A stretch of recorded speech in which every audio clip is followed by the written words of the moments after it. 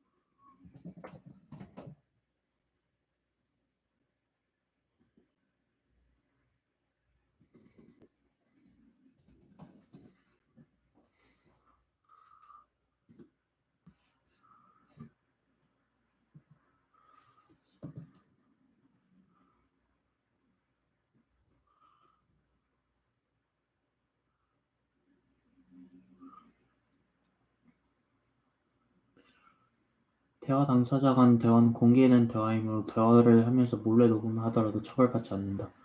대화에 참여하신 제3자가 대화형 대화를 녹음하면 되면 형사처벌을 받는다. 아, 그렇구나.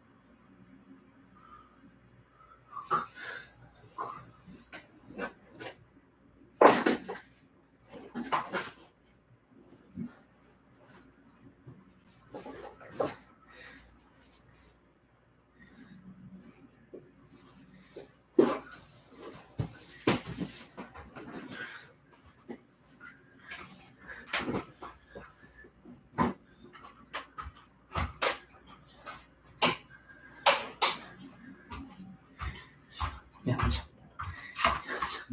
야, 씨발. 씨발.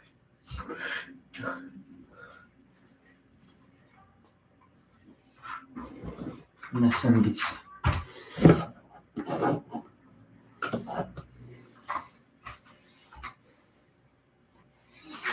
아이고.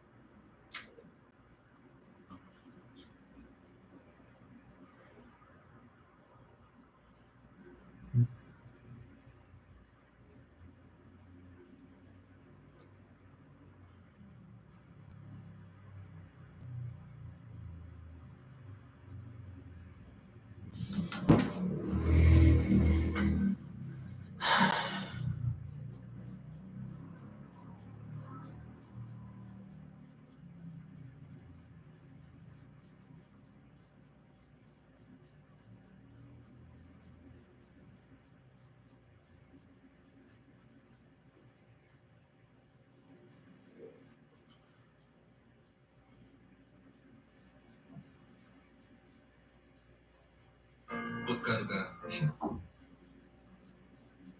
킨더가 만든 새로운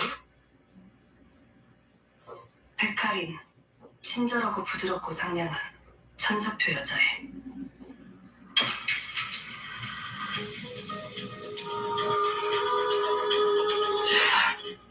잘 그만해야 한다.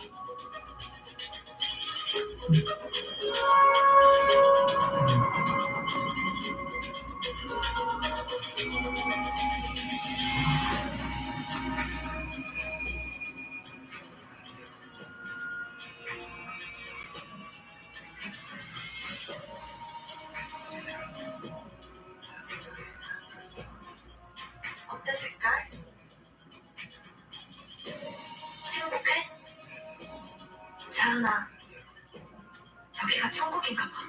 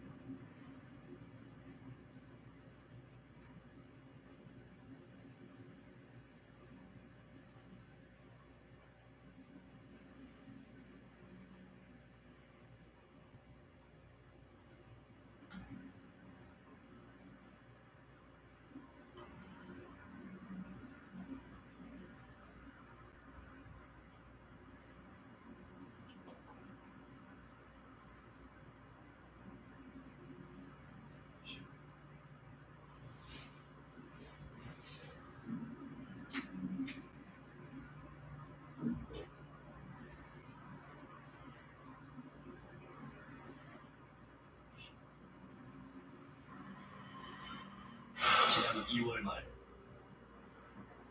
재활 씨는 가족에게 닥친 일이 지금도 믿기지 않습니다. 세상 저하고 저한테 이런 게 있을 줄 알고 있어요. 이것보다 더한 문제가 있겠습니까? 제 자체 우리 아버지 돌아왔을 때 정말 다른 분들도 이런 일이 다 하면 이런 제한 있겠어요, 진짜. 2년 전이요? 그러면 아직 전립선을 발견된 3개월 전 전립선암 진단은 받았지만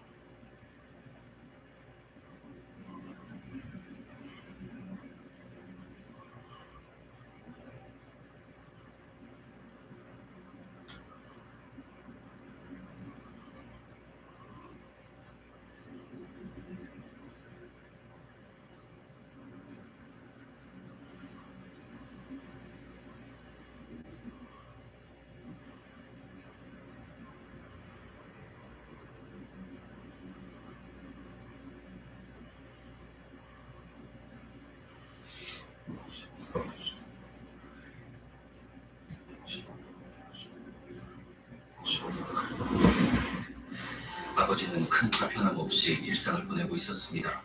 그런데 사실 보시고 좀 아마 놀랐을 겁니다.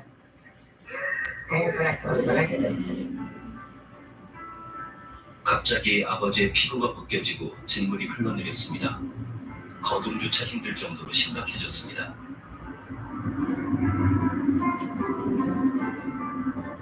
평소 아버지가 다니던 대형 병원 응급실을 찾아간 건 지난 2월 19일이었습니다. 응급실을 갔을 때 전에서 아버지가 이렇다고 설명하니까 잠깐 의사 없다. 알레르기가 가야 된다. 이상 독성을 가지니까 알레르기가 있다고 내가 그게 가야 그때부터 알레르기 내과가 있는 병원마다 연락했지만 돌아온 대답은 같았습니다. 안 됩니다. 없습니다. 안 됩니다. 없습니다. 안 됩니다. 없습니다. 안 됩니다. 몇 군데 좀 옵니다. 큰 병원 어디서도 받아주지 않는 사이 아버지의 상태가 급격히 나빠졌습니다. 2월 23일 급히 사설 구급차를 불렀습니다. 구조사의 눈에도 아버지의 상태는 심각했다고 합니다. 손을 뻗어서 이제 목을 건드리고 하시고 이제 조금 많이 뜨시면서 조금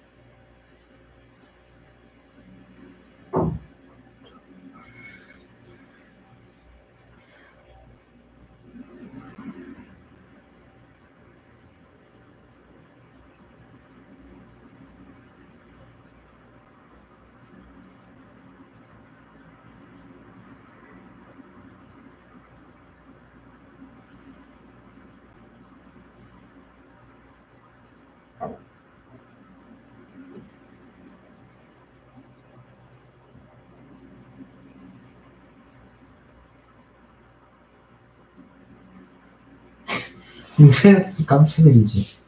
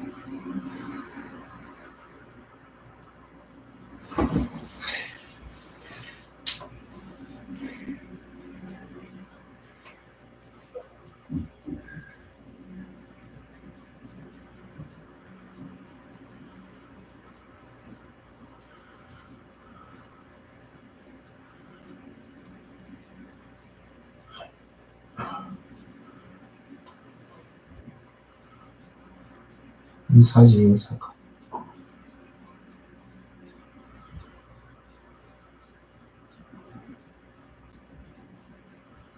지랄.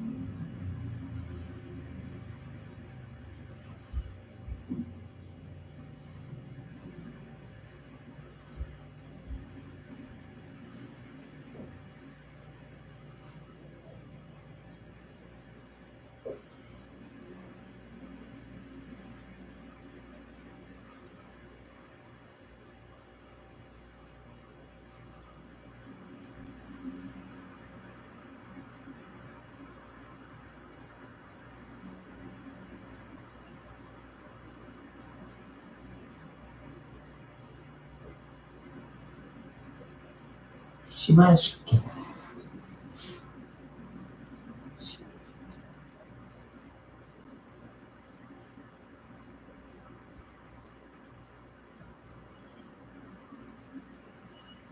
보통 많이 들어와야습니다. 이동 중에 이제 이 노란천이 저럴 정도로 친구들도 나오셨고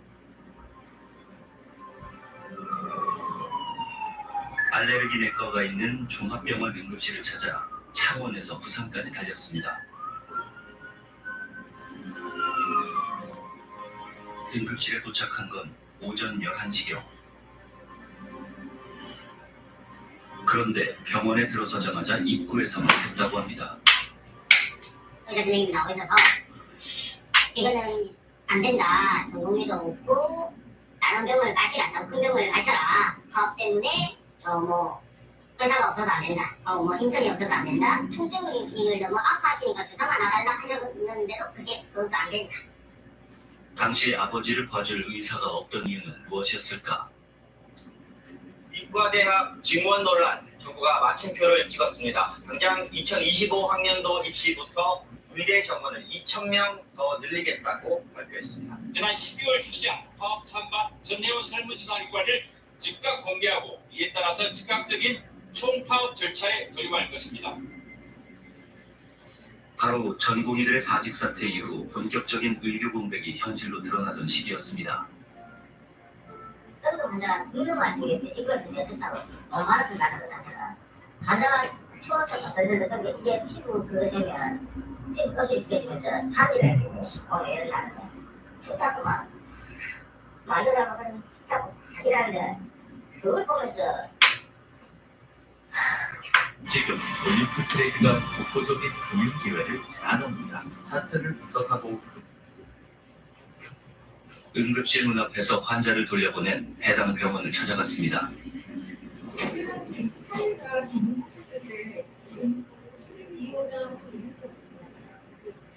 저는 우리가 테이블 키우는 통해서 오는 게 아니고 저희가 따로 응대박스 들어가서 가져가는 아, 그래.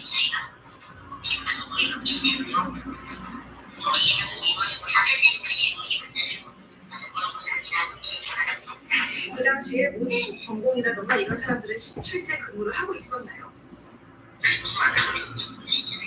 그래도 사업 안 할 때는 빼드가 없다 하면은 조금만 기다리세요 하고 다 주고 그랬었는데 이번에 그냥 돌려보내시더라고요. 특히 말씀드리면 진물 하는 데는 크게 안 보였어요. 환자를 한번 이불을 한번 좀 쳐보지도 않으셨죠.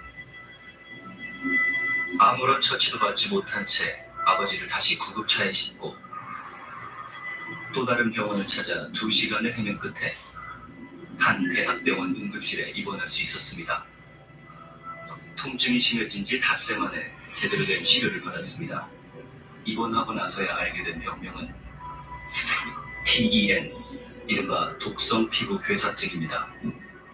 어떤 특정한 약물 같은데 이렇게 알러지 반응으로 면역 기능이 급속으로 문제가 되면서 자신적으로 나타나는 증상이거든요.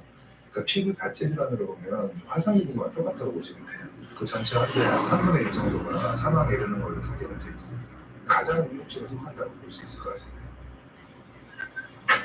병원을 찾아 길에서 헤매는 동안 상태는 나빠졌습니다. 아버지 그거만 안 됩니다. 괜찮아요. 할 수는 없습니다. 상급종합병원에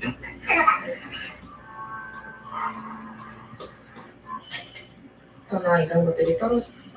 어머니는 난수.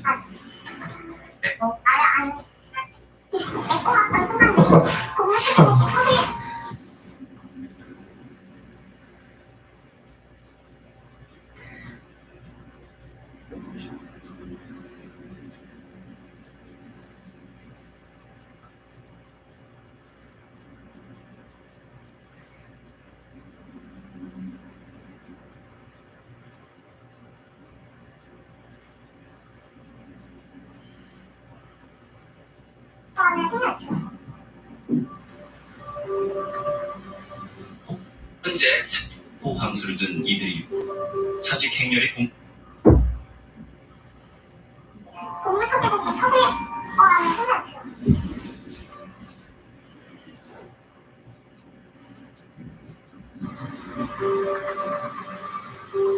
사직 행렬이 본격적으로 시작된 2월 20일 병원을 떠난 전공의 대표들이 한자리에 모였습니다. 근무지를 이탈하는 초황수를 든 이들이 요구하는 것은 의대 증원을 전면 백지화하라는 것입니다. 지랄한다 지랄해. 10,000명이 넘는 전공의들의 사직 사태. 발단은 2월 6일 정부가 밝힌 증원 규모였습니다. 2035년까지 1만 명의 의사 인력을 확충하고자 합니다. 이를 위해 2025 학년도부터 의과대학 정원을 2,000명 증원하여 현재 3,058명에서 5,058명으로 확대합니다. 예상을 뛰어넘는 2,000명 증원. 보건복지부는 전문가들의 전망과 의료 취약 지역의 부족한 의사 수, 그리고 의대 수요 결과 등을 반영했다고 밝혔습니다. 인구 대비 50평균 3.7명 이상 의사가 우리 한의사 포함해서 2.6명, 한의사 포함해 2.1명, 2.1명에 50평이 3.7명, 절반 좀 넘잖아요. 멕시코가 2.라고 밝혔.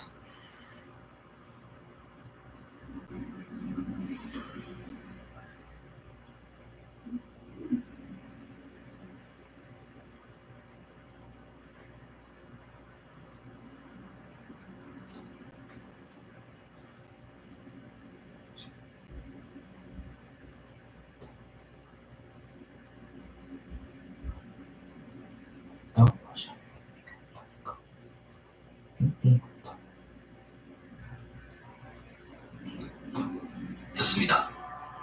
인구 대비 50.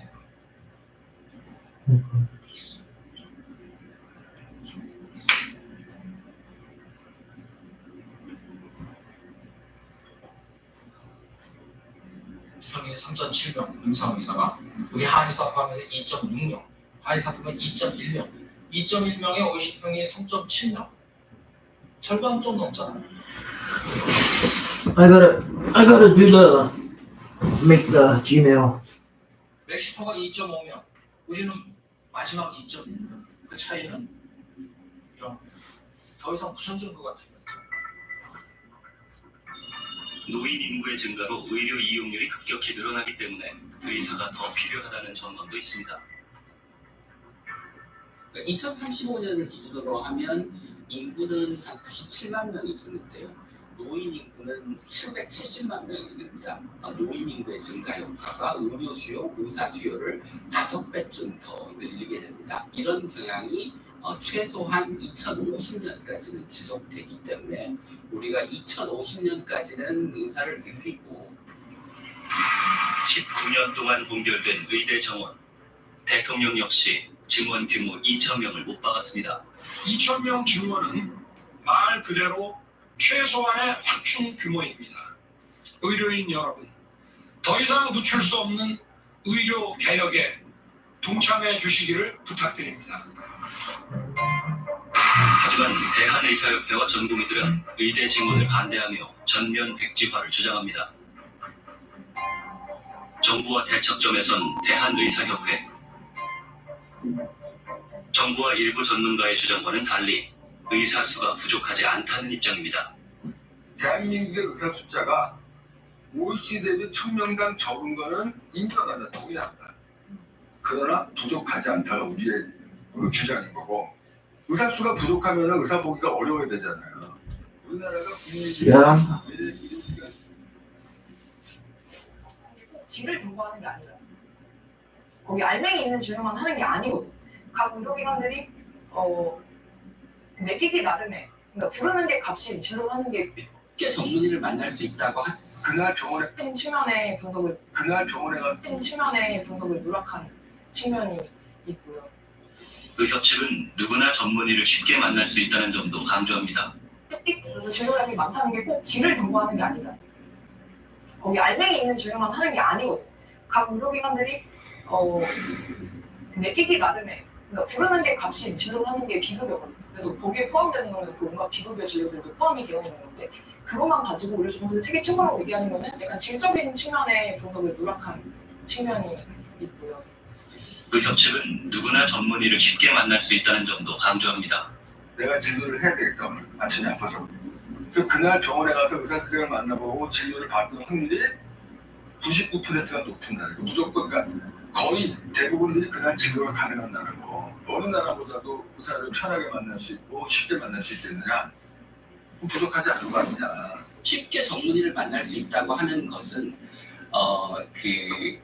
우리나라 의료 체계의 장점이긴 하지만 그게 도시에 한정된 얘기지, 시골로 내려가면 고혈압, 당뇨병 환자를 진료해주는 의사도 부족합니다.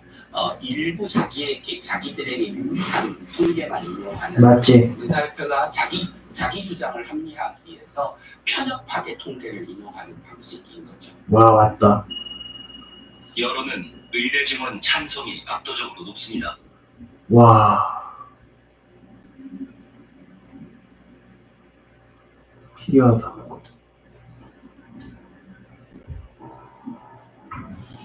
이른바 응급실 뺑뺑이와 소아과 오픈런 때문에 뺑뺑이 없다.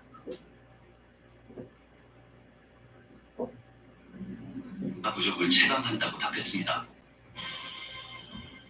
의대 증원이 필요 없다고 하는 게 국민들도 납득이 안 될 거라고 저는 생각을 하거든요. 명분 없다고 봅니다. 왜냐하면 의사들이 부족하지 않다라고 얘기하는 거 지금 현재로서는 의사밖에 없습니다.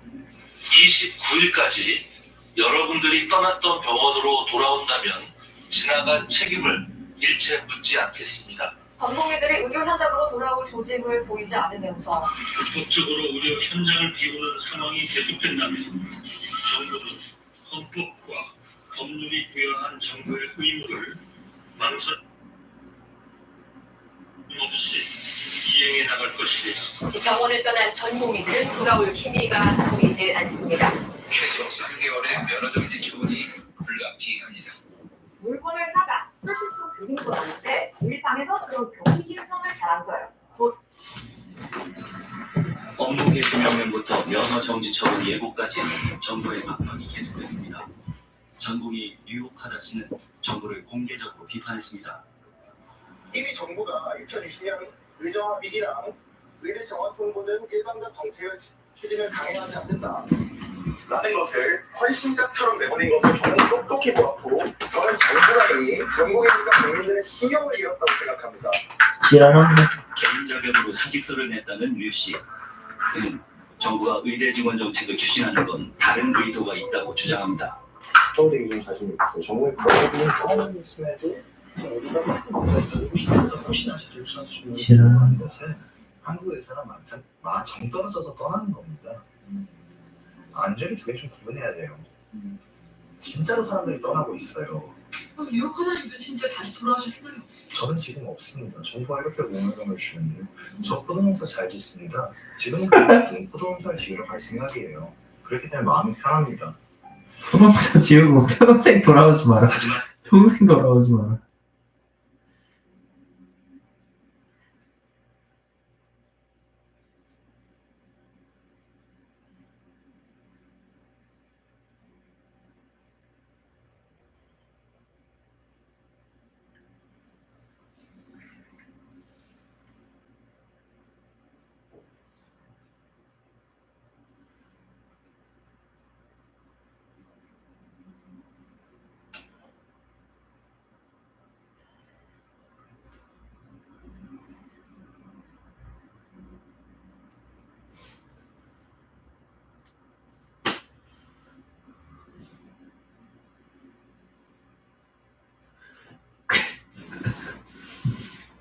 무조건 해내자.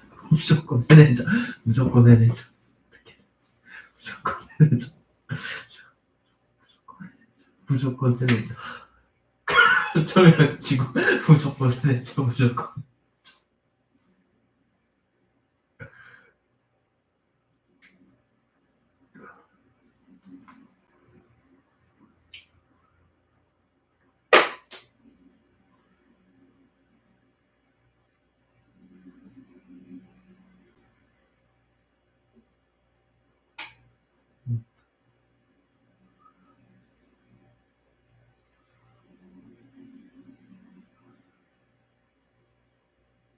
욕하다. 포동행사 축하드립니다. 절대 돌아가지 마라.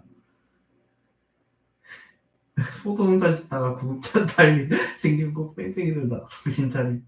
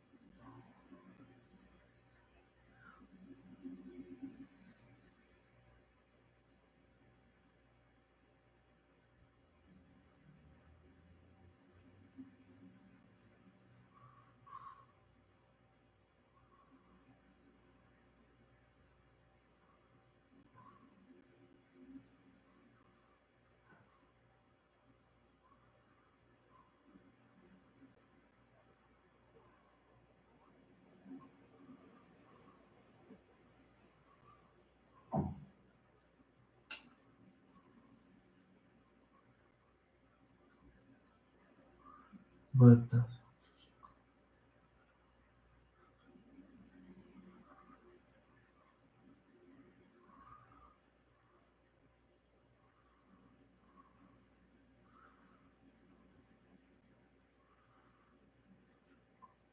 정수진가?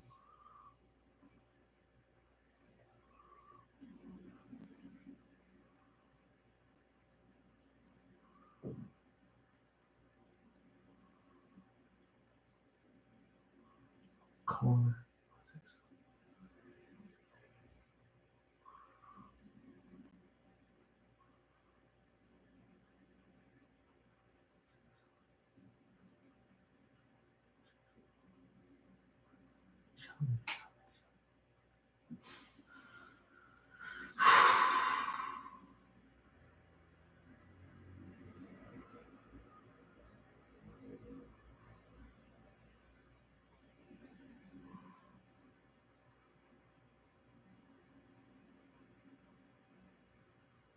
나 시간이 없나? 나 시간.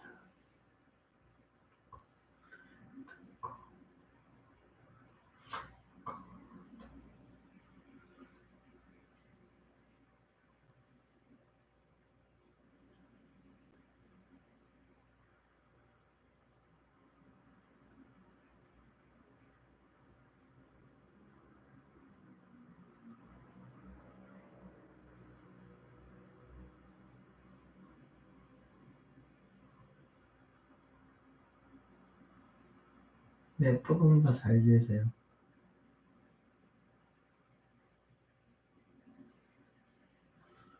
의사 때문에.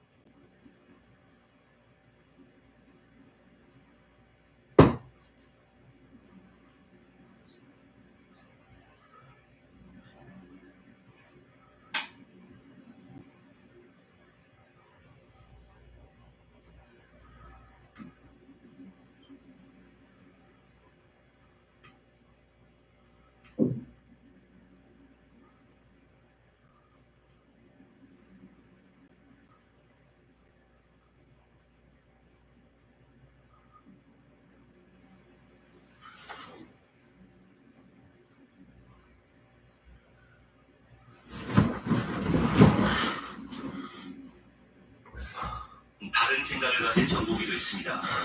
정부 정책에도 비판적이지만 집단 사직 역시 반대합니다. PD수첩은 현재 병원을 지키고 있는 전공의를 어렵게 만났습니다. 사실 이렇게 정말 이렇게 부각되는 의사들의 기회를 직접 가르칠 수 있는 정신이기 때문에 그런 것 같고 사람 생명을 살리는 데 필요한 인물들이 인력이 많이 부족한 상태가 지속되고 있잖아요. 언젠가는 해결을 해야 할 문제이긴 하니까 증언은 충분히 할 수 있다고 생각합니다. 차직서를 낸 동료들의 눈총에도 불구하고 그가 병원에 남은 이유가 있습니다. 남아있는 병원 사람들을 어떻게 할 거고 남아있는 환자들은 어떻게 할 거고에 대한 고민이 없이 내가 이거 사직서를 쓰고 나왔을 때 내가 어떻게 행동을 해야지 법적인 처벌을 피할 수 있는지에만 급급해 있는 어떤 그런 상황이었어요. 어느 쪽에 편에도 서고 싶지 않았고 환자들 편. 병원에 남은 사람들 편에 서고 싶었습니다. 그래서 병원에 왔어요. 안녕하세요. 오랫동안 의사의 수를 늘려야 한다고 공개적으로 목소리를 낸 의사도 있습니다. 안녕하세요. 어르신 잘 계시죠? 예. 대부분 공공의료에 몸담고 있는 의사들입니다. 의사들이 파업을 할 수 있습니다. 근데 이제 세계 의사회에서도 분명히 이야기하는 게 의사들이 파업을 환자들은 이해하고 있을까요? 10년은 야,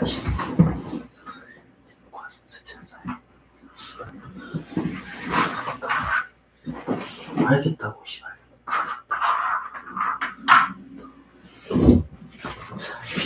그런 나이가 나이비요. 과정 자체는 나이비요.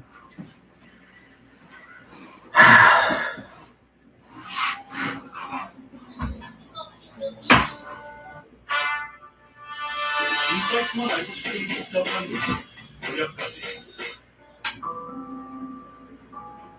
최 씨의 아내는 췌장암 3기입니다. 부산에서 서울까지 힘들게 오가며 받던 항암 치료. 아무렇다고 씨발. 그가 연기됐습니다. 그 사이에 또 암이 커지면은 이 췌장 같은 경우 속도가 빠르다는 얘기를 워낙 많이 들어가지고 애간장을 타시는 그 의사가 하나밖에 없고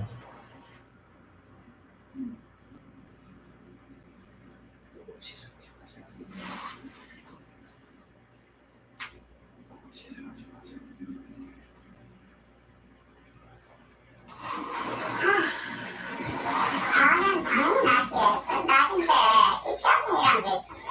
입장에 우리 누구를 위해서 그렇게 합니까? 그 사람들이 누구 때문에 먹고 삽니까? 세상에 존재합니까? 환자가 있어야지 그분들도 치료를 하면서 그렇기 때문에 의사 선생님하고 저희가 사회적으로 예우를 해주지 않습니까? 그 예우에 따른 간호사한테만 그렇게 말했고 그렇게 시발년한테 말했는데 심리상 그녀한테 말했는데 정유진가 그녀한테 이제는 다 이런 그 중차한 절대 쓰지.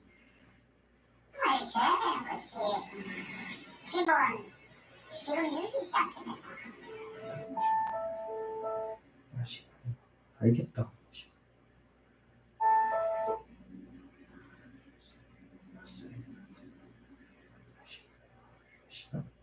아무나 봐도 그냥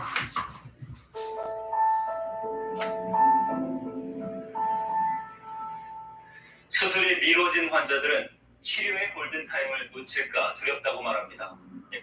늘리기 위해서였습니다. 시키고 가슴 불편한 거는 그래서 병입니다. 네. 이 일을 절대 중지 않겠지.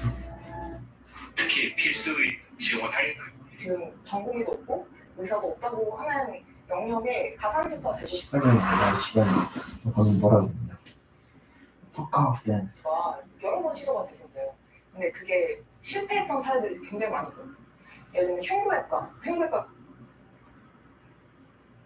의사들이 하는 행위에 대해서는 건강보험에서 추가 수가를 주겠다. 떳떳한 식사를 갖고 있어요. 에피사 작들이 굉장히 적어. 대중원 신청을 받았습니다. 문제는 늘어난 의사 인력을 필수 의료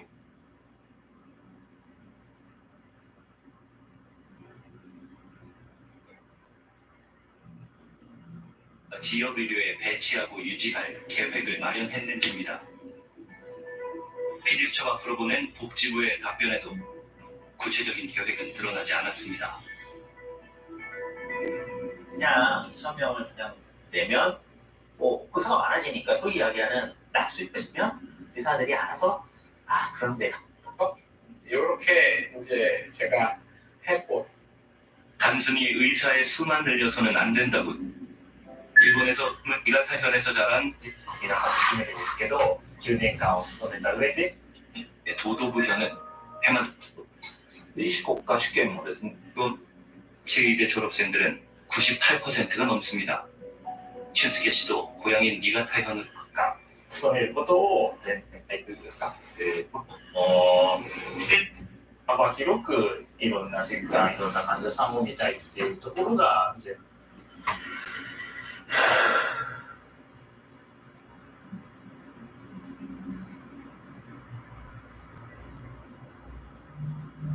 알고 계신가요? 성이나 친절한 대출? 성이나 친절한 대출은? 시발려나, 야, 이 시발려나. 야, 시발려나. 알겠다고, 샹년아, 샹년아. 뭐야, 샹년아.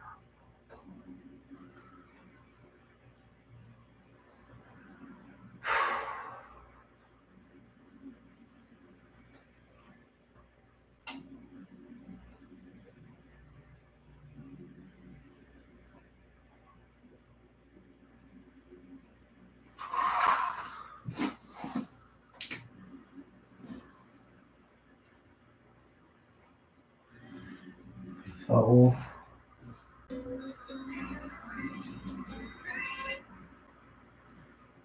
어디 갔니?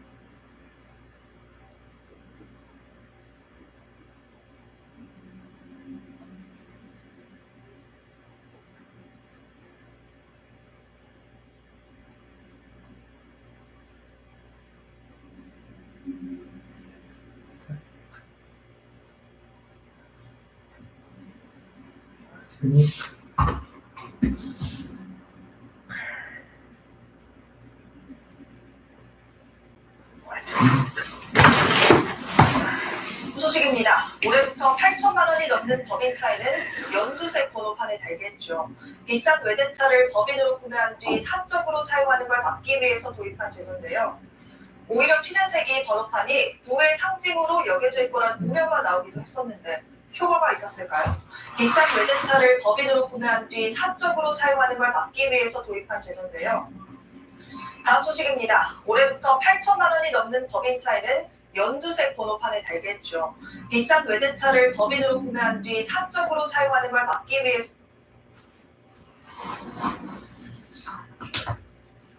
도입한 제도인데요. 오히려 튀는색이 번호판이 부의 상징으로 여겨져 있거란 우려가 나오기도 했었는데 효과가 있었을까요? 연두색 번호판을 달아야 하는 8천만 원이 넘는 고가 수입 법인차가 지난달에 총 3,551대 등록된 걸로 나타났습니다. 1년 전에 비해서 급감한 수준인데요. 지난해 2월엔 4,800대 가까이 등록됐던 것과 비교하면 1,200대 넘게 줄어들었습니다. 같은 가격 기준으로 전체 등록 대수에서 법인차가 차지하는 비중도 1년 전에 비해 큰 폭으로 줄었는데요. 지난달 법인차 비중은 47%였는데 1년 전보다 10%포인트 줄었습니다. 구체적으로 차종별로 봤더니 비쌀수록 법인 비중도 줄어든 걸로 나타났습니다. 평균 판매 가격이 1억 원 이상인 포르쉐의 경우 올해 1, 2월 법인 판매 비중이 46%로 나타나 전년 같은 기간 대비 10%포인트 줄었습니다. 같은 기간 마세라티는 법인 비중이 34%로 전년 82%에서 특히 크게 줄었습니다. 한편 평균 3억 원을 넘는 초고가 수입차도 마찬가지로 법인 비중이 축소됐는데요. 특히 지난해 1, 2월 기준 법인 비중이 97%에 육박했던 롤스로이스는 올해 85%로 크게 줄었습니다. 연두색 번호판을 부담스러워하는 분위기가 형성되고 60% 가까이 늘어난 나를 키로키로 쳤어. 경찰에 됩니까? 나는 그거를 하루 종일 들고 있어. 대학에서. 대학에 산이 지고 있다. 이렇게 나를 그러면서 오이 무서워. 키로키 쳤잖아요.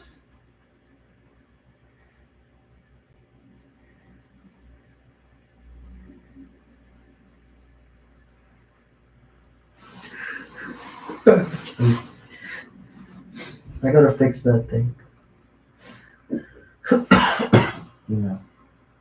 속 이렇게 차서 목이 멈춰있어. 형님, 아이고, 지금 내 구조 때문에 넘어졌어. 다리를 잡고 형님을 이렇게 들고 있다. 키로키로. 한번 차보세요. 그게 되나? 아니, 내가 중력을 멈추는데 이 중력을 잡는 이것이 말입니다. 간단한 게 아니에요.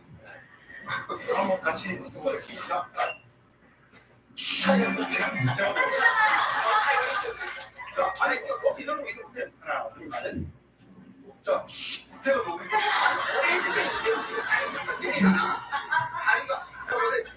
다리가 이렇게 머리 들고 이렇게 들어 이렇게 들고 있어요. 아, 이건 내가 그동안 니체 말고 했을 때 제가 뭐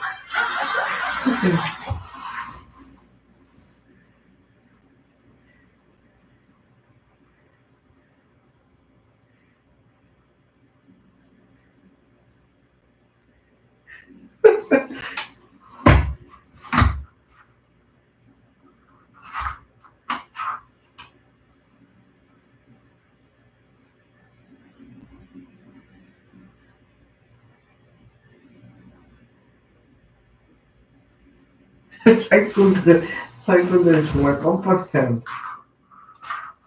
개콘이 강아지네요.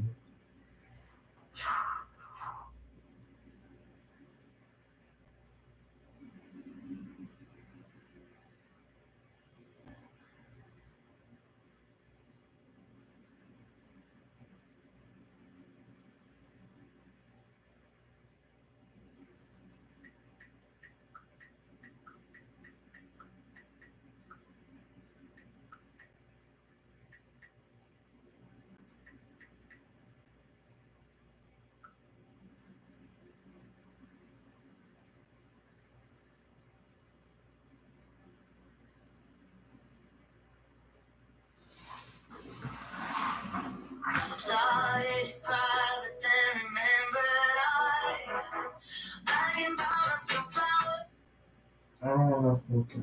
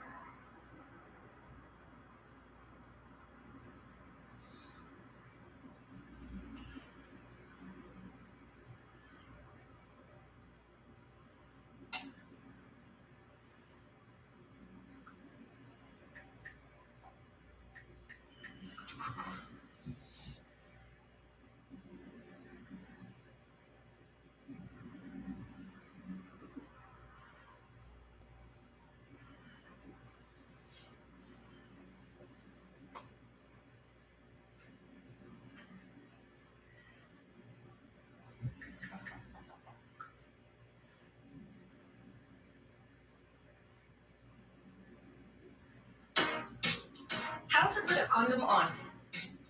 Condoms are usually made from a very thin or sexually transmitted infections.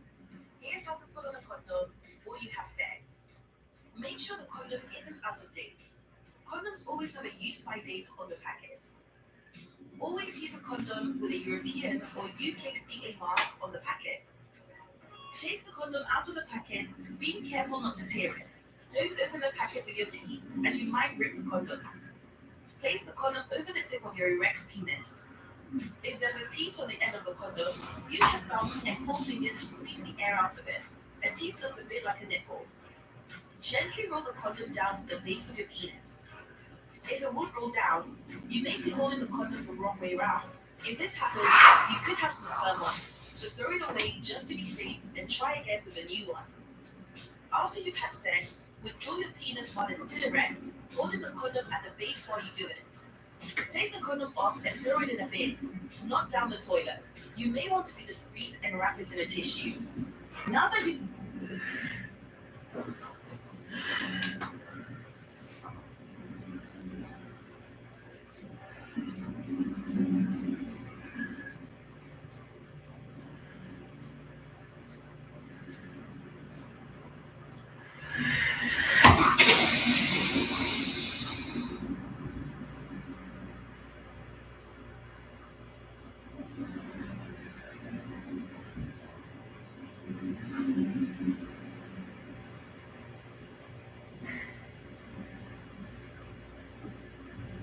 Normally.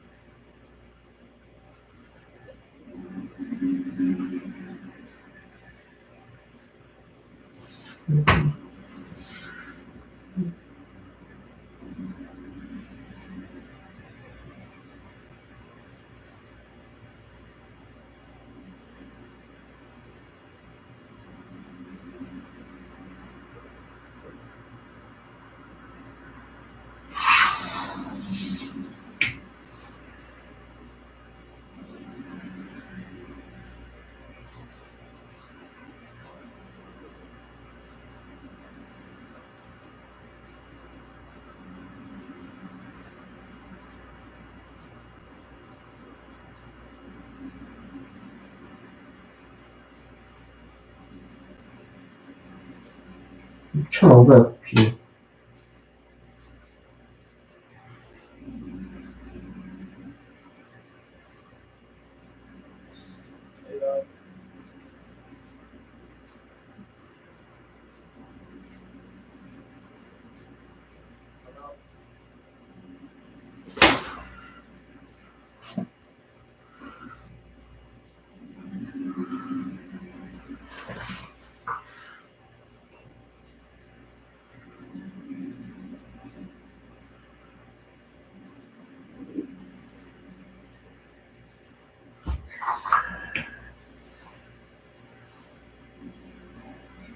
아브라함에게 죽을 아들감하고 살아갈 거예요.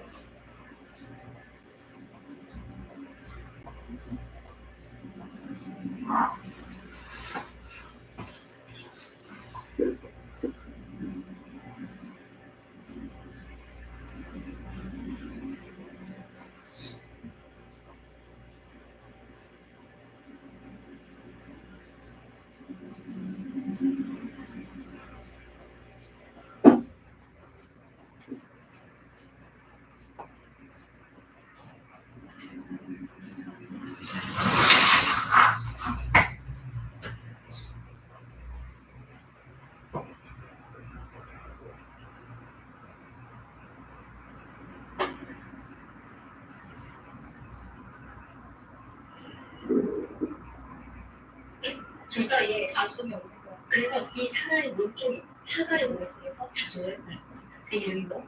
이스마엘. 그러니까 온 세상 사람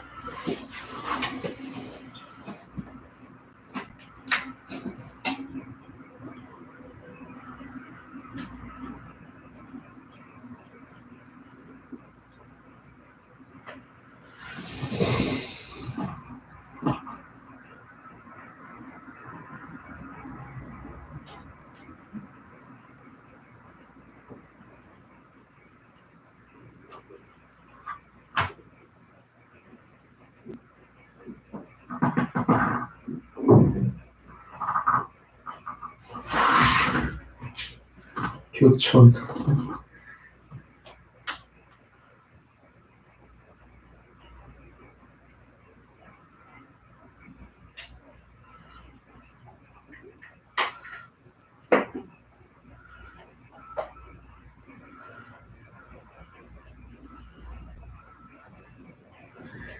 가격 올리다가 아락한 교촌치킨 그냥. 제멋대로 가격 올린 교촌치킨 그람?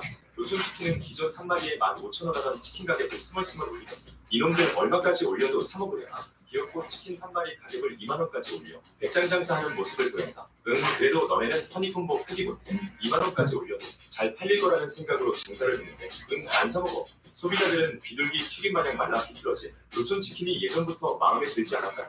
교촌치킨을 손절해버린다. 결국 교촌치킨은 매출이 20% 감소하고 주가도 폭락해버리자 뭔가 잘못됨을 감지하고 부랴부랴 치킨 가격을 낮추기 시작했는데 이미 나락가버린 이미지를 회복하는 건 쉽지 않았고 교촌치킨 주가는 상장 이후 최저가를 달리고 있다. 백장 장사하다가 업보청산 당한 교촌치킨. 개웃기다.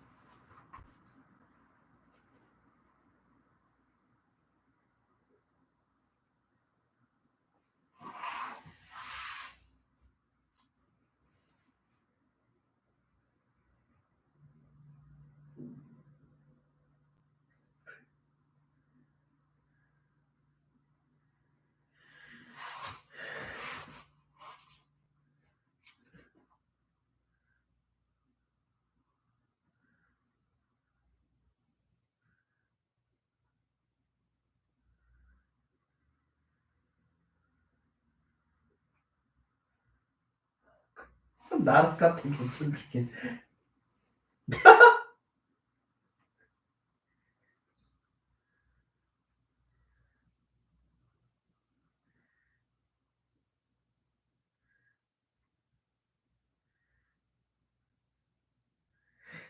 교촌치킨 나락 같다.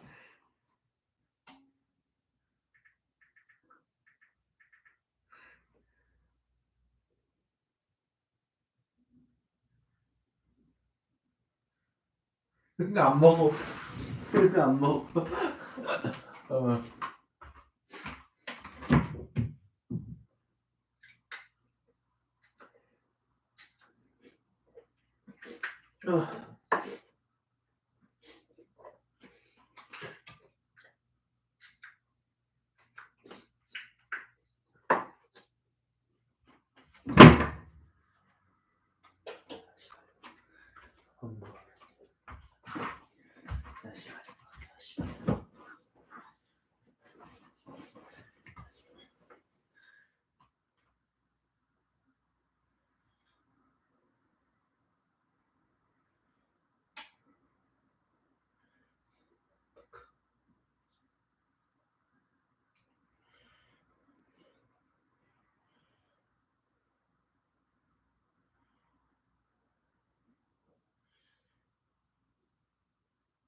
이제 즐거워질 시간. 어제도 15,900원. 오늘도 15,900원. 내일도 교촌이 치킨 빅3 중 가장 저조한 실적 성적표를 받아들었습니다. 교촌치킨. 지난해 영업이익이 10분의 1 토막으로 모두 박제됐습니다. 전자공시 시스템에 따르면 교촌 F&B의 경우 지난해 매출은 4,989억 원, 영업이익은 29억 원을 기록했습니다. 매출은 4,935억 원을 기록했던 전년 대비 1.1% 상승했지만 영업이익이 전년 280억 원보다 89.8%나 급감했습니다. 교촌 측은 지난해 급격한 원부자재 가격 상승에 따른 실적 저하라 해명했지만 시장 정서를 고려하지 않고 가맹점주 수익성 확보 차원에서 선제적으로 가격을 인상한 것이 발목을 잡았다는 분석도 있습니다. BHC의 경우 지난해 영업이익이 1,418억 원으로 전년 대비 7.8% 줄었습니다. 매출은 5,075억 원으로 전년보다 6.4% 올랐습니다. BBQ 매출은 4,188억 원으로 교촌보다는 낮지만 전년 대비 매출 상승폭은 15.6%로 교촌을 상회합니다. 또 영업이익은 641억 원으로 오히려 전년보다 38억 원 상승했습니다. 교촌은 지난 2021년 11월 당시 업계에서 가장 먼저 제품 가격을 평균 8.1% 인상했습니다. 같은 해 BHC가 가격을 1,000원에서 2,000원 정도 올렸고 BBQ도 지난해 들어 2,000원 정도 가격을 높였습니다.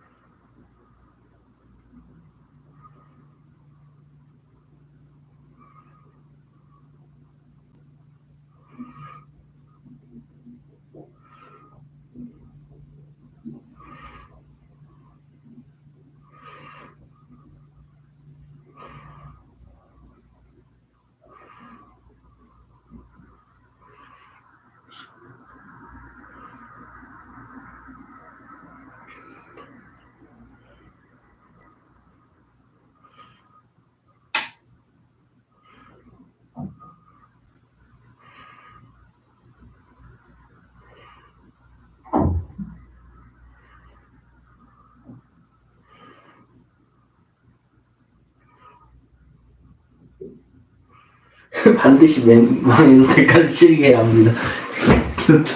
교촌치킨.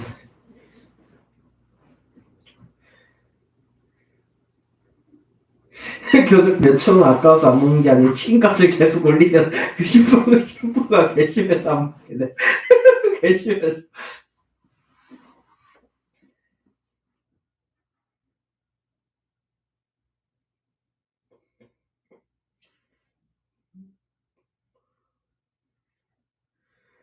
교촌 배달비 가격 인상이 늘 앞섰던 기억입니다.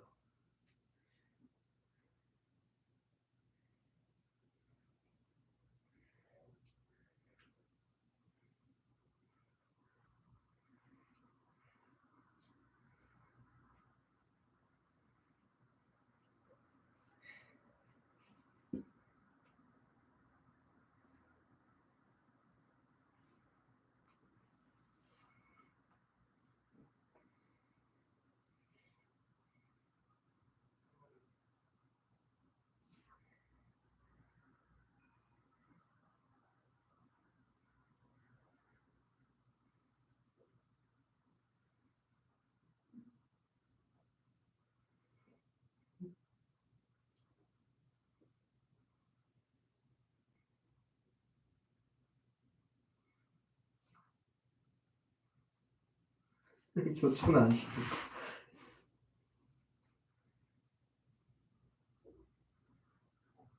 뭘 좀 교촌치킨이구나.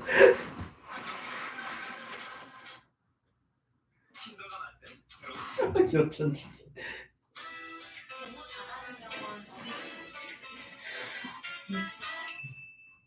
한때 대한민국 1위 자리를 꽤 오랫동안 지켜왔고 국민들에게 많은 사랑을 받았던 교촌치킨이 어제 하나의 의미 있는 지표를 발표했고 이것을 여러분들에게 소개해드리겠습니다.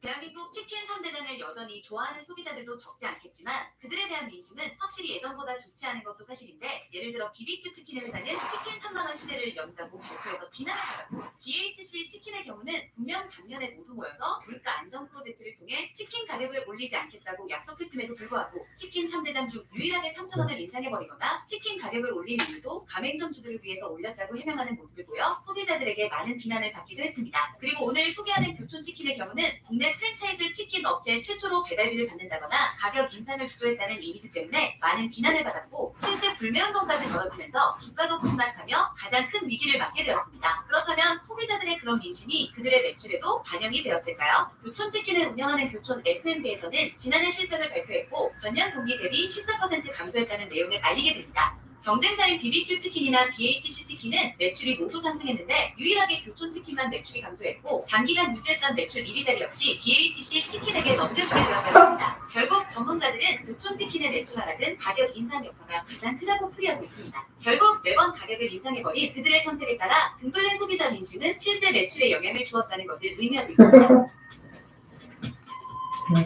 다만 기업 실적에서 매출만큼이나 중요한 것이 영업이익인데 교촌치킨의 지난해 영업이익은 249억 원을 기록하면서 전년 동기 대비 181.9%나 상승하는 모습을 보이게 되었고 독특하게도 영업이익 부분에서는 경쟁사인 BBQ와 BHC 모두 감소했는데 유일하게 교촌치킨만 2배 가까이 증가했다고 합니다. 이러한 결과에 대해 교촌치킨에서는 이렇게 설명하고 있는데 매출 상승은 독특하게도 영업이익 부분에서는 퇴보하고 내실을 다지는 방향을 택한 결과라고 합니다. 쉽게 말해서 경쟁사들은 어떻게 해서든지 신규 가맹점을 늘려서 매출만 늘리려고 하는데 교촌치킨에서는 가맹점을 무리하게 늘리는 것보다는 내실을 다지는 데 힘썼다는 내용인데 정말 그랬는지 실제 자료를 살펴보니 다른 경쟁사와 비교했을 때 신규로 오픈한 가맹점 수가 적긴 했습니다.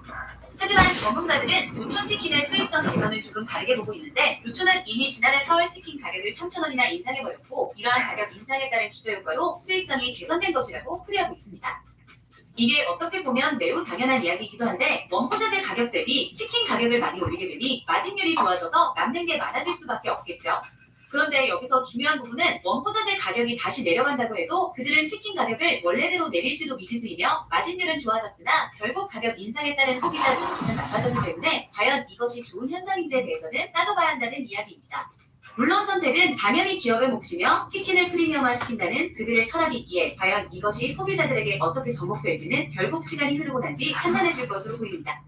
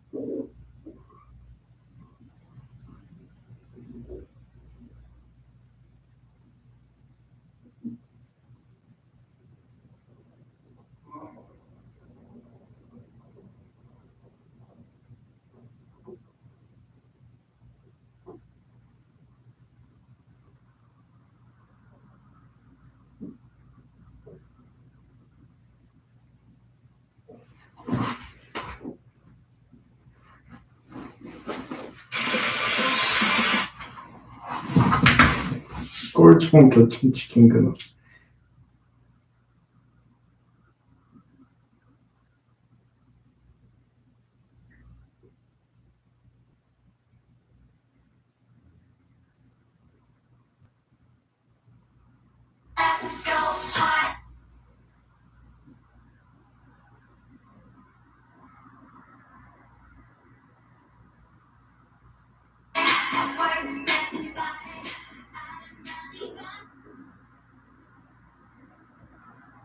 뭐냐 이 새끼.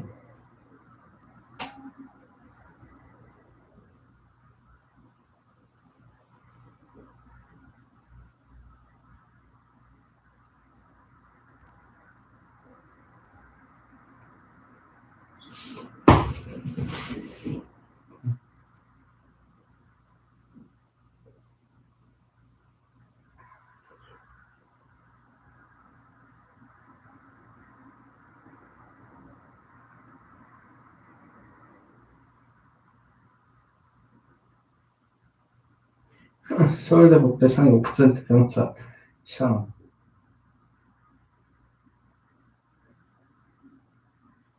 식단 관리 얘기를 하셔서 저번 말씀드린 부분일 것 네, 같아서 가까이서 지켜본 식단 관리. 생각보다는 잘 하고 계시고요. 제가 가끔 찾아가긴 하지만 아버지가 운동을 하도 많이 열심히 하시다 보니까 제가 밤에 너무 라면이 먹고 싶다고 했는데 아버지가 끓여주시겠다는 거예요. 그래서 감동했는데 곤약면을 라면에 넣으시면서 그때 제가 좀 충격받았어요. 라면은 라면이어야 하는데 그래서 생각보다 건강 잘 챙기고 계신다고 말씀드렸습니다. 네. 감사합니다. 네, 너무 감사합니다. 자,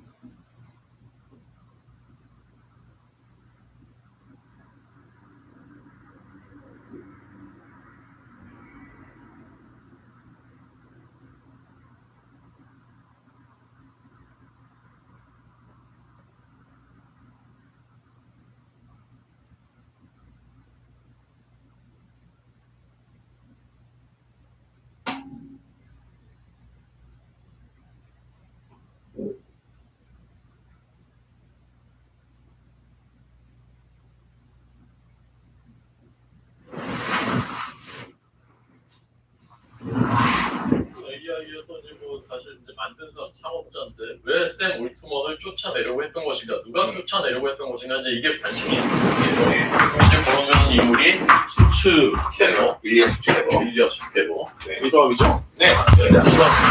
일리아 수츠케버를 설명드리면 AI 시대의 가장 천사다라고 설명드릴 수 있을 것 같아요. 심지어 일리아 수츠케버가 어느 정도냐? 오픈 AI 개발자 700명보다 이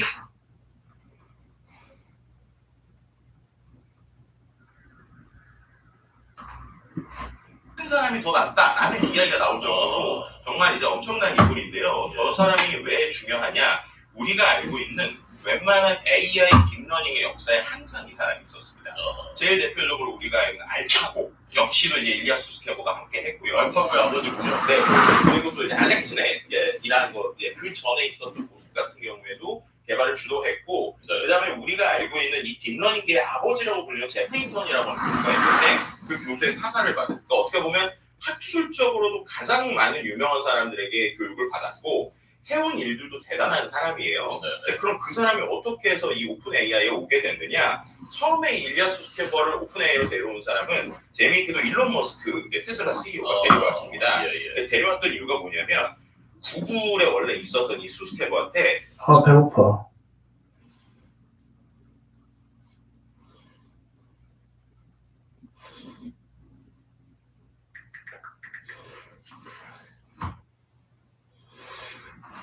Scam, Sam Bankman.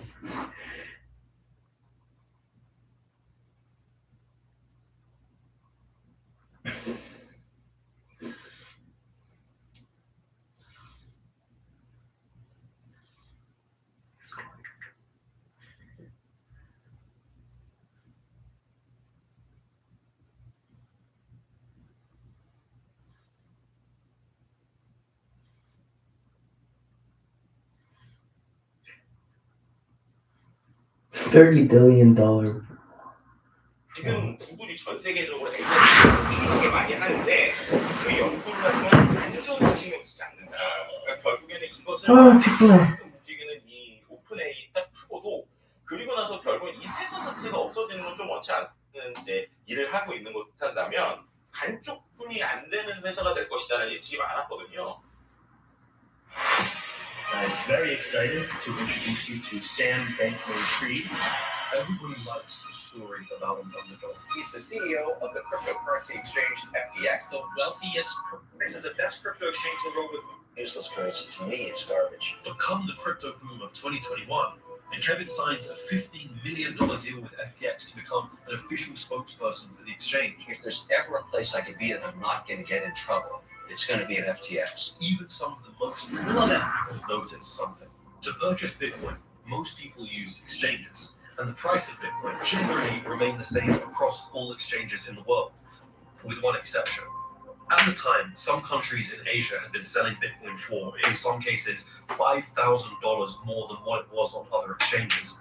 In other words, you're looking at $5,000 profit per trade sitting on the table. It was practically free money.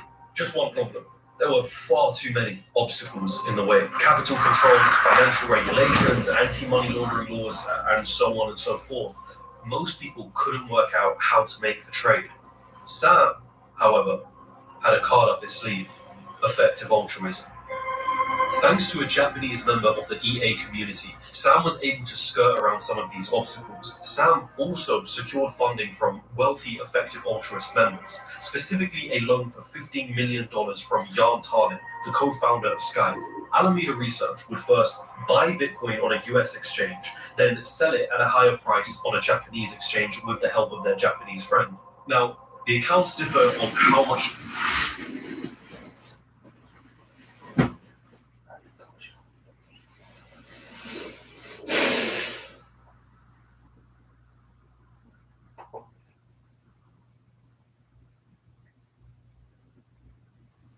This made Alameda Research, some putting the figure at $10 million, others at $30 million.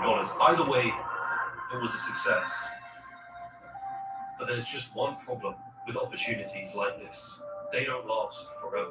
Once people start to catch up, the markets tend to adjust themselves and it no longer becomes profitable. By January of 2018, Alameda could no longer exploit the opportunity, and then something happened in April.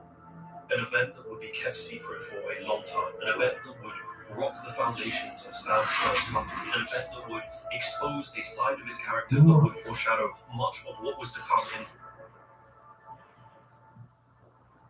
in. Sam Bankman-Fried always wanted to get into politics since leaving Jane Street many years ago, and in 2021, he had a strong reason to follow that calling. Binance has kind of been in trouble in a lot of countries in terms of regulatory issues. Binance, the world's largest cryptocurrency exchange, and how it just got banned in the United Kingdom. Binance has been banned from Ontario, Canada. Not authorized to operate in Japan either. Throughout that year, regulators across the world were setting their sights on cryptocurrency exchanges, more specifically Binance, the most popular cryptocurrency exchange at the time, owned by FTX, was granted regulatory approval in the Bahamas. Not long after that, the UK, Japan, setting their sights on Ontario, Canada, Binance, the most countries. Sam wanted to make sure that the UK, throughout that year, regulators across the world were setting their sights on cryptocurrency exchanges, more specifically Binance, the most popular cryptocurrency exchange at the time, owned by a guy called Changpeng Zhao. The UK, Japan, Singapore, Netherlands, and more were all warning Binance that they were not authorized to operate within their countries. Sam wanted to make sure that FTX wouldn't go down that same path. How have you viewed what's been happening with Binance throughout the world in recent months? I guess, something I'll say is that, we try really hard to be as cooperative as we can with regulators. Then came a sign of hope. In September of 2021, FTX was granted regulatory approval in the Bahamas. Not long after that, Sam relocates the headquarters of both FTX and Alameda Research to the city of Nassau. Sam saw the Bahamas as a country that could be at the heart of this industry, a Silicon Valley for crypto. The arrival and presence of FTX underscores the readiness of the Bahamas to be a home for global leaders in the crypto space. But that wasn't the only place Sam had his eyes on. Throughout 2021, he was looking at another prize: Washington, D.C. Only months after moving to the Bahamas, Sam recruits a new member into the FTX team, a guy called Mark Wetjen. Wetjen was a former commissioner for the CFTC, a regulatory agency in charge of regulating derivative markets in the US. In other words, he was Sam's key to the doors of US politics and regulation. What followed was pretty impressive. Only a month after hiring Wetjen, Sam appeared in Congress to testify for a hearing on digital assets and the future of finance. The industry has the potential to improve a lot of people's lives. And we're also happy to talk with other regulators about potential products in the United States. Right there, in that room.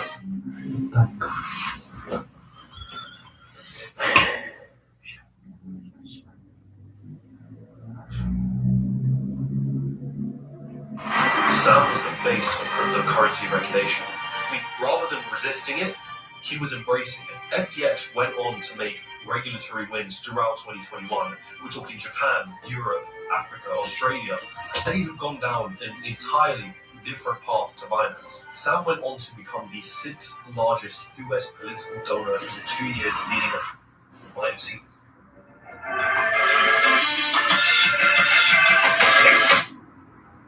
it coming.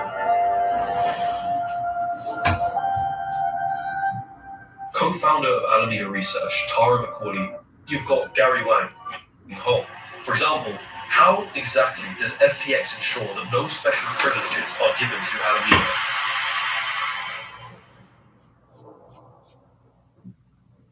The Super Bowl of February 2022 was this defining moment for the crypto space. I mean, some because of how many.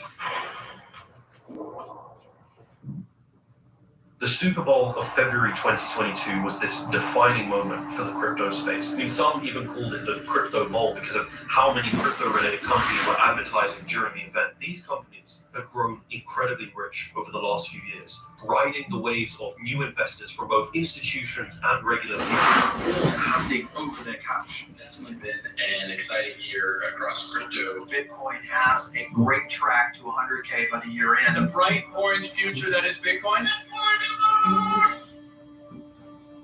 When you were riding high on the good times, everyone and their mother was like, yeah, they can do 100K, 2 million, 10 million in 10 years. The notion that the music building for the last few years could stop. I had everything in crypto. And against my better judgment, I can cash out. Seems impossible. I'm not an expert, and I don't need to be.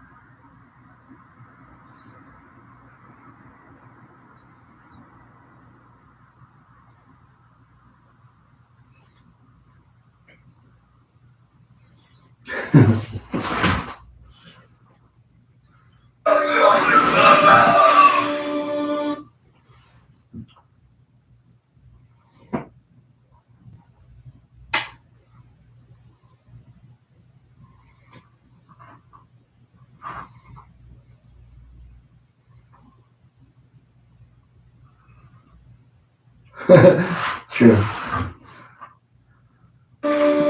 Like I was saying, it's FTX. It's a safe and easy way to get into crypto. Until. I had everything in crypto.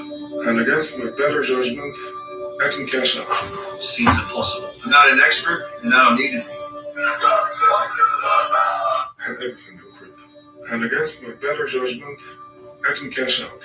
Seems impossible. I'm not an expert, and I don't need to be. Like I was saying, it's FTX. It's a safe and easy way to get into crypto. Until. I don't think so. Until it does.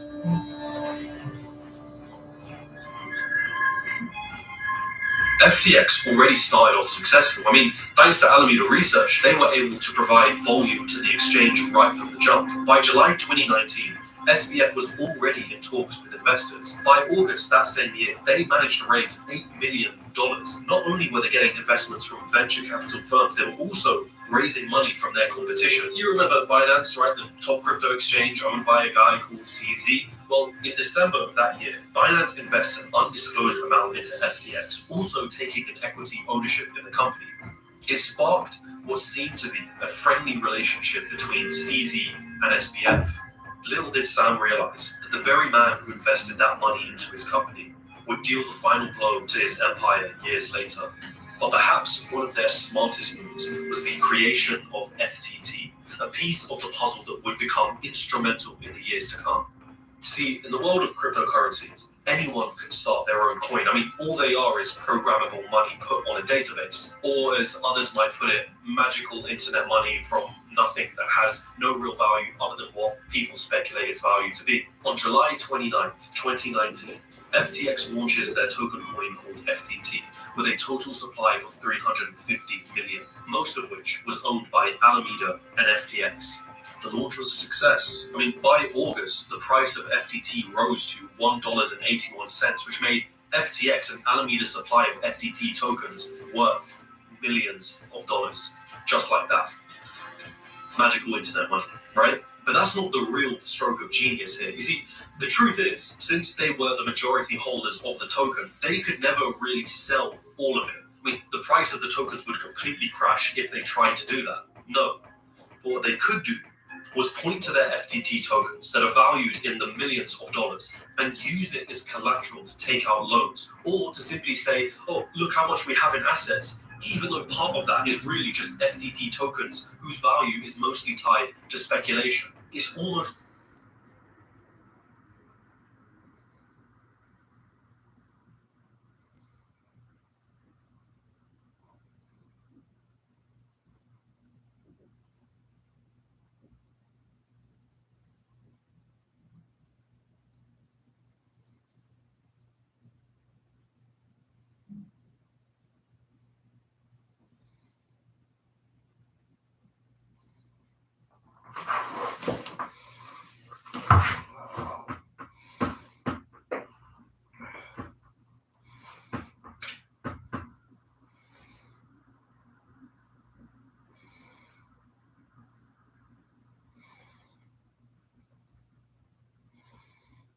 insane to think about.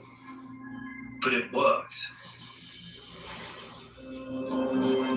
Big story of the week was the collapse of Terra Luna. It was a rough week for crypto investors. The Terra Luna just crashed in 5 days from $90, 99% down to 72 cents. Only months after the Super Bowl of 2022, a catastrophe in the cryptocurrency space was unfolding. Terra and Luna were two cryptocurrencies that had just crashed in value, wiping out an estimated $60 billion in the crypto space. I don't think there's ever been a crypto event, a bad event this large in crypto history. Terra Luna took all the money.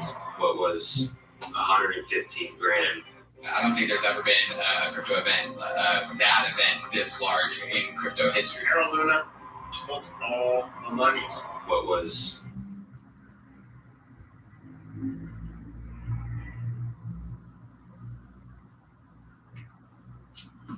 115 grand about a month ago was now about $2. And the collapse of Terra and Luna was like, suddenly you go from relaxing to being jolted awake on high alert, because everyone is looking around and they're all asking, who will be the most affected by this? Who will be next? 올림픽 트레이드에서 수익을 입출하는 방법, 원화 또는 다른 정화로 입금하는 것. After the Terra and Luna cryptocurrencies collapsed, the dominoes began to fall bit by bit. Crypto hedge fund Three Arrows Capital ordered by court to liquidate. It had exposure to the now collapsed Terra USD stablecoin. Everyone is intertwined in some way. Paying in the world of crypto, Voyager Digital files for Chapter 11 bankruptcy protection. Should have left my money in Voyager.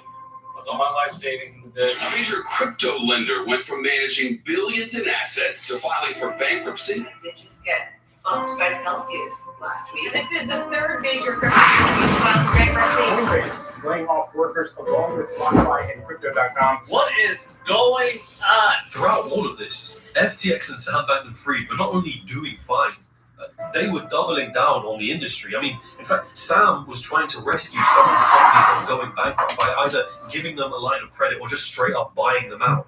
Crypto world is now going to give a bailout. Sam Bankman-Fried, CEO of crypto exchange FTX, is keeping the industry as prices take a hit. He's keeping them stable. Today, it was announced that Sam Bankman-Fried of FTX was going to buy Voyager for roughly $1.4 billion. Sam's empire wasn't shrinking amongst the chaos. It was growing. He was being pitched as this savior. I mean, you had people coming out and calling him the JP Morgan of the cryptocurrency. JP Morgan? Who's JP Morgan?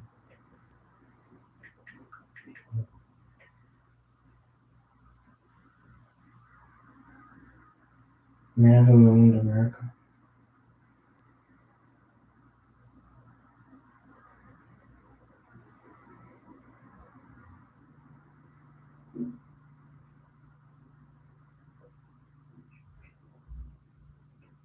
The industry. You bailed out some company.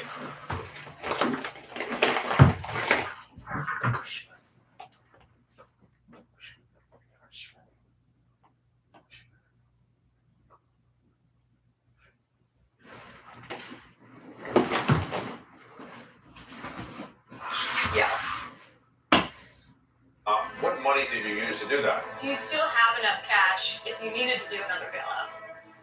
Yeah. They call him the JP Morgan of crypto. Lives a relatively understated life. For a billionaire, he drives a Toyota Corolla to FTX's offices.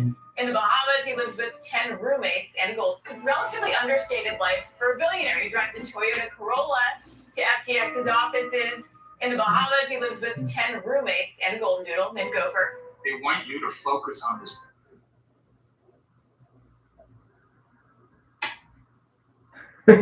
In the sack.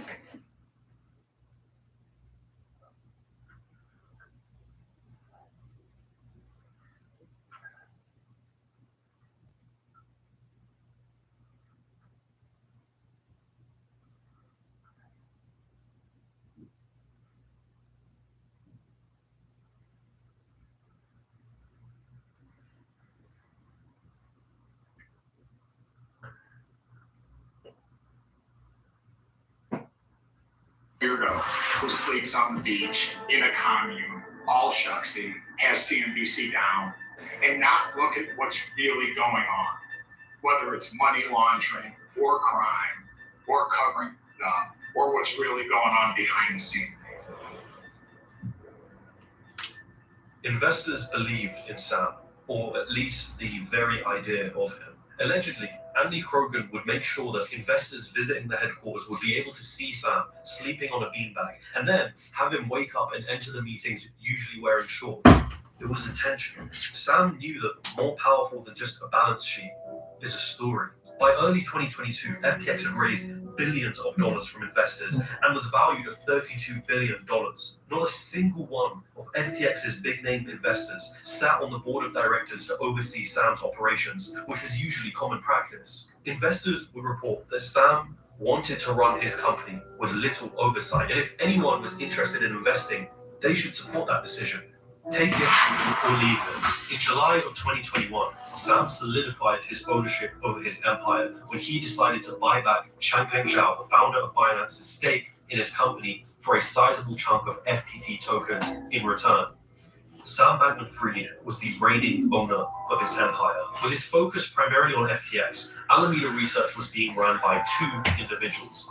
Caroline Ellison was the first, who we already know of. But in 2019, Sam hires a 27-year-old named Sam Trabucco to join Alameda as a trader alongside Caroline Ellison. Trabucco first met SBF at a maths camp in 2010, and then 2 years later reconnected at MIT. There were some pretty bizarre tweets made by Trabucco in 2021. One tweet detailed Alameda's strategy to a T. There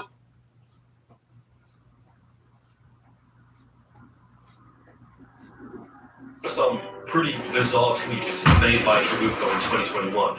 One tweet detailed Alameda's strategy of holding a position in Dogecoin, a cryptocurrency created from a meme based on tweets by Elon Musk. And in that same tweet thread, Trabucco brags about their ability at Alameda to make good bets. It paints this picture of Alameda Research, one that doesn't seem like a place with sophisticated individuals making calculated trades based on proper risk assessment. Yeah, absolutely. You can pull it off without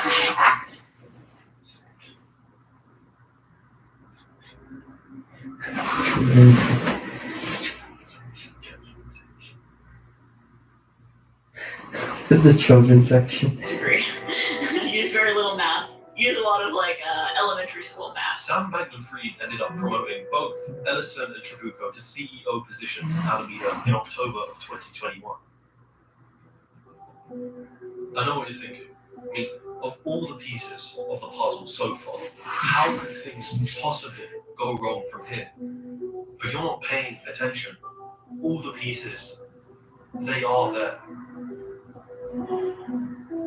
Leading up to November 2022, something started happening. In August, Sam Trabucco, the co-CEO of Alameda Research with Caroline Ellison, resigns from his position, stating that he's chosen to prioritize other things. A month later, Brett Harrison, president for the US subsidiary of FTX, resigns from his position. Then a month after that, an article comes out from the block saying that Jonathan Cheeseman, head of over-the-counter and institutional sales, left FTX last month as well. Something was up. Sam Bankman-Fried had managed to build himself this empire in only a few years, but the throne that he was sitting on was made of glass. And then it finally arrived. The CoinDesk report.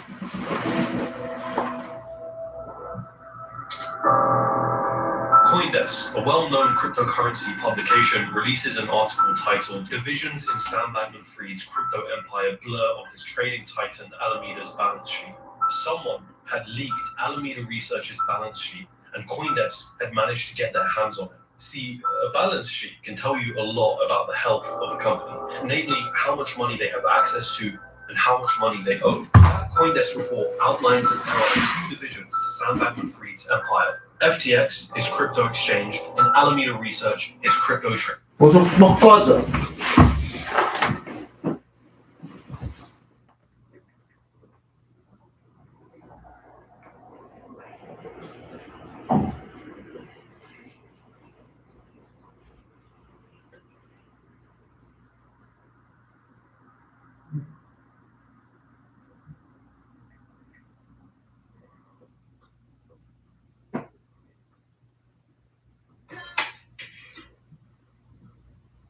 제 밥그릇을 위해 선택하였습니다. 앞으로 뭘 먹고 살지도 모르겠지만 주머니나 필수 패키지 쉐이크보다는 나을 것 같아서 바로 나왔습니다.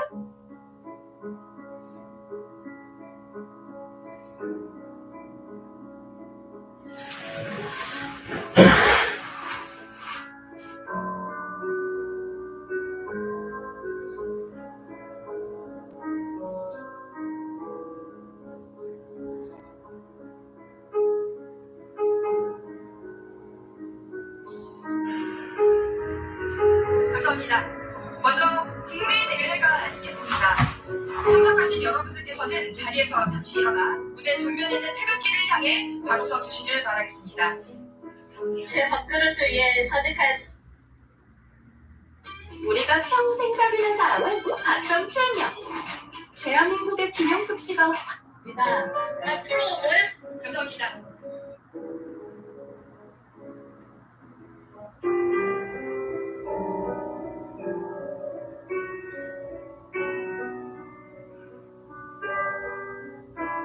제 밥그릇을 위해 사직하였습니다.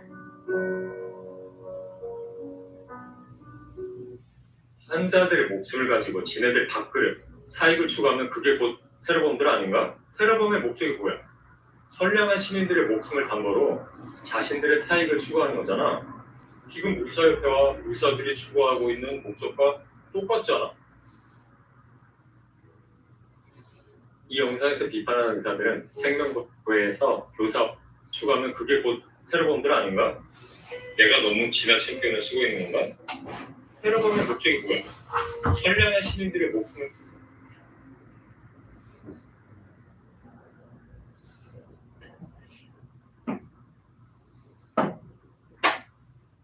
담보로 자신들의 사익을 추구하는 거잖아. 지금 의사협회와 의사들이 추구하고 있는 목적과 똑같잖아. 안 그래? 혹시라도 내가 잘못 판단하고 있으면 여러분들이 댓글로 좀 정정해줘. 나는 노르웨이에서 20년 넘게 살고 있는 노르웨이 국민이라서 한국 실정을 잘 모르고 함부로 판단하고 있는 건지도 모르니까 내가 혹시 잘못 판단하고 있다면 여러분들의 올바른 지적 부탁할게. 내 몸은 노르웨이에 있지만 한국은 내가 반평생을 살았던 곳이기도 하기 때문에 난 정말 한국이 따뜻하고 정의로운 사회가 됐으면 좋겠어. 인간의 오늘도 환자분이 의료계를 붕괴시킨다 라고 국민들에게 겁박을 주며 뻥을 치고 있는데 그런 말에 절대로 속아 넘어가지 마. 지금 내가 살고 있는 세계 최고의 의료복지국가 노르웨이에서는 의사를 증원해서 현재 2024년 인구 1000명당 의사 수가 무려 한국의 2배 5.7명이야. 한국 의사들의 주장이 사실이라면 노르웨이 오히려 의사 증원가, 의사 파업, 의사 증원 반대의 핵심을 이해하려면 딱 한 가지 원리만 이해하니 2억 6천, 국민 평균 연봉 4천만 원에 무려 6배, 1인당 명목 GDP로 따지면 노르웨이가 한국보다 3배 정도 부자 나라인데 노르웨이 의사들의 평균 연봉은 1억 2천이야. 노르웨이 국민의 평균 연봉은 7,500만 원이고 이상해. 자, 한국 국민 평균 월급의 6배나 돼야 돼. 이런 말도 안 되는 현상이 벌어진 이유는 딱 하나. 시장 경제의 원리, 공급의 부족 때문에 발생하는 현상이야. 자, 그럼 정부가 말만이 아니라 실제로 의대 정원을 증원하면 어떤 현상이 벌어질까? 답은 간단하지. 시장 경제 원리에 의해서 의사들의 몸값은 점점 떨어질 수밖에 없어. 자, 그럼 의사들의 몸값이 떨어지면 어떤 현상이 발생할까? 돈만을 목적으로 의사를 선택하는 돈벌레 의대생들이 줄어들고 진정한 사명감, 소명감을 가지고 의대를 지원하는 학생들이 늘어나게 된다.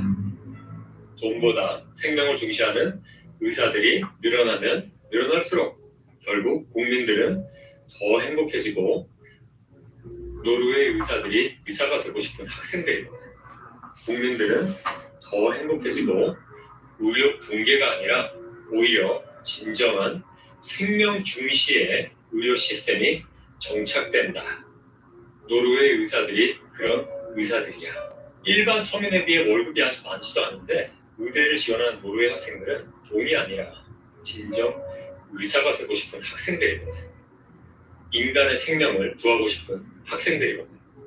지금 한국의 의사들처럼 환자들의 생명을 쌩 까고 있는 그런 돈벌레 의사들하고는 정반대의 의사들이거든. 의사라는 직업은 아무나 선택하면 안 되는 직업이야. 돈 많이 벌려고 선택하면 안 되는 직업이라고. 돈 많이 버는 게 아니라 생명을 많이 구하려고 선택해야 되는 직업이 의사야. 한국의 돈벌레 의사들은 노르웨이 의사들 보면서 반성 좀 해라. 밥그릇 싸움 좀 그만해라. 너네들 밥그릇 싸움 지켜보는 것도 이젠 신물이 난다.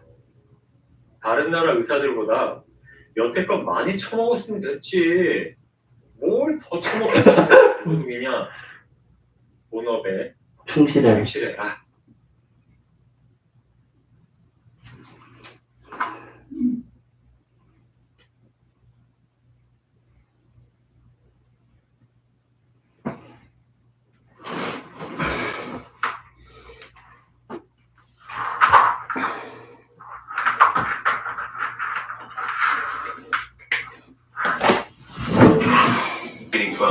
This we already knew. Even though these two divisions were supposed to be completely separate from one another, CoinDesk stated that those divisions become a little bit blurry when you look at Alameda Research's balance sheet. Out of the $14.6 billion of assets shown on Alameda Research's balance sheet, a large portion of those assets were the FTT token. In other words, the majority of Alameda Research's equity was coming from an illiquid crypto token created by their own sister company. That report confirmed the fears that FTX and Alameda are closer linked than previously imagined. What followed would be a week of disaster. Changpeng Zhao, the founder of Binance, tweets to his millions of followers that he plans to sell all of the FTT tokens that Binance holds. If you remember, Binance had received a batch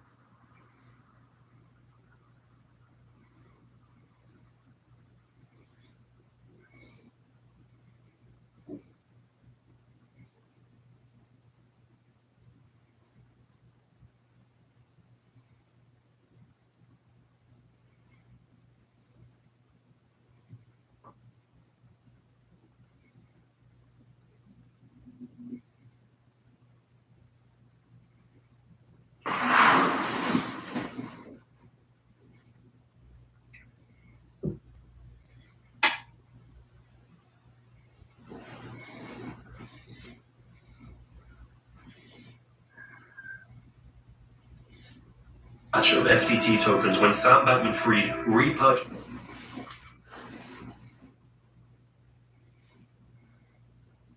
Binance's shares in FTX a year prior. With that single tweet alone,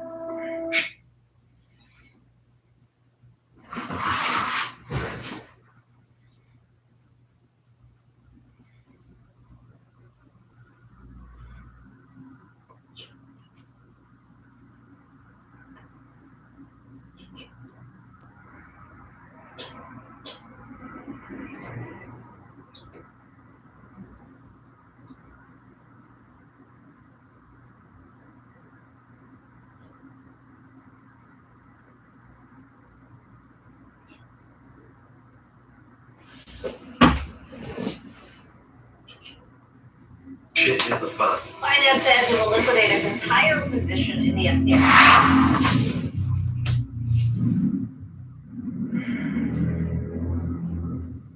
Binance CEO disclosed plans to exit the FTT positions as part of a risk management strategy per tweet shared over the weekend. Are you scared? Are you worried that your banks are going to go to zero?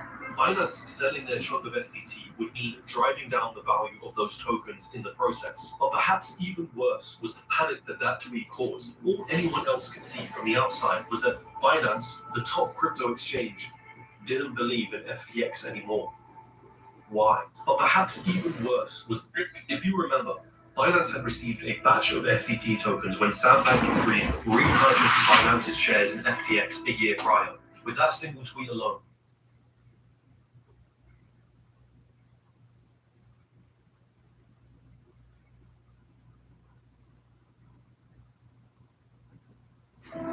shit hit the fan. Binance says it will liquidate its entire position in the FTX token. Binance CEO disclosed plans to exit the FTT positions as part of a risk management strategy per tweet shared over the weekend. Are you scared? Are you worried that your banks are going to go to zero? Binance selling their chunk of FTT would mean driving down the value of those tokens in the process. But perhaps even worse was the panic that tweet caused. All anyone else could see from the outside was that Binance, the top crypto exchange, didn't believe in FTX anymore. Why? A few hours later, Caroline Ellison makes a tweet. She asks if CZ would be willing to sell his FTT tokens directly to Alameda Research for $22. In other words, preventing a massive crash in the price of FTT. Of course, that would be in Alameda Research's benefit, given that most of their assets were literally made up of FTT tokens.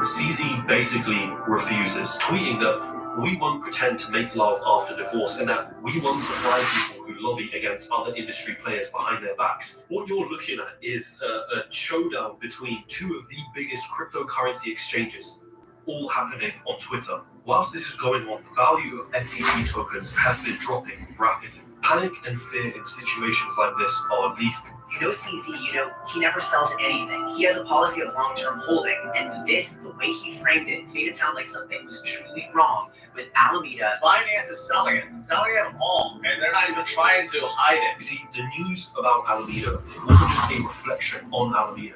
It was a reflection on Sam Bankman-Fried and FTX as well. I mean, think about it. If you had your money deposited in FTX, all your life savings, and you find out that its sister company is facing troubles, and that another titan of the industry from an even bigger exchange doesn't want anything to do with FTX, what would you do?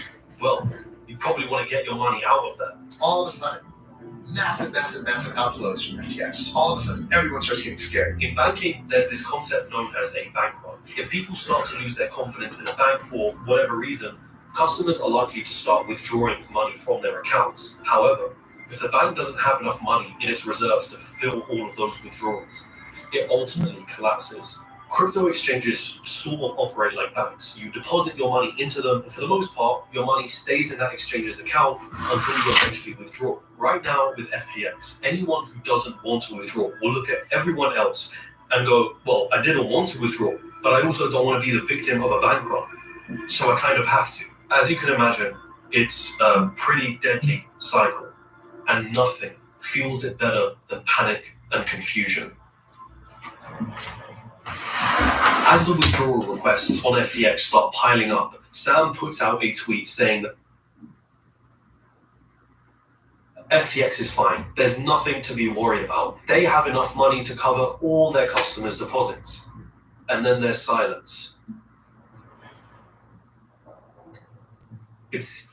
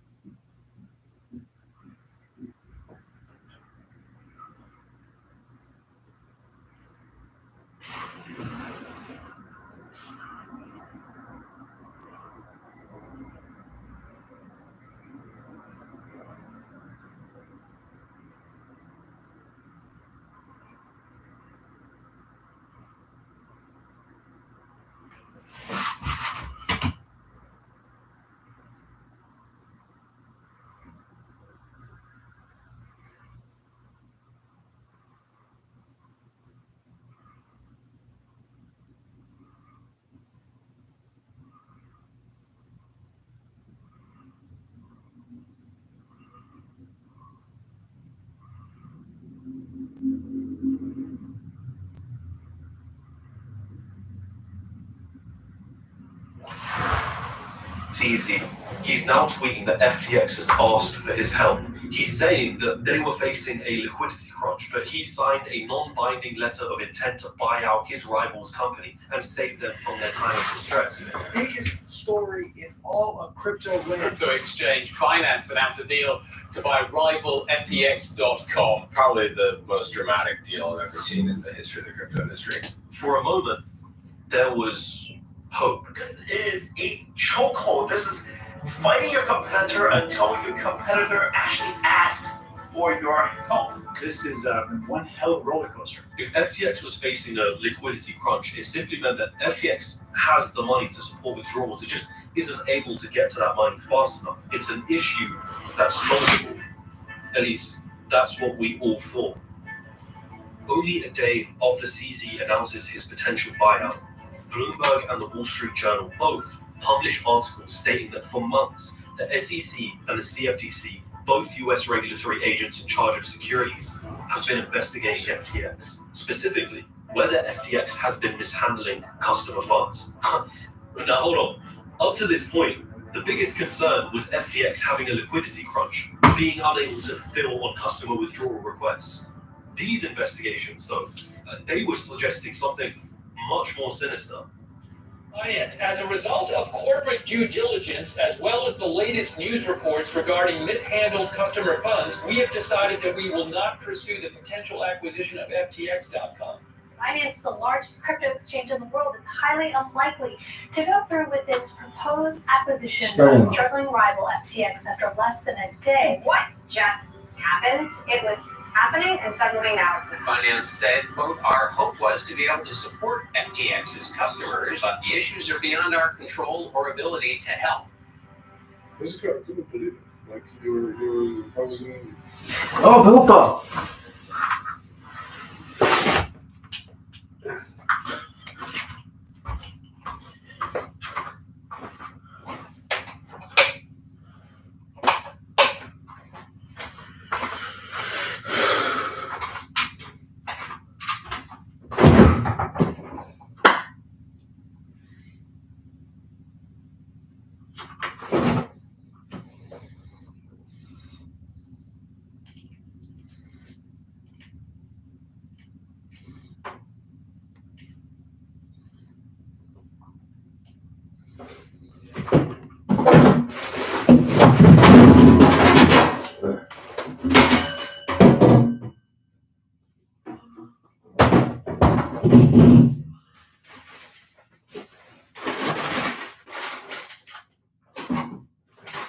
샐러드만 하나 먹고 갈까?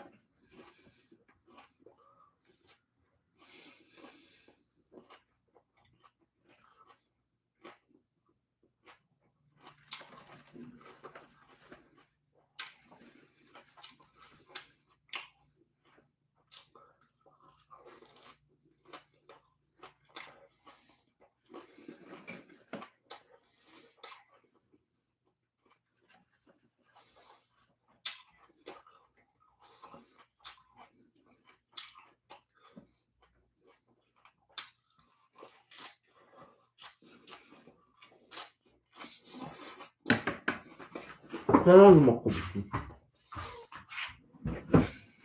Forgive this. This isn't happening. This isn't real. This isn't real. And that was it. The death sentence. Sam comes out with a Twitter thread saying that he's sorry. I'm sorry, that's the biggest thing. I fucked up and should have done better.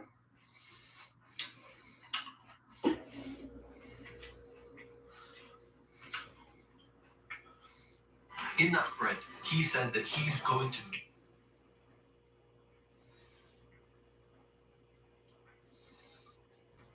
right by the users, that he's doing everything he can to raise liquidity, that they're in talks with a number of players. Tonight, the cryptocurrency world is really just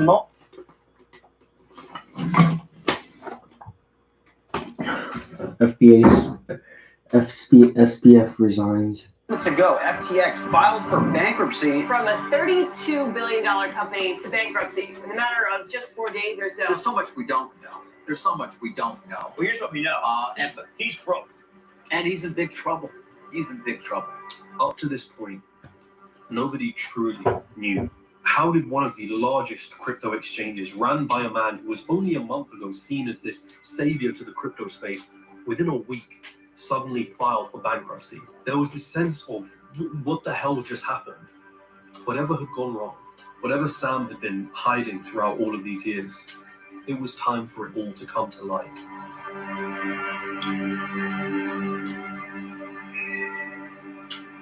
Just a few days after declaring bankruptcy, Sam begins his now infamous tweet thread, which just began cryptically as "one what?" Over the next few hours, he starts tweeting a string of letters, eventually forming the words "happen." I don't even know what is going on here. I mean, the incompetency here is absolutely mind-boggling here from SBF. Like, who does this? Like, why would you do this? What?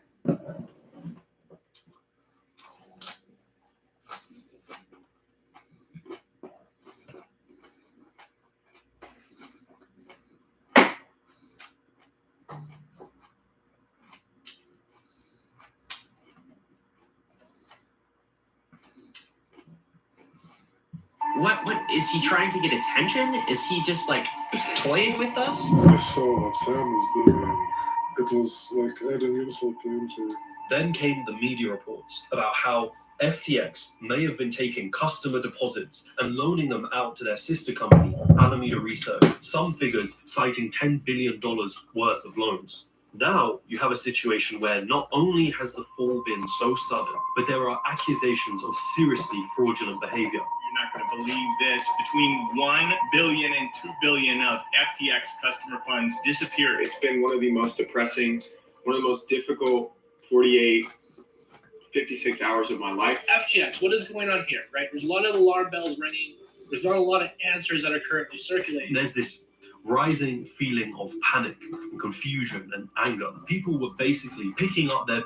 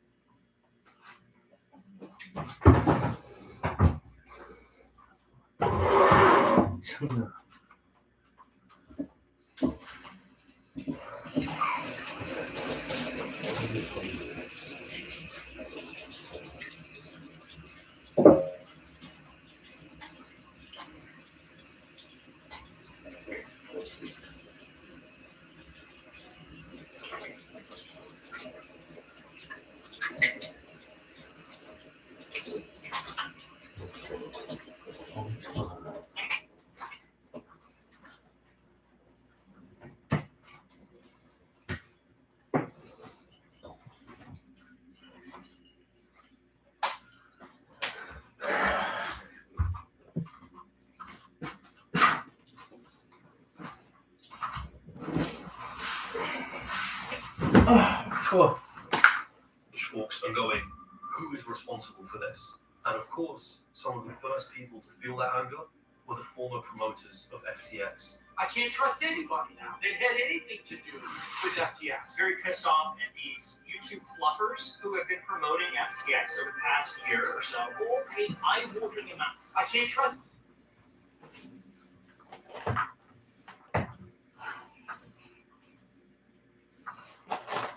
Anybody now. They had anything to do with FTX. Very pissed off at these YouTube fluffers who have been promoting FTX over the past year or so. All paid eye-watering amount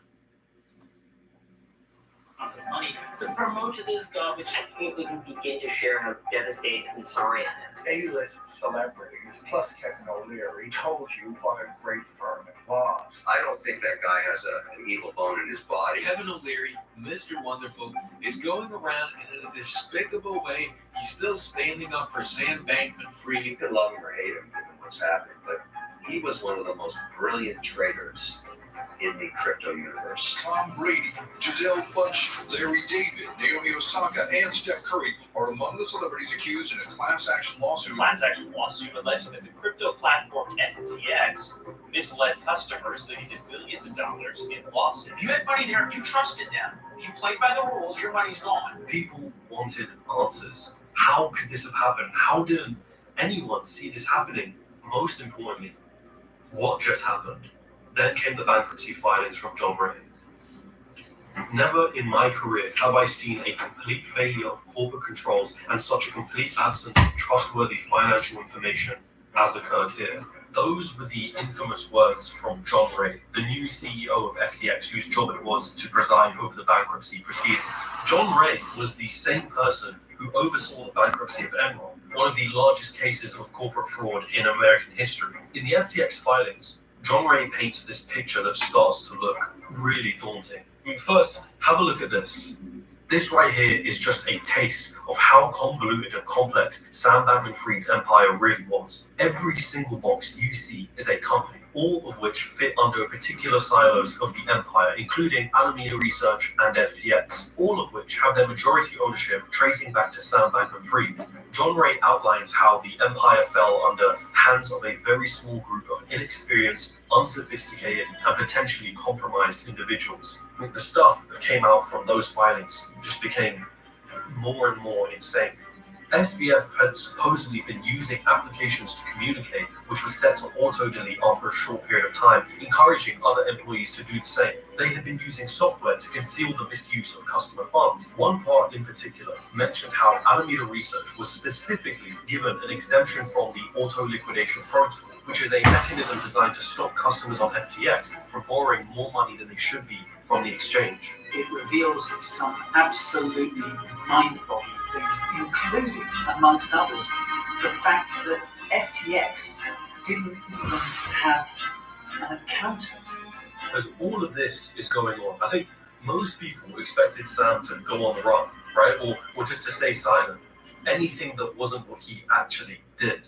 The first big announcement came from the New York Times. They were hosting an event with some well-known speakers, and among those speakers was none other than Sam Bankman-Fried.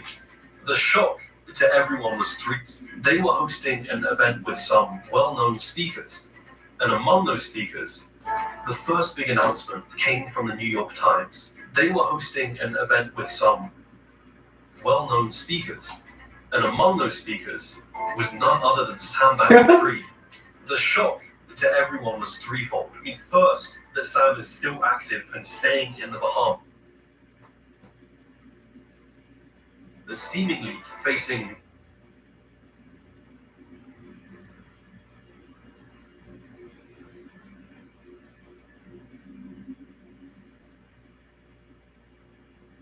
no consequences for what's happening. Second, that the New York Times is platforming what may be the biggest financial criminal of the last decade. And third, that he isn't running, he's doing a damn media tour. Sam Bankman-Fried joins us right now, live from the Bahamas. I didn't ever try to commit fraud on anyone. I was excited about the prospects of FTX a month ago. Was there commingling of funds?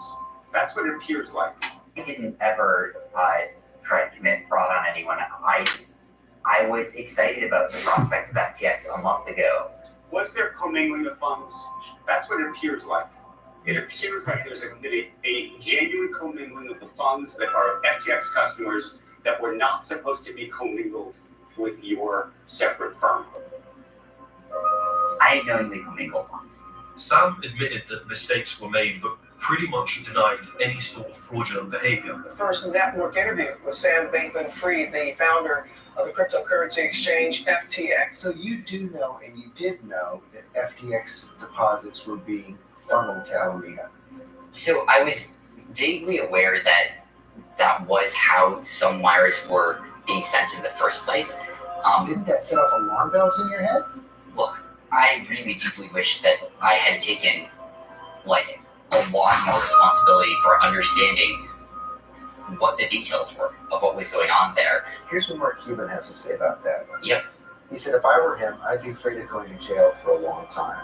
There were now stories coming out about FTX and its senior executives, including Sam Bankman-Fried's very own family, spending up to $300 million on property in the Bahamas. Other stories about how most of Sam's inner circle at FTX and Alameda were living in the same luxury penthouse apartment in the Bahamas. Rumors and allegations that all 10 had been involved in romantic relationships with each other. Old tweets of a luxury penthouse apartment in the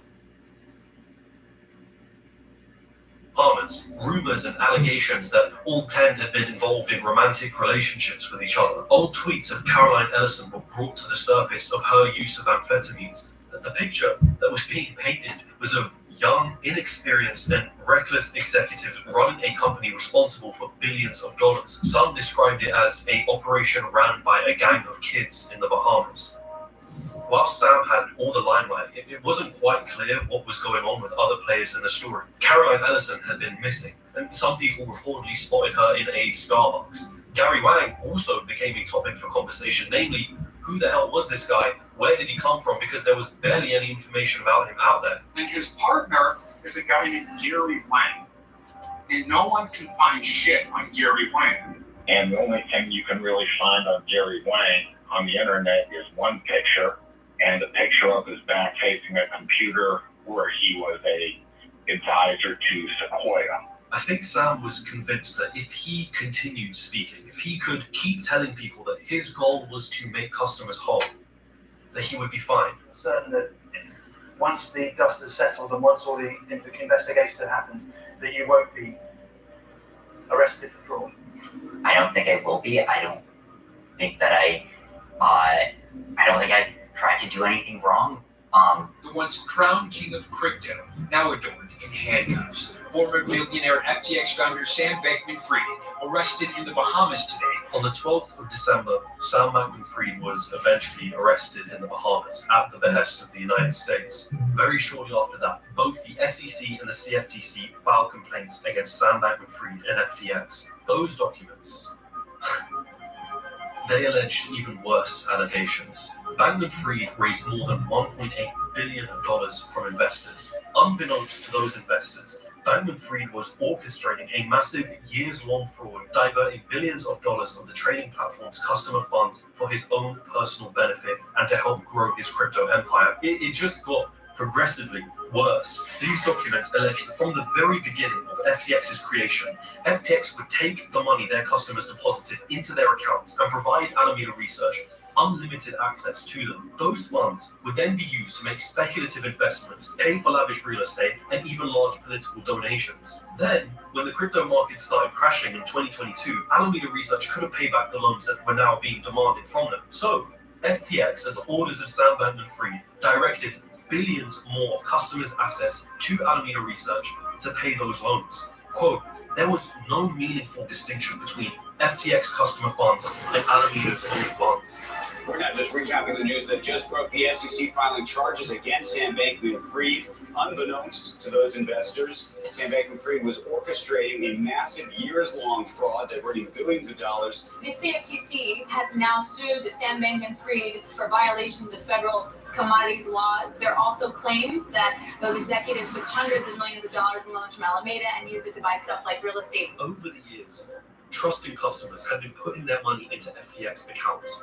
Unbeknownst to them, their money would be taken and used for whatever means Sam Bankman-Fried saw fit. I was following the situation quite well after all of this, and I was horrified. How did this go on for so long? How can it do this kinds of things without no oversight? This morning, we unsealed an 8-count indictment charging Samuel Bankman-Fried, FTX's founder, with a series of interrelated fraud schemes that contributed to FTX's collapse. Well, tonight, he's in jail in the Bahamas, facing U.S. charges in what a federal prosecutor calls one of the biggest financial frauds in American history. Those charges included committing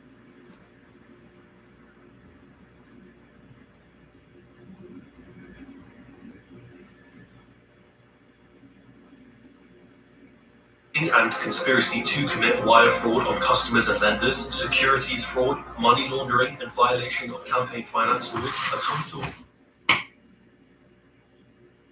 of 8 criminal charges. Based on that information alone, Sam was looking at 115 years in prison. The Southern District of New York has filed charges against Caroline Ellison, the former CEO of Alameda Research, and Gary Wang, a co-founder of FTX, in connection with their roles in the frauds that contributed to FTX's collapse.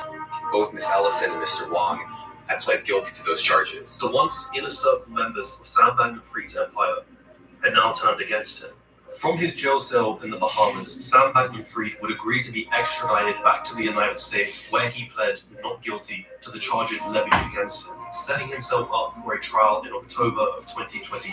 In the meantime, Sam Bankman-Fried remains on house arrest at his parents' home in California. Only a month ago, this was a man who was at the height of his fame and reputation. That was all shattered in a matter of weeks. FTX had exposed a resounding failure on so many fronts, and ultimately, the price was paid, not by Sam Bankman-Fried, but by the real victims in this story. It's easy to throw around headlines with big million-dollar figures of losses, but the real losses came from those who didn't have millions to lose. I felt like everything I worked up to this point in my life has been just like there were different memories flashing in my head of all the raises you get from all the money I get, Christmas bonuses. It would be all the same if I just took those checks and burned them and thrown them into the wind or whatever. Well, what would you say to Sam Bankman-Fried if you could speak to him?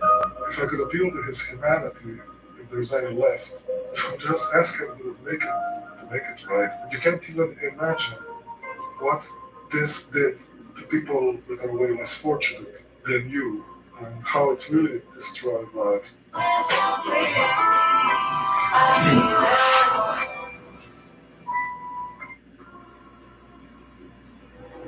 I wish I could say that this story ends here, but I don't think that's the case.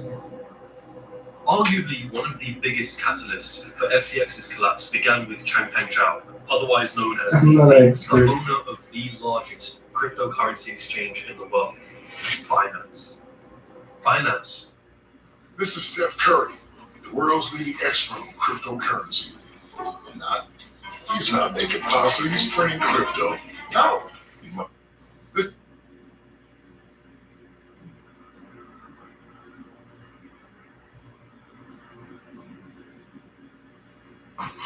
This is Steph Curry, the world's leading expert on cryptocurrency. He's not making pasta, he's printing crypto. No. He mines Bitcoin from a giant rocket. This is Steph Curry, the world's leading expert on cryptocurrency. He's not making pasta, he's printing crypto. No. He mines Bitcoin from a giant block of ice. Definitely not. Okay, quit messing around, man. Give me some tips on crypto. No. But you are an expert, right? No, I'm not an expert, and I don't need to be. With FTX, I have everything I need to buy, sell, and trade crypto safely. Can you at least teach me how to shoot free throws? It's aged well.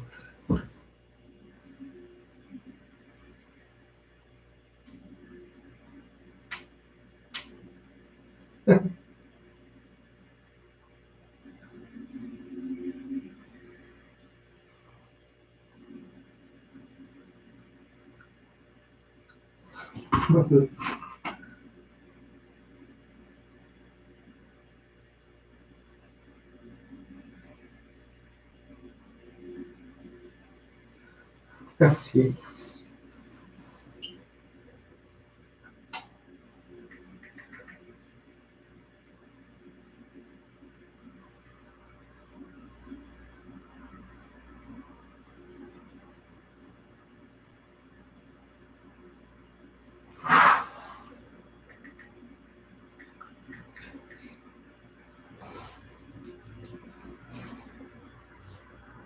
Shaquille O'Neal, he's hard to miss. He's 7'1", but he's holed up in his Texas home, apparently. So Forbes is reporting that 4 different service companies tried to serve him at his home. They've been unable to.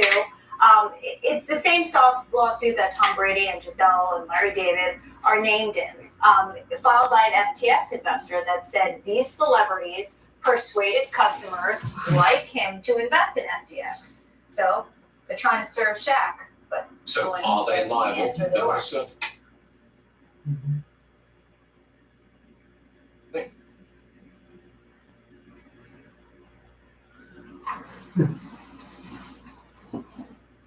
They finally caught Shaq. He was sued last year along with other celebrities for promoting FTX. The lawyer sued.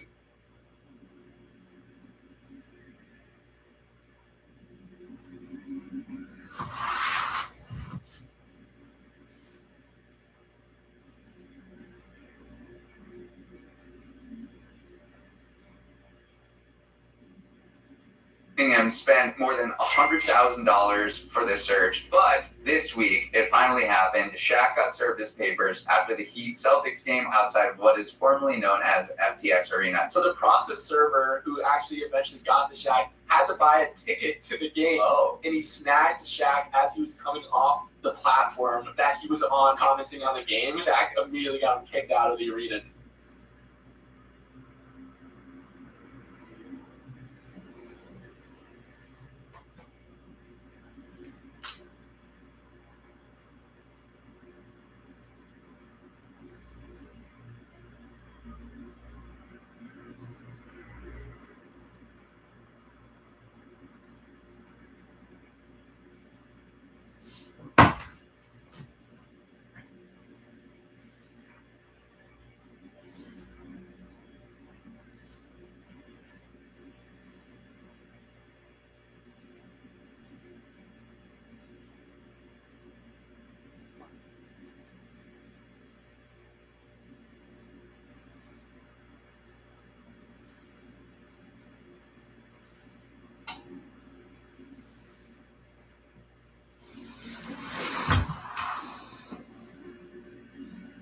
Why did Shaq say this yesterday to Stephen Curry? And things that get me in trouble, don't. Well, Shaq said this because both him and Curry are both in huge legal trouble for endorsing FTX. Hey, it's Shaquille O'Neal, and I'm excited to be partnering with FTX. But before Shaq could get into any legal trouble, the lawyers involved had to physically hand Shaq the papers telling him he's being sued. And although he's been avoiding them for months, it looks like it finally happened. With one of the lawyers approaching Shaq while on the Inside the NBA set after Game 4 of the Heat vs Celtics series, Shaq, who ended up getting the lawyer kicked out of the arena, was a little bit too late. I still think that the funniest part is that Shaq is getting sued for his involvement with FTX while being inside what was formerly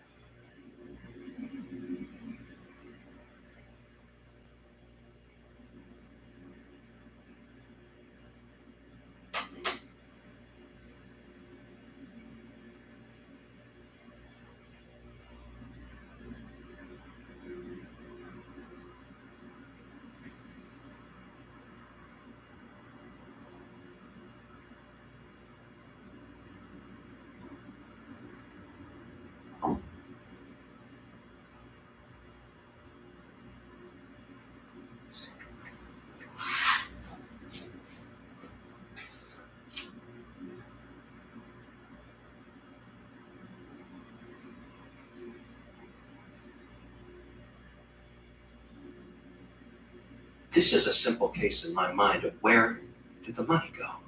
And I said, Sam, walk me back 24 months. Tell me the use of proceeds of the assets of your company.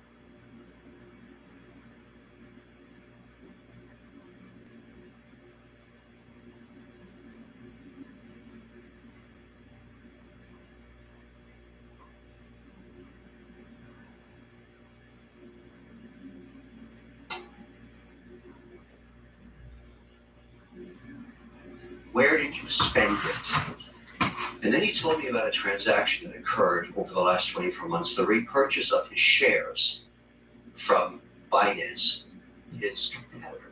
I didn't know this at the time, but at some point, CZ or Binance, who runs Binance, purchased 20% ownership in Sam Bankman-Fried's firm for seat stock. Apparently, according to Sam Bankman-Fried, CZ would not comply with the regulators' request in these different geographies, these different jurisdictions, to provide the data that would clear them for a license. He withheld it, according to Sam Bankman-Fried. The only option the management and Sam Bankman-Fried had was to buy.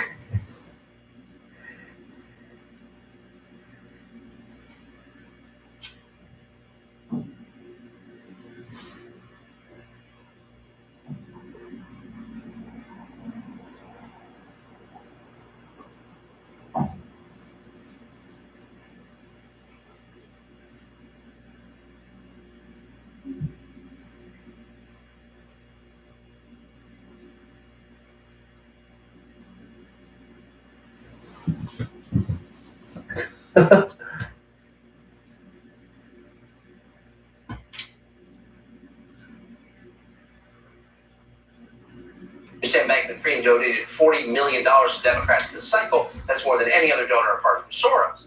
Then he pledged another $1 billion for the next election, $1 billion in one election, because that's democracy. He wasn't doing this in private, he was bragging about it, and then he was going on in public about how politicians, Democratic politicians, were begging him for money. Watch this. Yeah. So how do you find political fundraisers? They come to you directly? Is it easy to get to you and say, we need this money for this candidate? And what type of candidates do you tend to support? Oh yeah, well if I pulled out my phone here and just looked at my last 10 text messages, about half of them are going to be people asking for, politicians asking for contributions. So why were you telling us this in public? And by the way, if you're shaking like a naked man in a snowstorm in the middle of an interview, maybe there's something wrong with you. Sit down.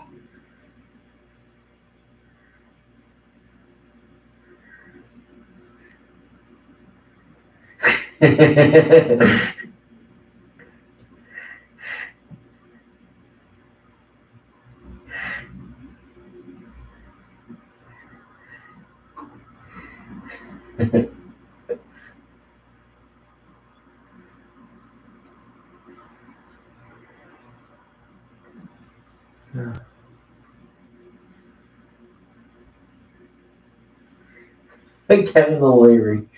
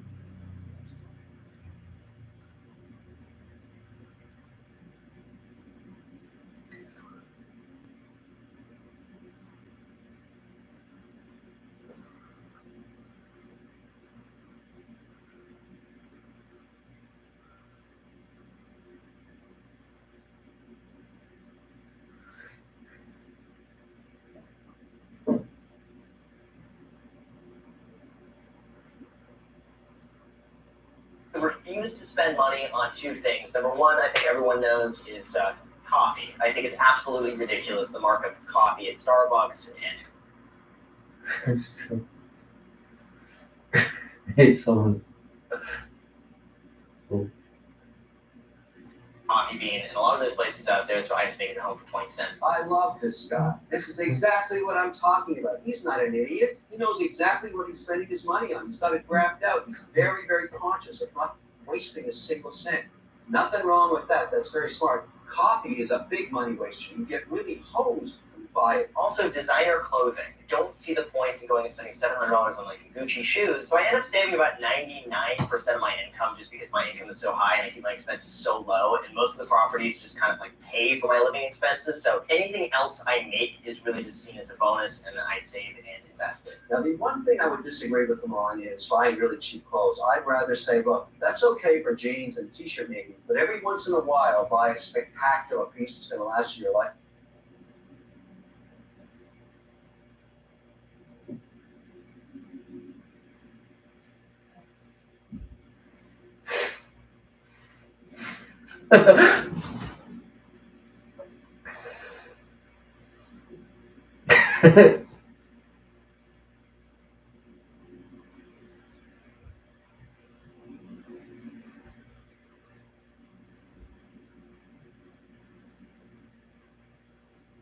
This is a simple case in my mind.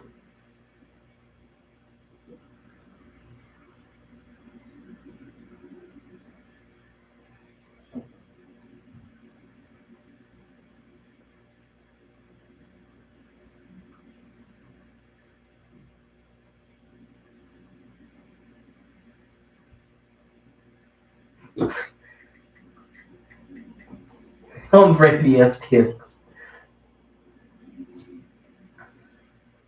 What's up, guys? I'm here with my boy Sam from FTX. We're at Crypto Bahamas Conference. We're going to start the day. We're going to do some TikToks for you guys. And it's going to be an amazing day. We'll get started. We'll do a get ready with me. Sam, where you going, bro? What's up, guys? I'm here with my boy Sam from FTX. We're at Crypto Bahamas Conference.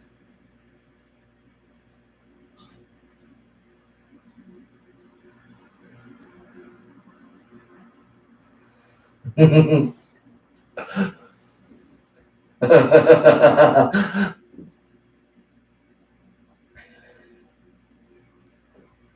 crypto with FTX, right? We're providing kids 360-degree access to the crypto markets with the ability to trade everything from alts to DeFi. Believe I'm in, but still hate you. Understood. Take it, best of luck. Is he in? Yep. Did he say he hit you? He did. He's been on the phone. That guy sounds handsome. FTX, that's the crypto app, right? Now it's for all kinds of investing. It's better. I like better. Because the best are never done getting better. Even if it seems a little much. Steph Curry, the world's leading expert on cryptocurrency. I'm not. He's not making pasta, he's printing crypto. No. Never trust the guy who works on the job where head injuries are a part of the job. From a giant block of ice. Definitely. No, I'm not an expert, and I don't need to be. With FTX, I have everything I need to buy, sell, and trade crypto. Criminals.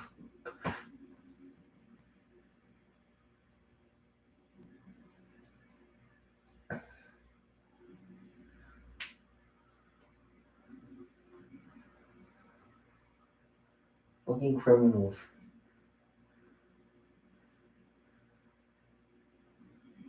Tom Brady put $650 million.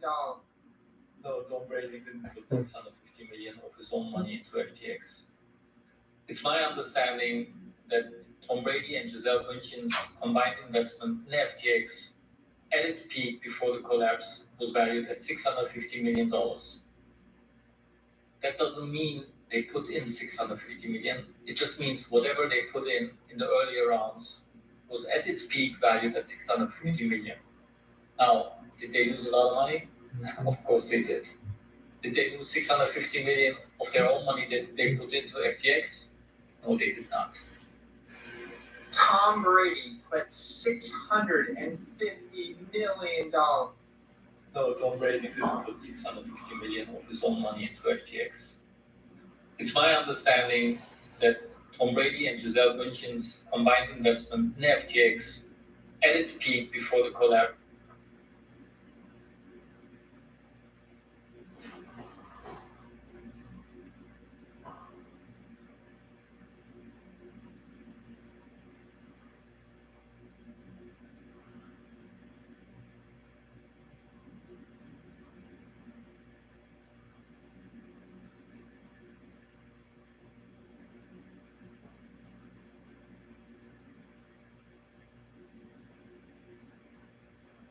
can hit my drone out of the sky with a football. Alright, if I hit the drone on the first try, maybe I should come out of retirement. I like that. I probably will miss. First try.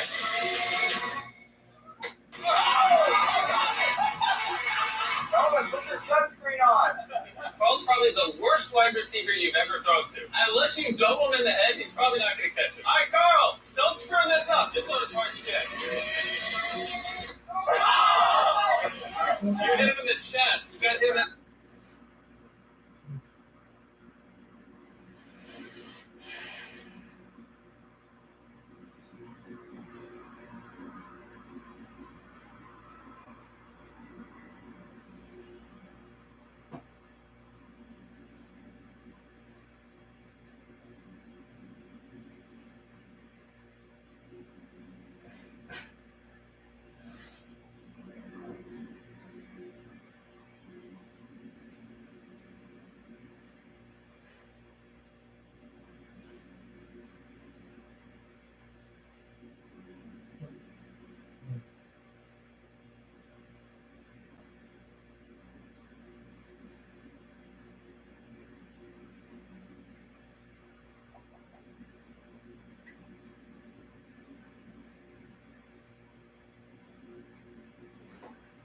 You could be Tom Brady. You could be the freaking man, the Super Bowl winning quarterback, GQ looks, famous, awesome dude. You never heard stories about Tom Brady. You could just be the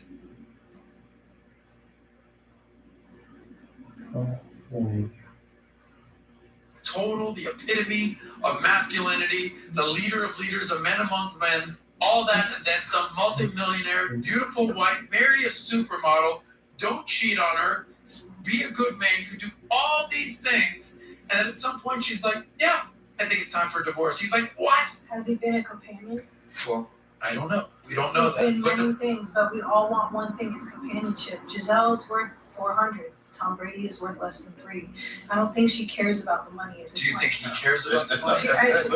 I think and I don't think she cares about, honestly, to be honest, his legacy anymore. Because she's like, I want, it's not crazy. It's just, it's her truth. Like she not deserve, Tom deserves to have a legacy, but Giselle deserves to have a.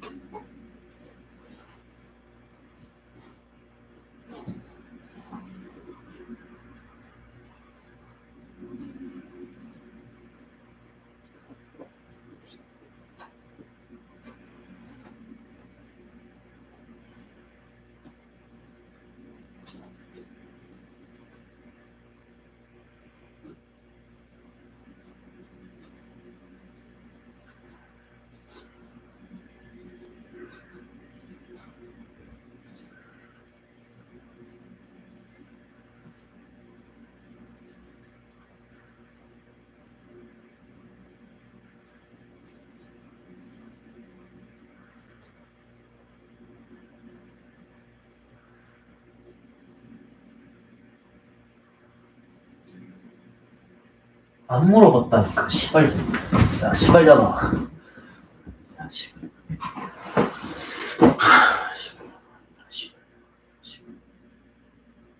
안 물어봤다고,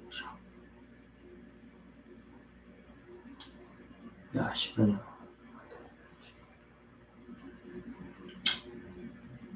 어때요?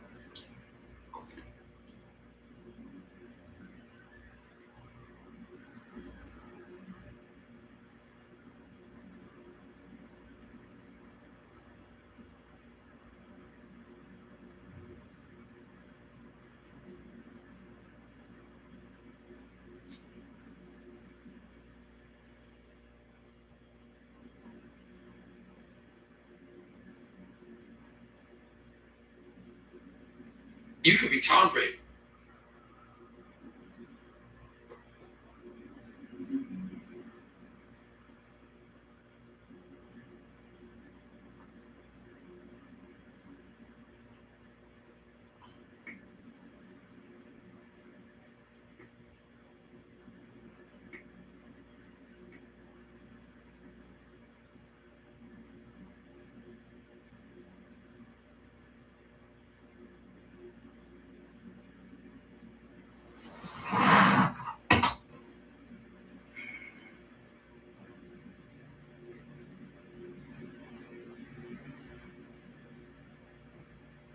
if he's a clown, and he's been a clown for the longest. He's done in the NFL. Nobody's gonna waste their time.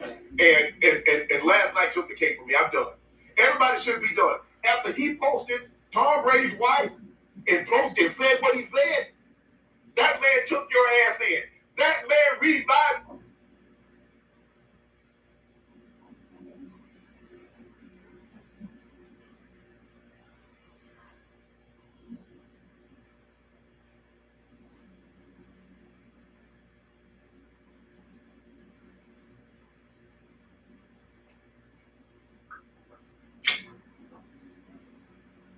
Who's Giselle Bundchen?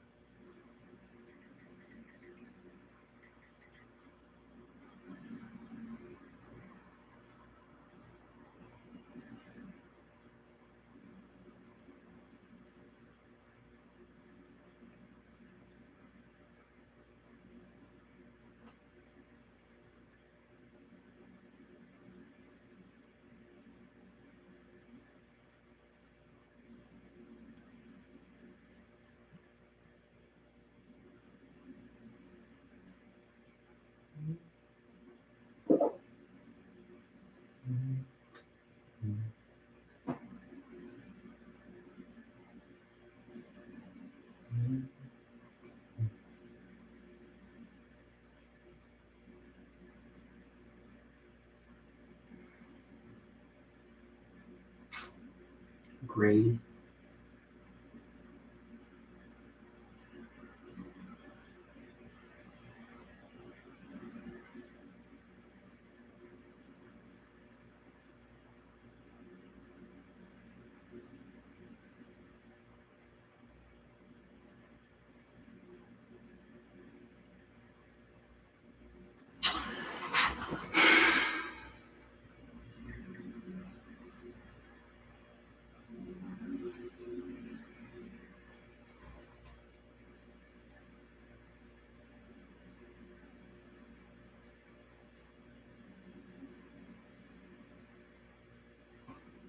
Sam Bankman-Fried. Sam Bankman-Fried. He's so hilarious. I love this clownness.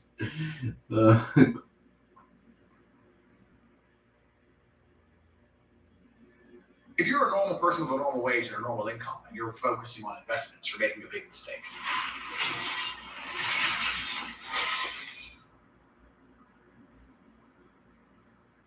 Because it's a zero-sum game. So someone else isn't. 배고파. 뭐 좀 더 먹을까?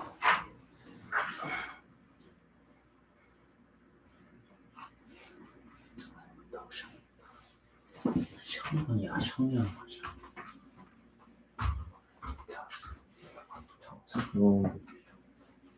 한번 왔다 오셔.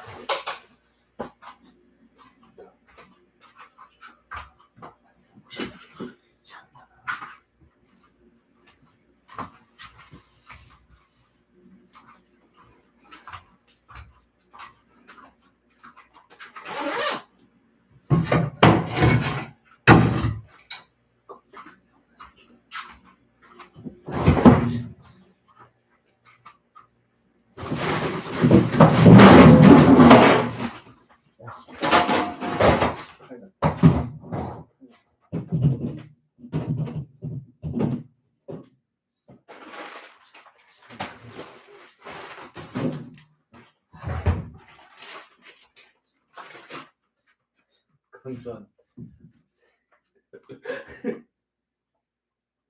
Wait, we're not.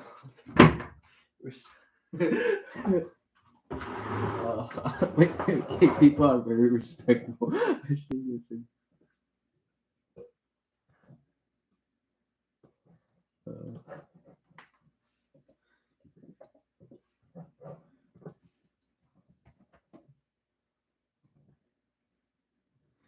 Here's Morgan.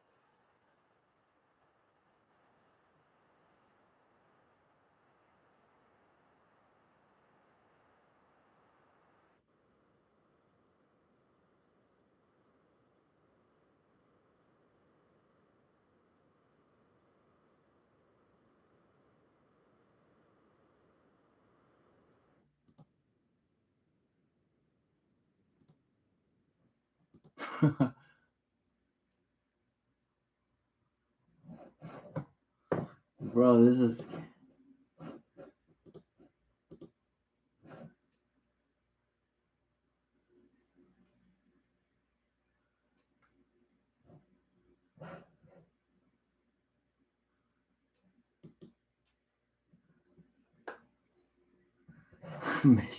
Show.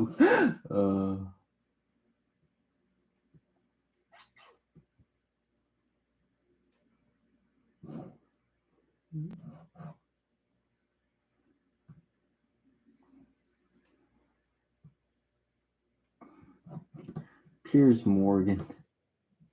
This dude.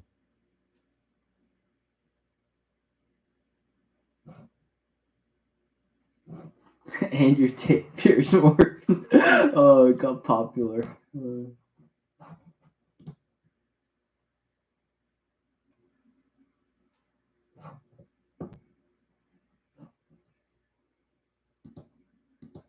Piers Morgan.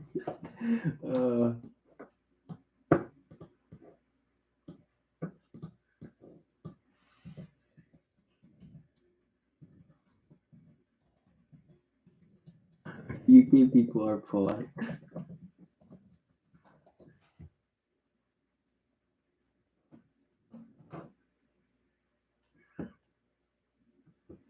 Wait, what happened there?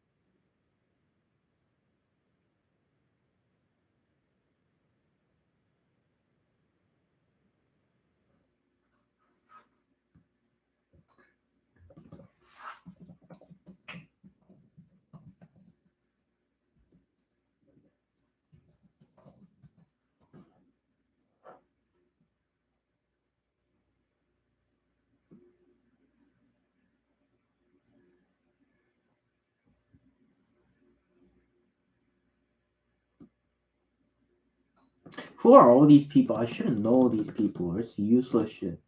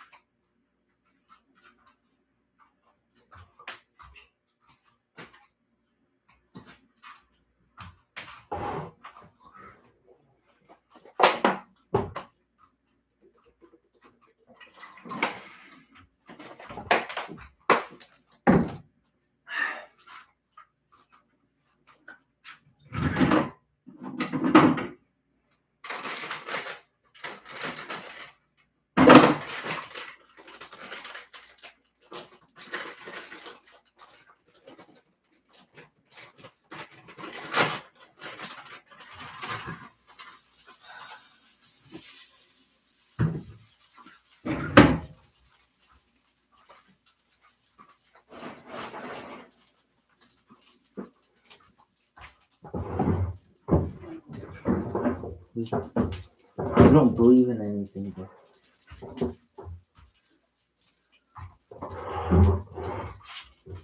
in full responsibility for his actions as Sam Bankman-Fried, and with the whole FTX situation. Now, what are your thoughts on that and crypto? That was a good segue, wasn't it? That was smooth. Smooth. Oh, move, eh? Well, has he been arrested? Hasn't he been arrested? He's now? been arrested. So someone else that isn't taking full responsibility for his actions is Sam Bankman-Fried, and with the whole FTX situation. Now, what are your thoughts on that and crypto? That was a good segue, wasn't it? That was smooth. Smooth, eh? What, has he been arrested? Hasn't he been arrested He's now? been arrested, yeah, on multiple counts. Well, I was thinking he only donated $40 million to the Democrats and looked like he was above the law. I was like, for $40 million to have absolute diplomatic impunity, I'll send my $40 million check right now. Yeah. So I think he donated to both parties, didn't he? Yeah. Andrew Tate just wrecked scumbag, incel, fraudulent freak Sam Bankman-Fried, who is on his way to prison, but nothing will hurt worse than this Andrew Tate takedown. It's the people who hoard and live these very fucking boring, frugal lifestyles that are truly real. Republican Democrat. But he did one.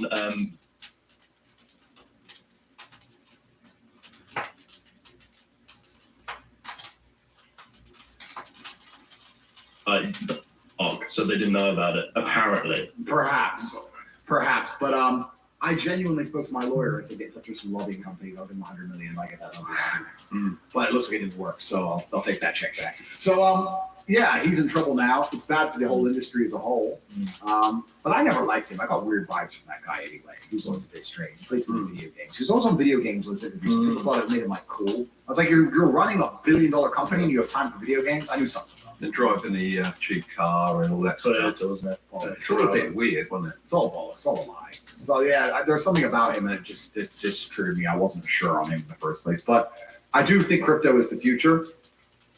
There's pros and cons to that because they're talking about CBDCs and that kind of thing. But yeah, Sam took a lot of people's money, and I think he deserves to go to jail. And we'll see what happens. We made a video recently about how FTX going to zero, a big player going to zero, could signal the bottom of the market, and the fact that regulation has to come in now. So would you rather invest before the regulation or afterwards? That's maybe the question we should be asking ourselves. Yeah, I think with a lot of investments, it also depends on the kind of time scale you're working on and if you need the money. So like if I were to buy Bitcoin at, what is it now, 16,500? Yeah. If I were to buy Bitcoin now and I need that money in exactly a year, then the price matters. But if I buy Bitcoin now and I'm never going to need the money, then I just sell when it goes up. It might take 10 years, it might take 20 years, who cares? Right? So a lot of investments, it's about how badly you need the money. It's the same with a lot of things. So I don't really time the bottom of market so much now. What I do is I put in money I will never need. So I'll just say, I'll buy Bitcoin or whatever and just go, well, I refuse to lose. I'll just wait it out. Like I'll wait 4 years, 8 years, 15 years. Oh, look, I win. Boom. And let's be clear, you're not going to leave it on the exchange, are you? No, I'm not leaving it on exchange. Get it in your nano ledger. That's right. Leaving it on exchange is like leaving money in the bank, and I don't trust either of those things anymore. So, but yeah, I think with investments, but also in the whole idea of investing, I have people come to me and they say, look, I want to invest. I think you need to be quite rich to invest in a significant way anyway.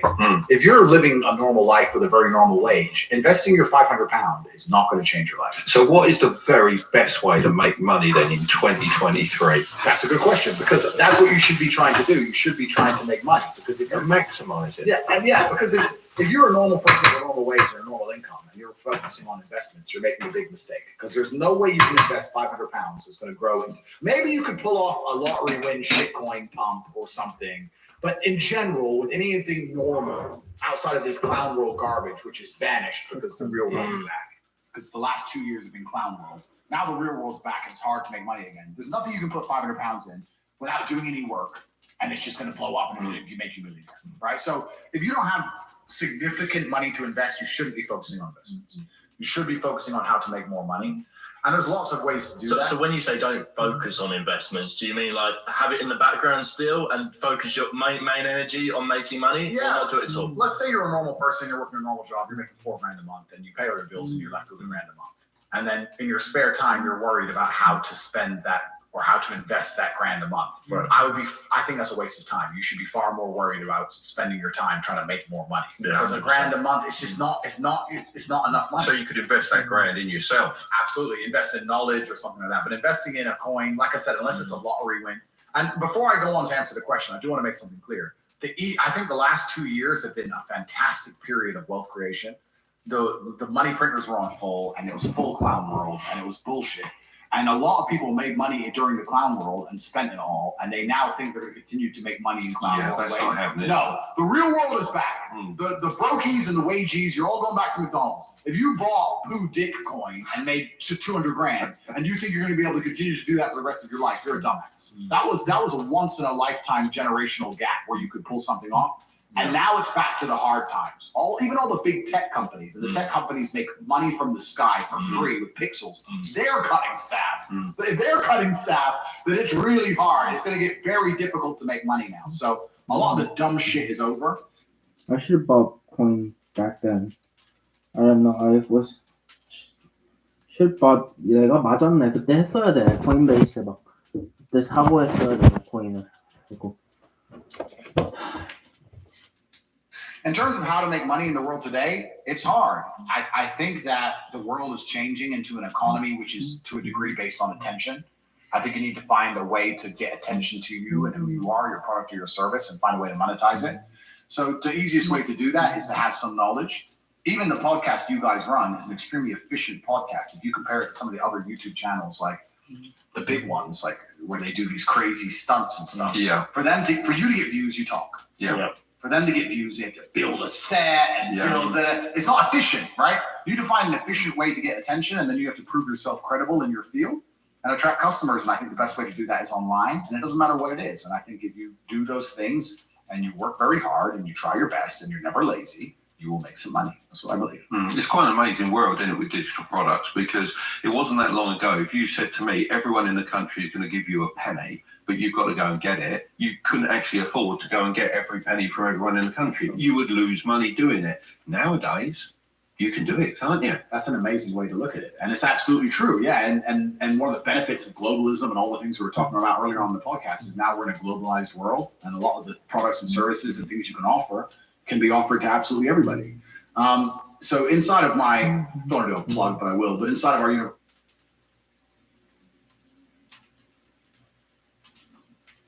잠시만요.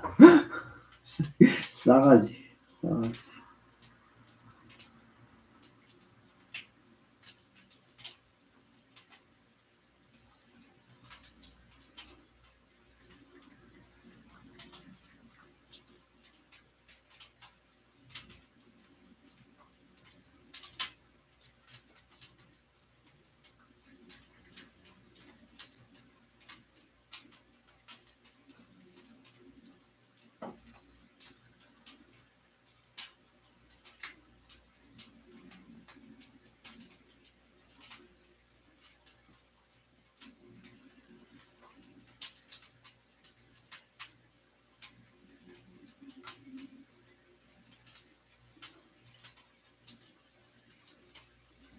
I decided to delete my Instagram. I would be on set working, I'd come and sit in my chair and just scroll. It was becoming a problem. I was just obsessed with it, and I was obsessed to find out what they thought about me. So I decided to make an announcement and say that I'm taking a break from social media. And the thing that really upset me is the press ran with that, and they tried to make out I was having this mental breakdown. They took the story in the wrong direction. Oh look, he's not the perfect happy-go-lucky kid you think he is. He's having a nervous breakdown in New York. Kind of painted people looking for help in the wrong look.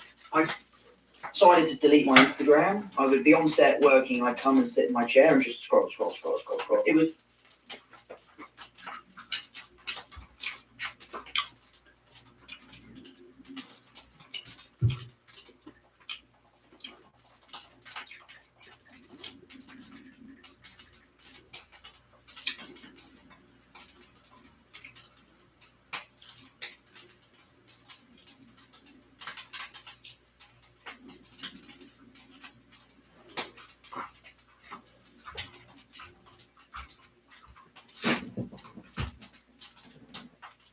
you could never understand American law in a million years. Lawyers don't understand American law. The reason the court cases take so long is the lawyer goes, fuck, I need to learn new law. The whole thing's a mess. So if they're watching everything everyone says, and they don't like a particular individual for whatever reason, perhaps saying something bad about Cooper, for example, they'll fuck it. And they want to fuck you, they can fuck you. So the idea that, oh, I'm not doing anything wrong anyway, is a bad idea, because if you ever piss off someone who's powerful enough, they'll fuck you anyway. They could go through my phone and your phone right now with a fine-tooth comb, and they could put you in jail, and they could put me in jail right now. And we've done nothing wrong. But they'll find some.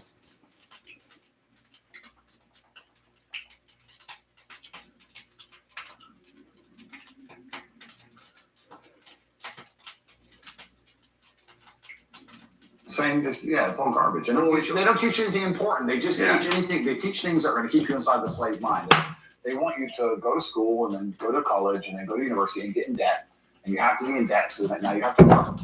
And you're working and you're in debt. And then they want you to take on more debt if possible in the form of a mortgage, which a lot of people do, which we can talk about because I know you're a property guy. And that's it, yeah. And then you're in debt now. And once you're in debt, you can't really quit your job and it's very difficult for you to leave the country. And now they can hold things over you. That's the goal. It's all about control mechanisms, and the system is very well designed to make sure that people are conditioned to obey. It's very hard for the average person to say no to anything, unless you have millions and millions and millions of dollars. It's very difficult to even have an opinion on subjects. I have friends with normal jobs, and they say to me in private, saying this, yeah, it's all garbage. And they don't teach anything. Saying this, yeah, it's all garbage.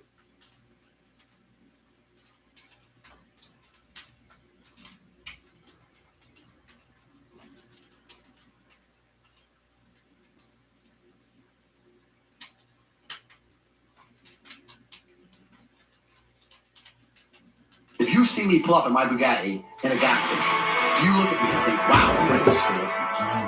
Fuck no. You think drug dealer, gangster, scammer, you think I'm doing something illegal because you understand if I was staying within the paradigms of the system, I couldn't possibly achieve this. The only way you could fathom I've done it is by imagining me as an outlaw. Because you know within the paradigms of society, I shouldn't have even fucking done it. That's how much you know school's a scam. You don't look at someone rich and respect them thinking he went to school. The people you are learning from in school aren't even fucking rich. The business professors never had a business. They're brokies. If you see me pull up in my Bugatti in a gas station, do you look at me and think, wow, he went to school? Fuck no. You don't think drug dealer, gangster, scammer, you think I'm doing something illegal because you understand if I was staying within the paradigm of the system, I couldn't possibly achieve this. The only way you could fathom I've done it is by imagining me as an outlaw. Because you know within the paradigms of society, I shouldn't have even fucking done it. That's how much you know school's a scam. You don't look at someone rich and respect them thinking he went to school. The people you are learning from in school aren't even fucking rich. The business professors never had a business. They're monkeys. If you see me pull up in my Bugatti in a gas station, do you look at me and think, wow, he went to school? Fuck no. You think drug dealer, gangster, scammer, you think I'm doing something illegal because you understand if I was staying within the paradigms of the system, I couldn't possibly achieve this. The only way you could fathom I've done it is by imagining me as an outlaw. Because you know within the paradigms of society, I shouldn't have even fucking done it. That's how much you know school's a scam. You don't look at someone rich and respect them thinking he went to school. The people you are learning from in school aren't even fucking rich. Your business professors never had a business. They're monkeys. If you see me pull up in my Bugatti in a gas station, you look at me and think, wow, he went to school. Fuck no. You think drug dealer, gangster, scammer, you think I'm doing something illegal because you understand if I was staying within the paradigms of the system, I couldn't possibly achieve this. The only way you could fathom I've done it is by imagining me as an outlaw. Because you know within the paradigms of society, I shouldn't have even fucking done it. That's how much you know school's a scam. You don't look at someone rich and respect them thinking he went to school. The people you are learning from in school aren't even fucking rich. Your business professors never had a business. They're monkeys. If you see me pull up in my Bugatti in a gas station, do you look at me and think, wow, he went to school? Fuck no. You think drug dealer, gangster, scammer, you think I'm doing something illegal because you understand if I was staying within the paradigms of the system.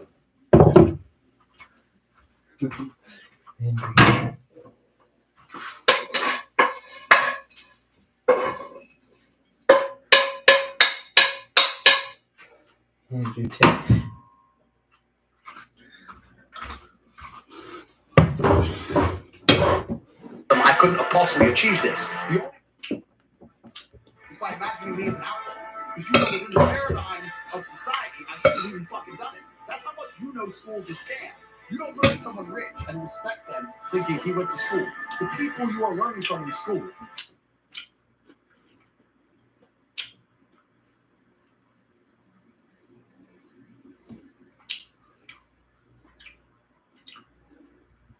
You probably love to go to a school like Harvard, Yale, or Princeton. These are some of the most prestigious universities in the world.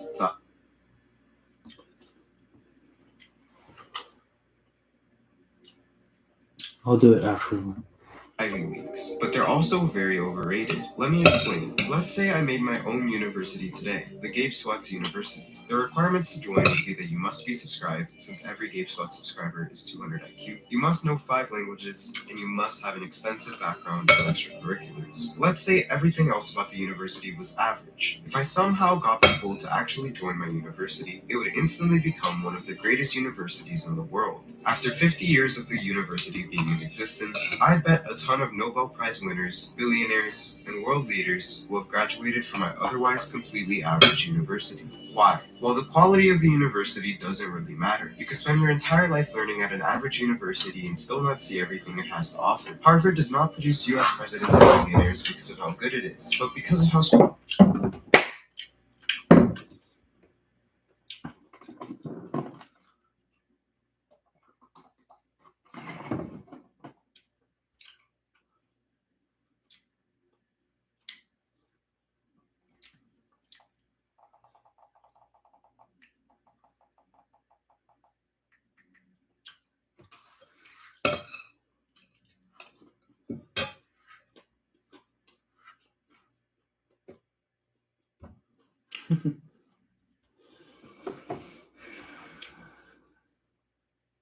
Oh wait, what happened to Luke Belmore?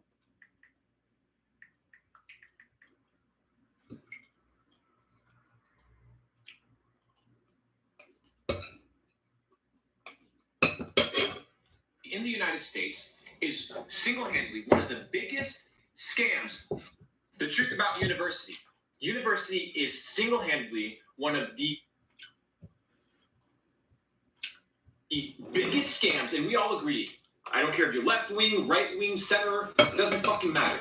University in the United States is single-handedly one of the biggest scams, frauds perpetrated on the American people since the dawn of man. And I'll tell you why. There's no way on earth that a degree, 4 years of education, should indebt you 120 grand, 60 grand, 50 grand. It's fucking unbelievable.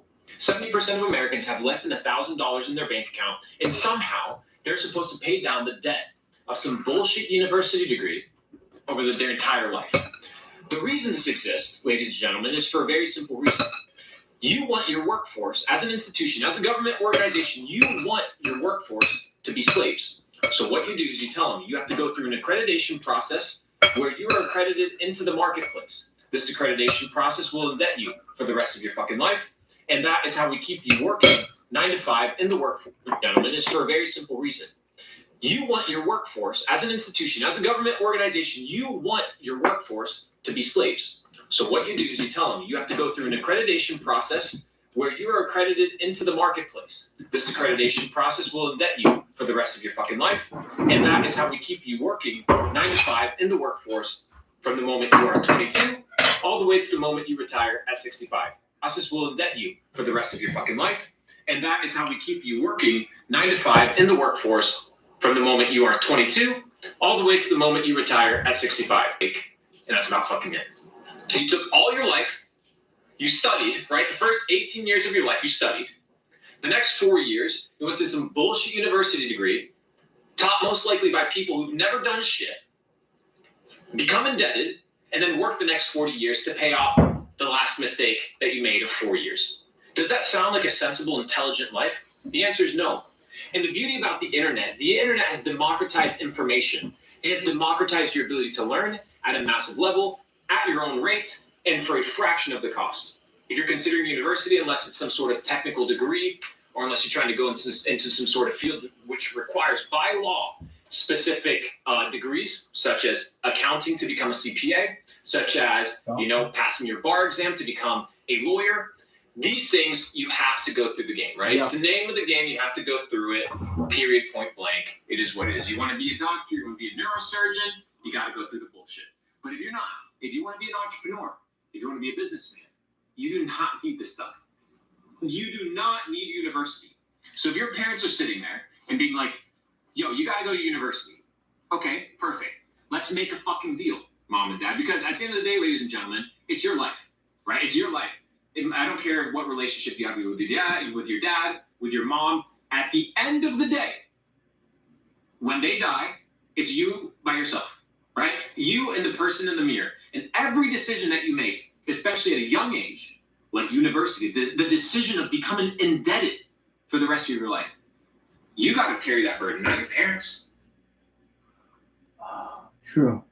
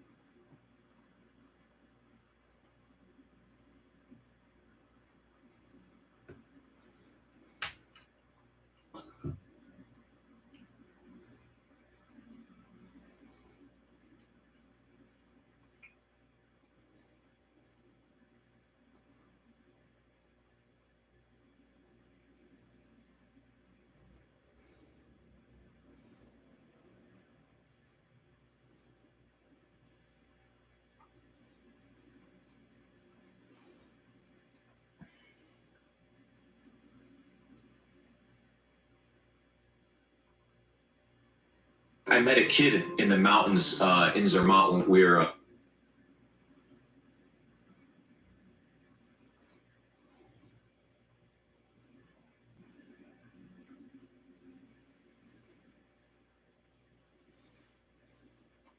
Now, let's say you work a 9 to 5, which is pretty fair if you want to work a 9 to 5 in your entrepreneurial job because you want to balance it out with other areas of your life. Let's say you work 40 hours a week and you work 50 weeks out of the year.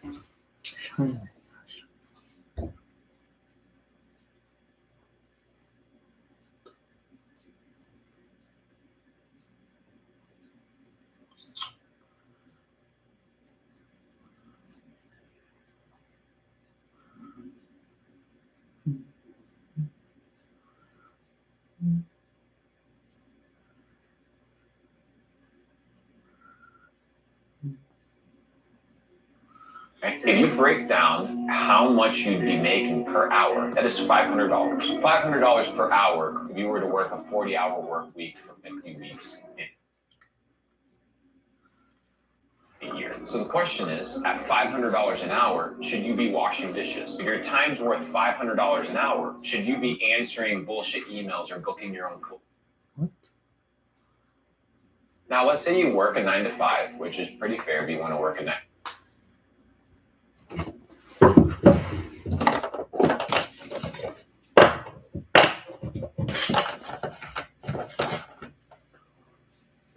I gotta brush my teeth and then get the Gmail done. 5 in your entrepreneurial job because you want to balance it out with other areas of your life. Let's say you work 40 hours a week and you work 50 weeks out of the year, right? If you break down how much you'd be making per hour, that is $500. $500 per hour if you were to work a 40-hour work week for 50 weeks in a year. So the question is, at $500 an hour, should you be washing dishes? If your time is worth $500 an hour, should you be answering bullshit?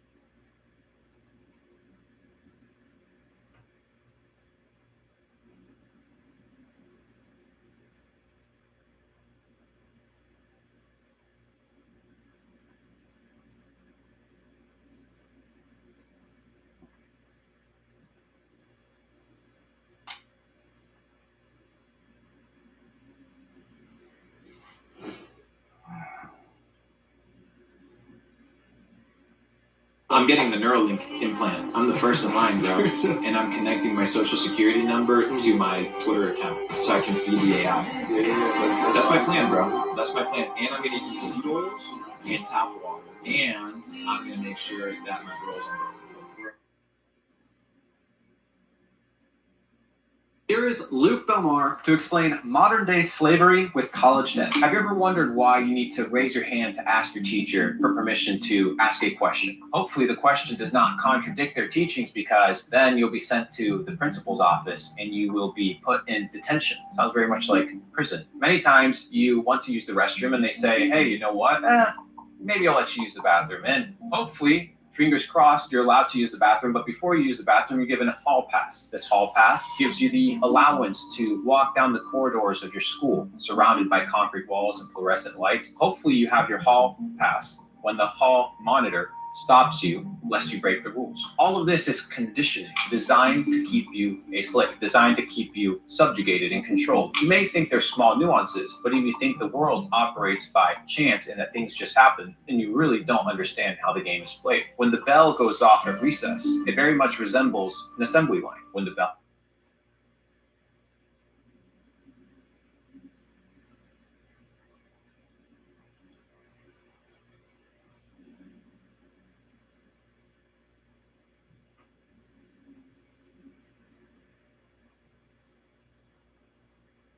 to the bell. You're being conditioned by the bell. True. That's very true.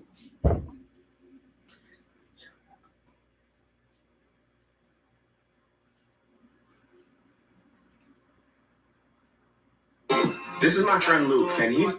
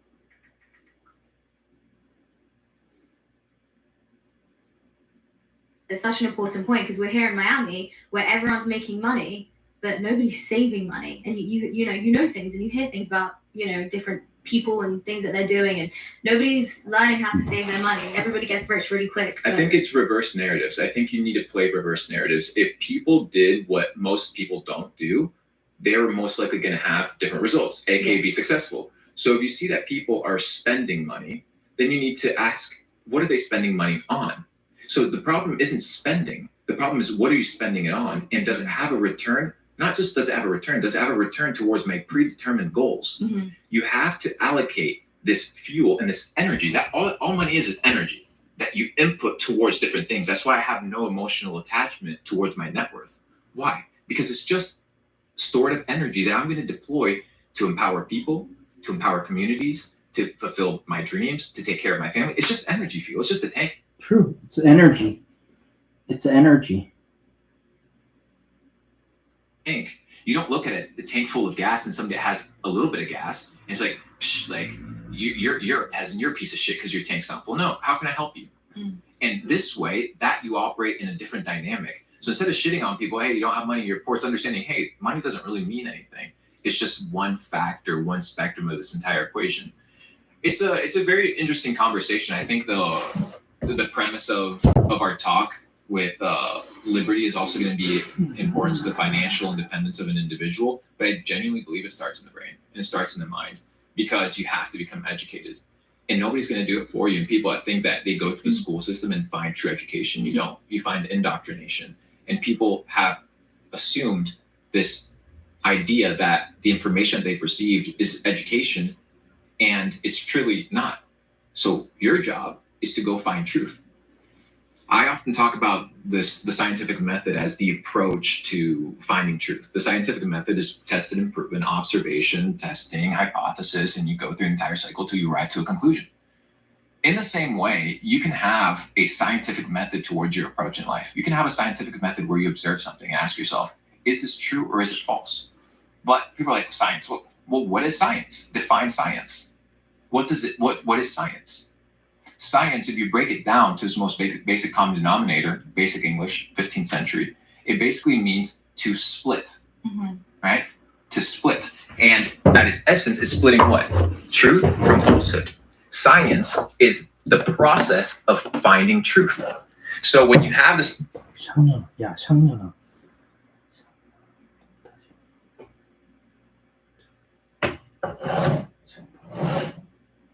과정자체는 비과학적. 씨발년아. 야, 씨발년아. 쓰레기예요. 샹년아. 야, 샹년아. 샹년아. 야, 샹년아. 야, 샹년아. 씨발년아. 야, 씨발년아. 야, 씨발년아.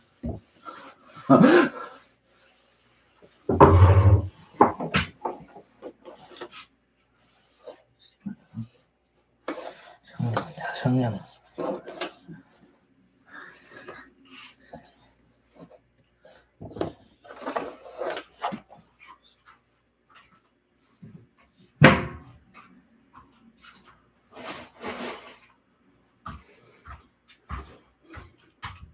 Hey, do you believe in the science? You can't believe science. You know science. Because science is the understanding of truth between falsehood and truth. Leonardo da Vinci famously said, study the science of art and study the art of science. Learn how to see. Realize that everything connects to everything else. So if everything connects to everything else, how I operate in my business, how I have my mindset, how I move to a different country, how I take risks, how I become successful, how I lose money, how I go through bad partnerships, how I do good partnerships, how I treat my my relationships, how I interact with my employees, all of that is a cumulative representation of who I am. The money is just an aspect. So when you peel back the curtains of Luke Belmar, I'm just an individual here trying to empower others. I'm not special. I won't be remembered when it's all said and done, and I'm totally okay with that. Like, it's not a big deal. It might be. But if I'm not, it's totally fine. And in that process, as long as we can have a great existence and you leave better today than you were when we first interacted, I think it's worthy ideal to live by. So that's kind of a little bit about me. Thank you. That was a lot of information, and yeah, it feels good. No, I mean, you speak about it's all about education and what you do with the information that you have in front of you. And I mentioned in the introduction that you were one of the largest pancake swap holders, or one of the largest holders of cake. So how did you learn about cake? Because I know, you said you were holding Bitcoin and you got into Bitcoin really early, but how did you discover cake, and how did you know to buy up so much? Like, talk me through that. Just before we hear what Luke has to say, if you love Bitcoin, buying it is not the only way to get some. You can actually earn Bitcoin as cash back with this sleek heater purifier. HeatBit Mini is powered by the same silicon chips as your iPhones and Macs. It heats your home by mining Bitcoin at 10 terahashes, being as efficient as industrial mining gear. What's more is it actually accomplishes this while maintaining energy consumption levels on par with traditional appliances at just 400 watts. Not to mention, Air Clean by HEPA filters is a life changer. Links for you in the description below. Now, let's get back to Luke. Yeah, so 2015, 2016 was when I started playing with Bitcoin. 2017 took part of the bull run. 2019 was the DeFi bull run. I was in all of that. I was part of the Uniswap, airdrop. I was part of the entire thing. But that was part of what? The E-chain. So as CZ starts creeping up the ladder in the Bitcoin or the crypto ecosystem, and he launches Binance, I started buying BNB token at $2 in 2017. Wow. So I'm a massive holder of that token, because I was like, I can't just bet on a project. I need to bet on people. So I was like, I'm going to bet on this cat because he's just an absolute savage. On Clubhouse, the application that's no longer relevant because they censor everybody, he hopped on there and he started talking about the Binance Smart Chain and how they was going to grow and compete with Ethereum, and it was going to be a great thing. Now, in order to compete, you need volume, you need traffic. He's going to drive that volume, going to drive that traffic. You need a competitor product to what? Uniswap. What is it? PancakeSwap. It was a direct fork. And who was talking, hey, consider PancakeSwap, consider the fact that they have a team overseas, need a compartment. But that was part of what? Links for you in the description below. Now let's get back to Luke. Yeah, so 2015, 2016 was when I started playing with Bitcoin. 2017 took part of the bull run. 2019 was the DeFi bull run. I was in all of that. I was part of the Uniswap, airdrop. I was part of the entire thing. But that was part of what? The ETH chain. So as CZ starts creeping up the ladder in the Bitcoin or the crypto ecosystem, and he launches Binance, I started buying a BNB token at $2 in 2017. Wow. So I'm a massive holder of that token because I was like, I can't just bet on a project. I need to bet on people. So I was like, I'm going to bet on this cat because he's just an absolute savage. On Clubhouse, the application that's no longer relevant because they censor everybody, he hopped on there and he started talking about the Binance Smart Chain and how they was going to grow and compete with Ethereum, and it was going to be a great thing. Now, in order to compete, you need... Can AI predict stocks?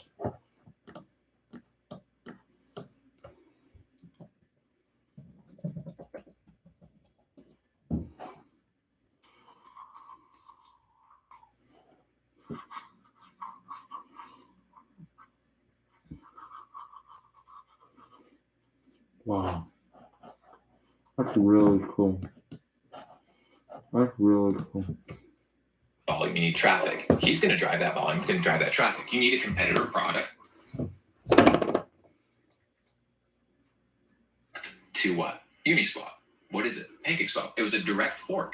And who was talking, hey, consider PancakeSwap, consider the fact that they have a team overseas. I don't know much about them, but here's a look. I was like, those are some data sets. That's some clues. He's probably going to pump this bag. Before it was ever listed on Binance, I was already buying tens of thousands of units of cake, staking them. When I was staking them on PancakeSwap, like the finance website, I think the APY was like 14,000%. That's when it started. It was like ridiculous. So I became the top 10 holder of PancakeSwap in the entire world, and I rode that from like $25 million market cap to 2.6 million. I like sold on my way up, so I didn't like cash out the top, but it was a good bag. So how did you know to sell on your way up? Because that's one of the hardest things in crypto. People just can't hit sell. Like I can't even hit sell. Like there are so many things I should have sold earlier this year that I just didn't. Yeah. So how did you know to sell? Like how do you get the bravery and the courage to sell? It's the plan. I went in with a plan. Yeah. Like I actually executed my bull run plan to the T. I did to this bull run what I wanted to do, which was get rich and get out. Yeah. That was my plan. And that's what I'm telling everybody is like, a lot of you guys saw this bull run. Next bull run's coming. You have the ability to get rich and get out, but you're not doing what you're supposed to be doing. Everything that you said, hey, I'm going to do during the bear market to make sure I'm ready for the bull run, you're not doing it. I actually did it. And that's the big difference. What did I spot? I spotted the fact that DeFi was a trend. I spotted the fact that you could literally, the ICOs of 2017 were so difficult to get involved with because you had to send money to a MetaMask. You were expecting coins in return. When smart contracts rolled out, I knew it was going to print. And I decided to be part of the ecosystem. You position yourself early.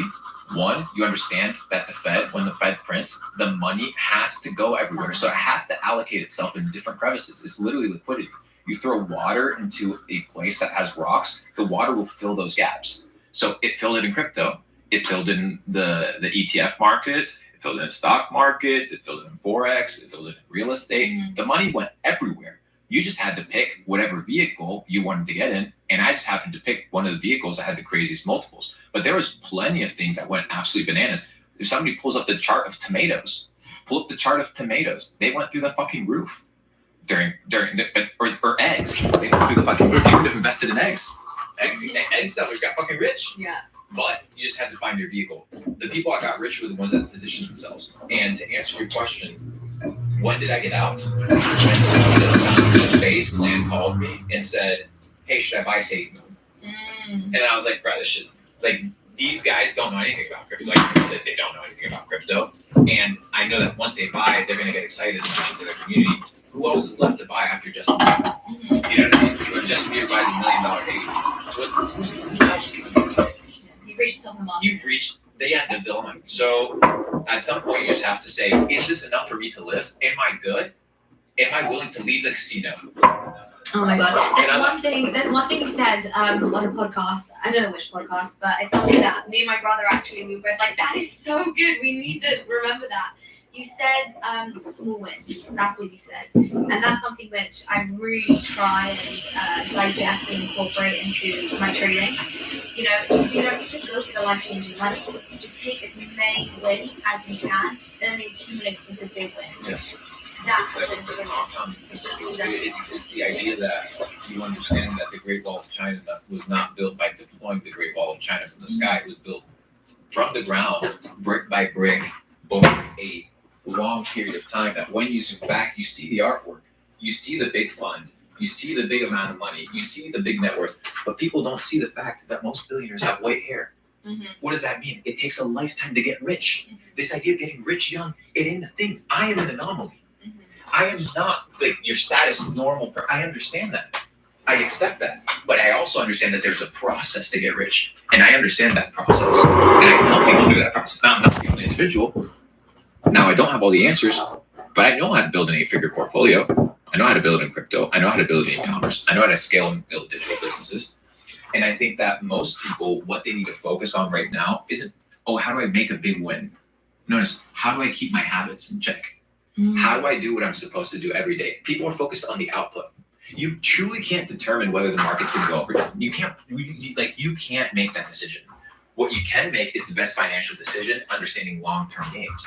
Right? People are out here, oh, well, I'm going to make 1% today, 3%. But when you're looking at the charts and you're focused all day, seeing that ticker go up and down, you could be doing other things. You could be actually making real money, producing cash flow. Excuse me, but the stock market, unless you have some crazy dividend ecosystem, you're not going to get cash flow. The risk-reward ratio is just not there right now. So you need to be able to produce money. I think it's not just about the small 3%. Bro, when you're looking at you can't make that decision. What you can make is the best financial decision, understanding long-term games. Right? People are out here, oh, well, I'm going to make 1% today, 3%. Bro, when you're looking at the charts and you're focused all day, seeing that ticker go up and down, you could be doing other things. You could be actually making real money, producing cash flow. Excuse me, but the stock market, unless you have some crazy dividend ecosystem, you're not going to get cash flow. The risk-reward ratio is just not there right now. So you need to be able to produce money. I think it's not just about the small wins, but it's about the small wins consistently. Yes. And most people, they have small wins, but then they have a big loss. They don't know when to cut their fucking loss. So all these small wins, they're gone. So you need to not only eat and bite those little small things, but you need to make sure that you don't get eaten up. That really hits home. That hits home. It happens to all of us. It happens to all of us. It's okay. Yeah, it's no, a process. It's funny because before you came in, actually, me and my brother just had a win, Yeah. a medium win. It wasn't a small win. It wasn't a life-changing win. It was a medium win. Good. Now we've got to decide whether we want to do the win again or whether we want to leave the casino. You know? Yeah. So that's what happened literally before you walked in. So that's very relevant. It's funny. May I ask, how much did you sell out for with King? I made a little bit over 5. Okay. Yeah, it was pretty good, but that was just pancake swap. It was pretty good. I want to move on a little bit and understand drop shipping because that was obviously one of your most successful businesses. You made millions of dollars in e-commerce. So my first question is, how did you know that drop shipping was going to take off? So drop shipping is just a model. It's always existed. It's the model of arbitrage. It existed from the time you had Marco Polo traveling to China all the way to Europe transacting with Japan when Japan's borders were closed. You had this concept of arbitrage. Drop shipping is just digital arbitrage, where you're taking a product that you don't truly own, a warehouse and manufacturer owns it, you market it for a markup, and then you sell it to a customer. That markup is basically what you get to keep. Now, drop shipping, the model of drop shipping has existed not only in selling digital products, but it exists in houses, it exists in cars, it exists in basically every sort of asset or product in the world. So understanding that dropshipping is just a model, it's always existed and it will always exist. It's understanding where the attention is, because where attention goes, money flows. So where's the attention in 2016, 2017, 2018? On Facebook. 100%. That's where we've all spent our days. We were all here playing fucking Farmville. Like, let's be real. So who's running your ads? Luke. Very simple. Yeah. So where the attention is right now, TikTok. Where is Luke?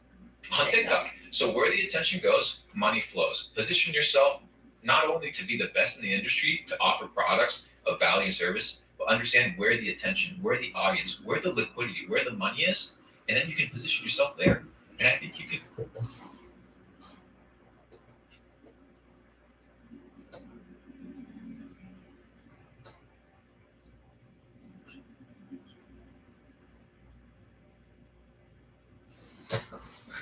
Zobacz.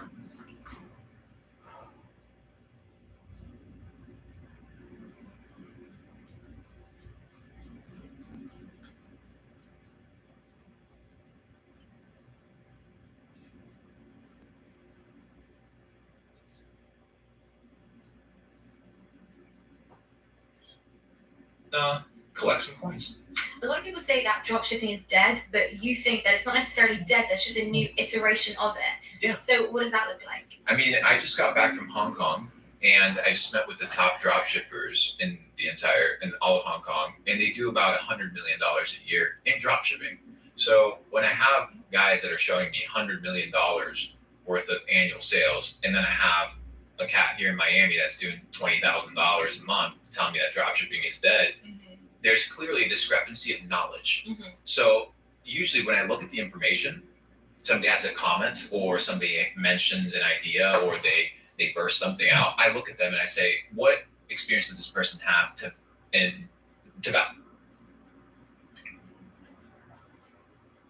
It's not about the money, bro. It's not about the money, bro. I told you, it's just numbers. It's all fake.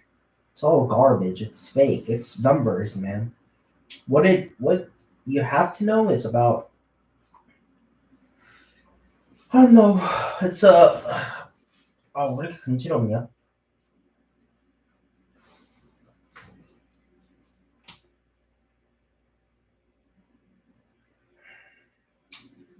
Think outside the box.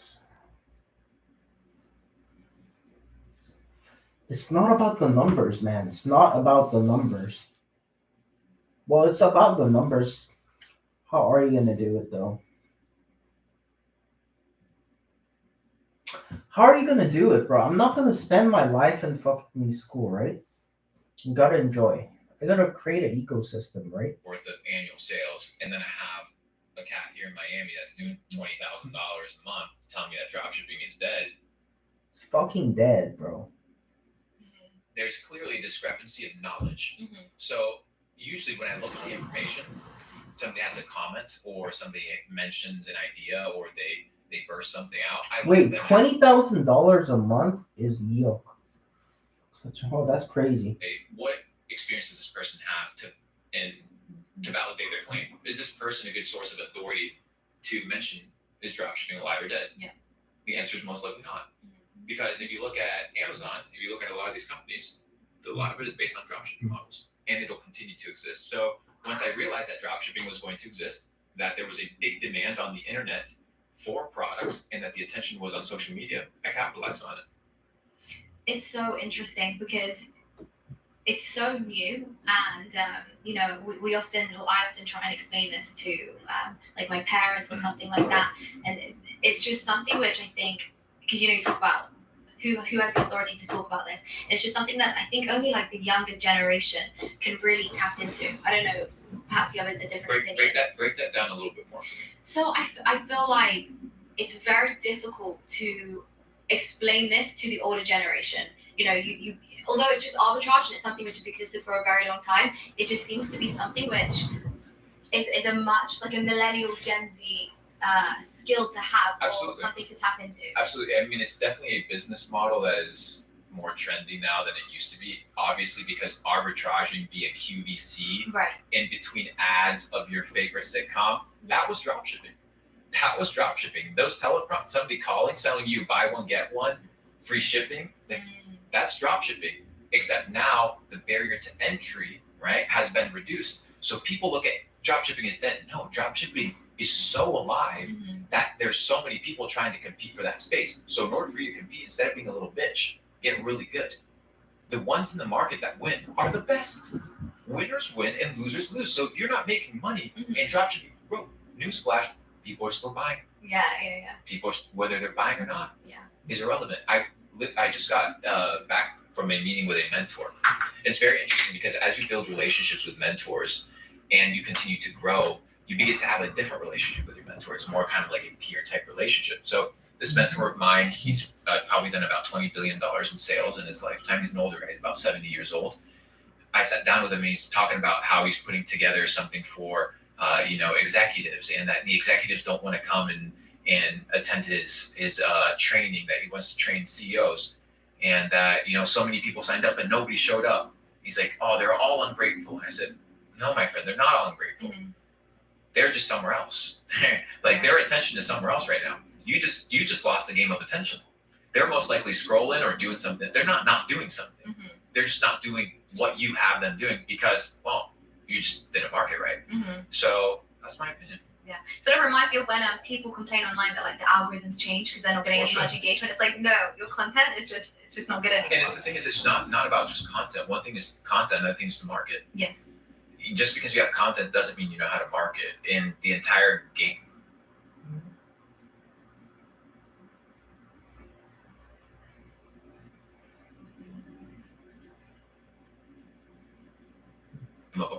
Of being online is there's a factor to it that is showmanship. What is my showmanship? The fact that I'm not going to post constantly. The fact that I do whatever the fuck I want online. I have my own reasons. I'm not going to be bitch the algo. I'm not going to on a thumbnail and do that thumbnail.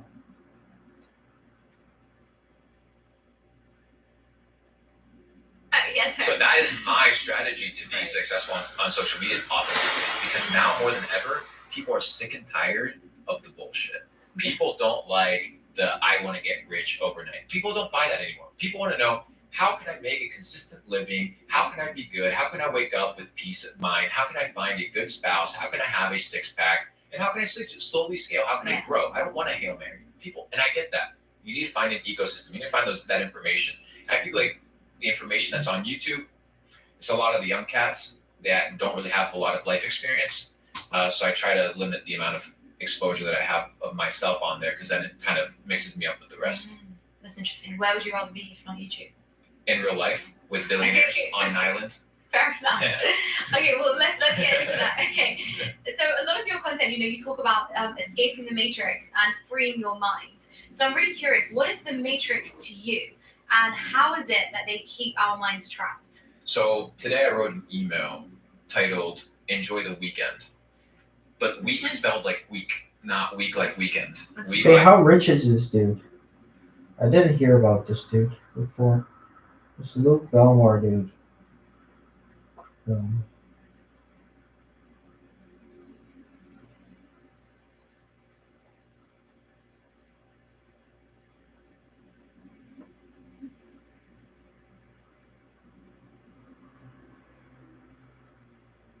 WAK, and it's, you will either use this weekend to get ahead, or you will use this weekend to become weaker. And in that email, I wrote something that's really interesting. I said, the matrix, most people observe the matrix as an exterior factor. They don't look at the interior factor of the matrix, which is the sub-programming and the mental frameworks and belief systems and the conditioning that's already been applied. A lot of the losing in life doesn't come from the exterior system. It comes from the self-sabotage. It comes from the poor decisions that are nurtured from the time we're born. From ages 0 to 7, your brain is in theta state. What is theta state? Theta state is the time, basically dream state. When you go to bed, you're in theta state. That is reprogramming mode. Subconscious reprogramming at its deepest form. Where are you from 0 to 7? Nickelodeon, preschool, elementary. Yeah. So your entire framework and your entire mindset of the matrix, it's not just, oh, here's the central bank trying to take my money. No. This goes back from the moment you're born. 8 hours after being born, you get jabbed. That's when it starts. So if you want to get into the matrix, it's the fact that your entire life is been programmed. And the moment you wake up, you have X amount of years retroactively of deprogramming that need to take place. I like mushrooms. So if you want to do a heavy deprogramming, have you ever done mushrooms? No. Okay, you should do mushrooms. You would actually really enjoy them because Mushrooms like psychedelics. shrooms, like actual shrooms. Yeah, but the psychedelic Okay, mushrooms with yeah. psilocybin. So I have a thesis for psilocybin mushrooms, and I'm just going to put this out there because obviously thesis they can be tested, but not necessarily claimed as a fact. But Japanese scientist Paul Stamets, who's the leading expert on mushrooms, observed that there's an experiment that Japanese scientists did, and what they did is there was a labyrinth that represented the Tokyo subway system. And they planted mycelium, aka the mushroom, and they placed food on the other side of this virtual toy version of the subway system. And the mycelium, aka the mushroom, through time found a more optimized way of finding the end point, aka the food, than the engineers had crafted the Tokyo underground metro system. So the entire Japanese current metro system is based on the mycelium network's movement because it is intelligent. So when you consume the mushroom, you're actually tapping into data sets in truth that come from the earth. It's a crazy concept, but it's literally just information. Truth about yourself, because it can be Just very information. retrospective. It's just information. It's just putting yourself. Sorry, introspective. It's putting yourself in a state of mind, not in a consistent altering state of mind, but altering your state of mind so that you can perceive reality in a different way. Right now, you're only perceiving reality through your eyes. But what if reality isn't just what you see? What if reality is beyond your senses? And what if you have to tap into it in a different way? I hear a lot about mushrooms and like microdosing mushrooms, microdosing hallucinogens. Mushrooms have only been illegal for 50 years. And we've been using mushrooms and getting fucked up for the last 200,000 years. It's part of spirituality. It's part of human nature. It's part of exploration. It's part of getting. I'm not saying go out and do crack. I'm not saying that crack isn't like crack is not a mushroom, right? It's a completely different thing. But I was just mentioning, I think it's one of the reasons for deplugging from the matrix. Absolutely, 100%. It's a habit. But like how much mushrooms? You know, like is it you mean like microdosing? Test your journey. Enjoy life. Don't take it so seriously. You know, maybe smoke a joint. Don't tweet about it. I don't like weed. I know. Don't worry about it. Don't worry. I'm just pulling you like. Just like weed. And on occasion, very rare, I understand the negative effects of it, but I limit it. Not a lot. Yeah. Yeah, fair enough. Yeah. There's no nuance allowed this way. No nuance, but I will say to unplug from the matrix, to respond to your original question, I think people need to understand the programming that's tied into their subconscious mind, and they need to tackle that because every text, whether religious, whether it was Buddhism, Islam, Christianity, it doesn't matter. They all have agreed on one simple truth. As a man thinketh, so is he. Yeah. Every text, every wise man, every sage has agreed on that fact, that how you perceive reality will dictate your reality. So if you can change the way that you perceive reality by deprogramming the bullshit that's been given to you from the moment you were born, aka that's the matrix. You don't look at the exterior, that which you can't control. That which you can't control will produce anxiety, state of fear. You can't operate out of a state of fear. A lot of these truth guys out there, they're just fear. You can't, that's a low state of vibration. You want to live in a state of vibration of authenticity and truth and power. And where does that come from? Knowledge. It comes from being certain and knowing. So if you can change the way that you perceive reality by deprogramming the bullshit that's been given to you from the moment you were born, aka that's the matrix. You don't look at the exterior, that which you can't control. That which you can't control will produce anxiety, state of fear. You can't operate out of a state of fear. A lot of these truth guys out there, they're just fear. You can't, that's a low state of vibration. You want to live in a state of vibration of authenticity and truth and power. And where does that come from? Knowledge. It comes from being certain and knowing that you can control what you can't control. And what you can't control, the exterior, so be it. Can you define what data sets are? And also, what are glitches in the matrix? And can somebody be a glitch in the matrix? How does that work? So I know you talked about that. In the movie Wreck-It Ralph, the main character is this little girl, and she's a glitch in the game. She's not supposed to be there. She's an anomaly. The people in the game, they don't like her, but she understands that if she uses her glitch, she can actually take advantage of the game. this concept of being a glitch in the system Oh. is this idea of there's a program. There's a 1, 2, 3, 4 of how people should conduct themselves. A glitch operates outside the norms of the status quo. They forge their own path, they make their own decisions, and then the programming that they've been given, they glitch out of it. And new programming. And what's the new programming? The data sets. What is the data set? The new software that gets downloaded from the ether, the mushrooms, or whatever, into what? The hardware. So it's not just about the software, it's about the hardware and being able to understand that the software needs to be compatible with the software, hardware-software compatibility, mind-body. Every sage has talked about this. Aristotle talks about this. Plato talks about this. Miyamoto Musashi talks about this. Sun Tzu talks about this, the control of mind-body. So if you have the data sets of getting healthy, but you don't do anything with it, then did you truly unlock the data set, or were you just aware of a truth? You didn't really capture the truth. So the data set is the download of the software into the software, so that from the download of the software into the hardware, so that it changes the hardware to the core, so that the processing system of the machine is no longer the same, but it is upgraded. That is what it means to become a glitch. That is what it means to unlock data sets and become an anomaly.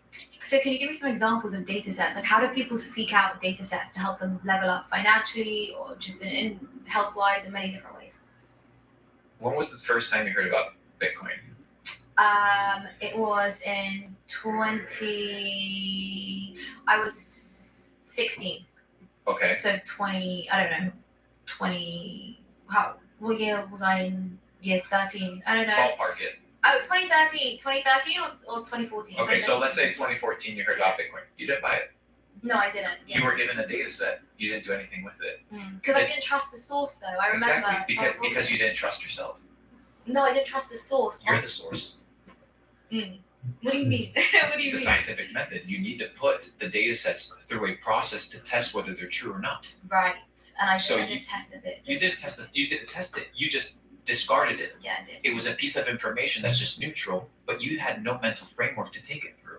Therefore, you couldn't process that information because you didn't have the data set to process, because your hardware was not compatible yet. So you received the information, you just weren't ready. But you can be ready by upgrading your hardware, which requires consistent, persistent, dedicated energy input so that you can upgrade. So that's kind of like, you need to consume books, you need a network, you need to get involved with people, you need to develop hard skills, you need to learn how to sell, you need to learn how to interact with individuals, you need to learn how to balance a checkbook, you need to learn how to manage cash flow, you need to learn all these things. So it's a cumulative of life that allows you to capitalize on the data sets. So it's not just the information, it's the fact that you need to be compatible with that information in order to capitalize on it. And that is the mind-body connection for data sets. So if you're not compatible with it, this is a ridiculous question, thinking about it in my head before I say it out loud, but in some ways it's almost like it's not your fault if you're not ready to take in that information, but then again, it is your fault because you should continuously try to There's a level up duality. and- yeah. There's a duality. So the duality comes from ignorance is bliss. So you don't know that which you don't know. So I can't expect you to know that which you don't know. So I'm not going to judge you. Like, people that don't have money and don't know about money, I can't judge you. Like, I completely understand, brother. I didn't know shit. I'm just getting into the game myself. Like, I got a couple $1 million under my belt. There's people that have billions. They know something that I don't. So under this concept that in some way, shape, or form, it is your fault because you are responsible for your life, even though I can't blame you simultaneously, I can't blame you, but you have to blame yourself. So even though I can't judge you, you have to look at yourself in the mirror and self-judge and be like, why am I in this condition? And evaluate yourself through the scientific method and look at your action, look at cause and effect. Effect is I'm broke. Effect is I'm fat. Effect is nobody likes me. Effect is I'm not where my life wants to be. What is causing that state? And if you address the cause, and it's usually, that's exactly, I think I commented on one of your tweets. You said, I think you mentioned these are the worst things in life. Like, I think like sin or something like that, right? Yeah. And you mentioned like being transgender and Vaccination, feminism. Yeah, whatever the list is of what somebody in their personal worldview considers not compatible to status quo or what they find to be normal. But is that the cause? Or is that the effect of the cause? Is there a universal cause that is causing humanity to be sick. And I believe, yes, and it is a state of what? Unenlightenment. It's a state of not being able to separate truth from falsehood. That's all it is. The people that take certain actions in life that don't seem logical, it's because they're not living in truth.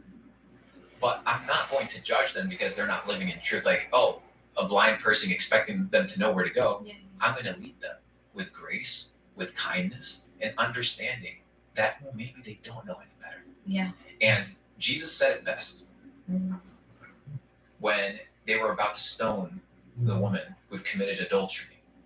He wrote in the sand, he said, "He who is without sin, cast the first stone." Mm-hmm. And they all walked away because they were all guilty. Mm-hmm. So when you understand that you are like everybody else, that you are not above anybody, and that people really just need to be helped, then you understand that the symptom isn't all the things that are happening in society. That's just the effect. What is causing it? And that's kind of what I'm focusing on addressing. And I think it comes with resetting the software, resetting the hardware, and just becoming a new person. In terms of resetting software, can I lead you on to my next question, which is something that you said, which I thought was fascinating. Wokeism is a condition of the mind and not the pocket. So can you break this down for me and explain what can people do to retrain their... It's a fake. Psychiatry is a hoax. Peter Breggin told me.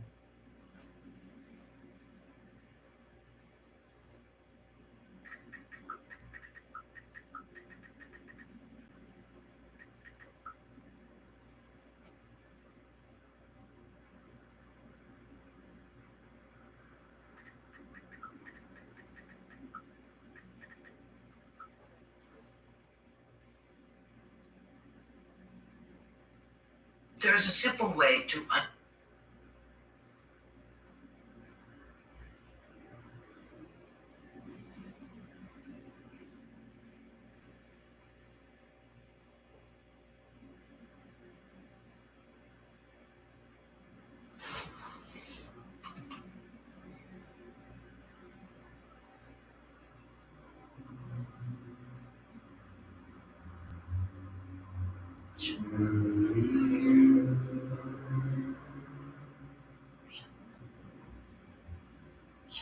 야, 샹냥아.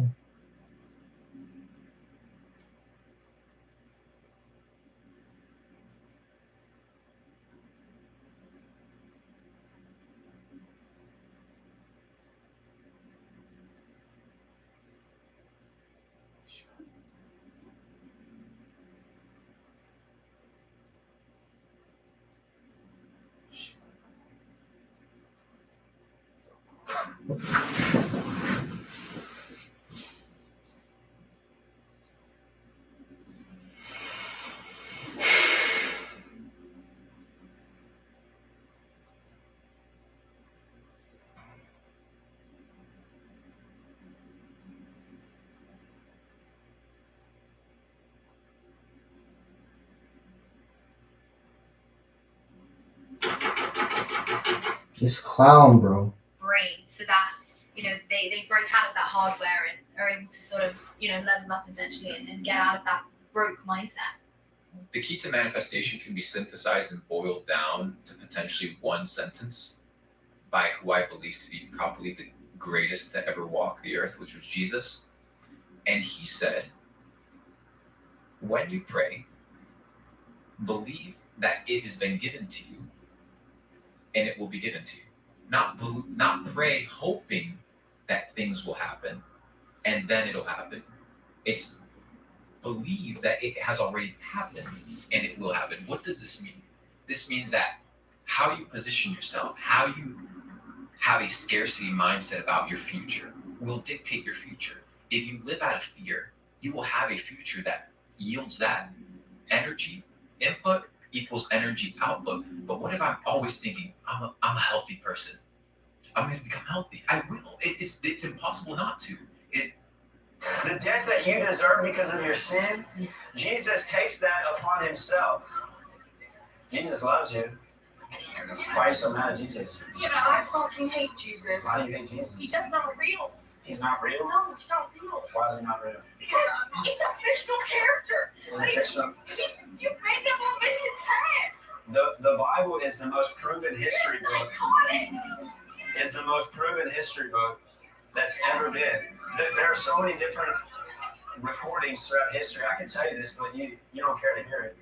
Jesus is real. He loves you.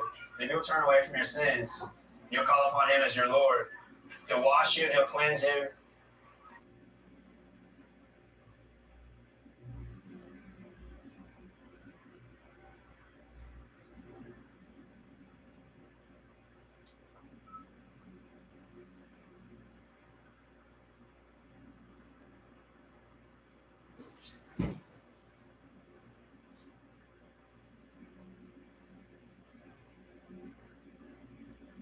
I think you're mad at him for some reason.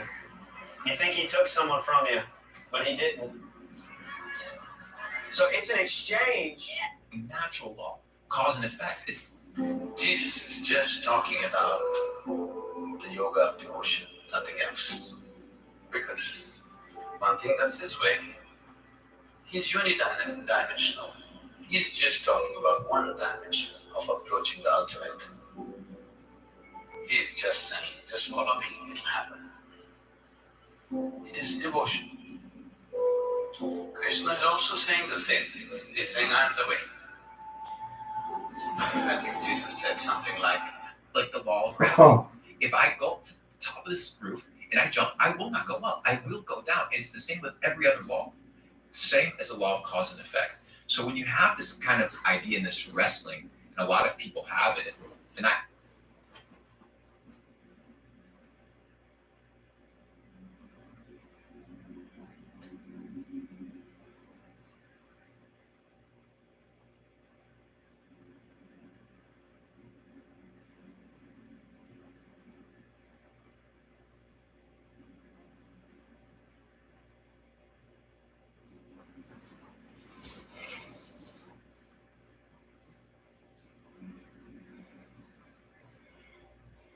had it myself, I think people should understand that their scarcity mindset or this idea of, I don't have opportunity, I don't have network, I don't have money, I don't have.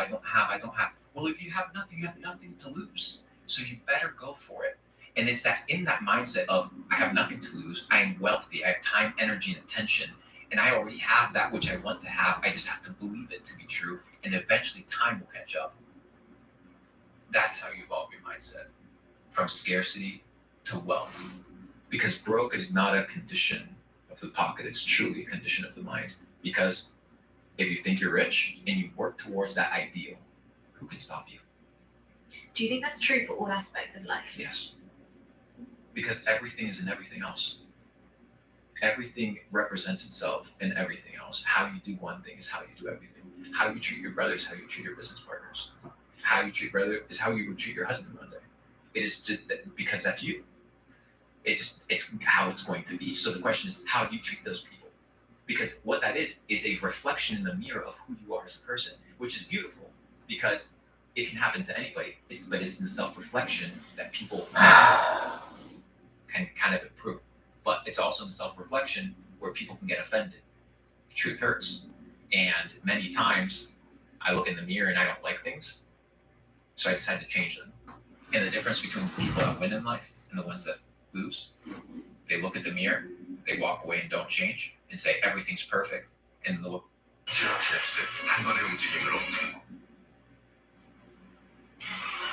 사람들을 피해 떠난 그곳에서 사람이 That's why I call individuals nowadays no longer peasants, they're fiat slaves. They're slave to something that was created imaginarily by another person. That's why I call individuals nowadays no longer peasants, they're fiat slaves. They're slave to, that's why I call fiat slaves.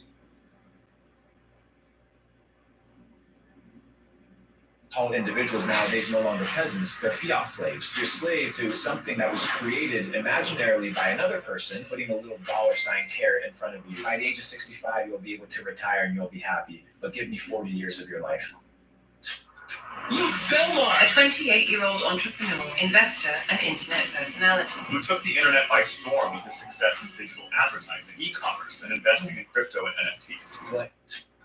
Luke Belmar. A 28-year-old entrepreneur, investor, and internet personality. Who took the internet by storm with his success in digital advertising, e-commerce, and investing in crypto and NFTs. What e-commerce taught me was a few foundational skills. One is that marketing and distribution are more important than the product. If you have a great product but nobody sees it, you're fucked.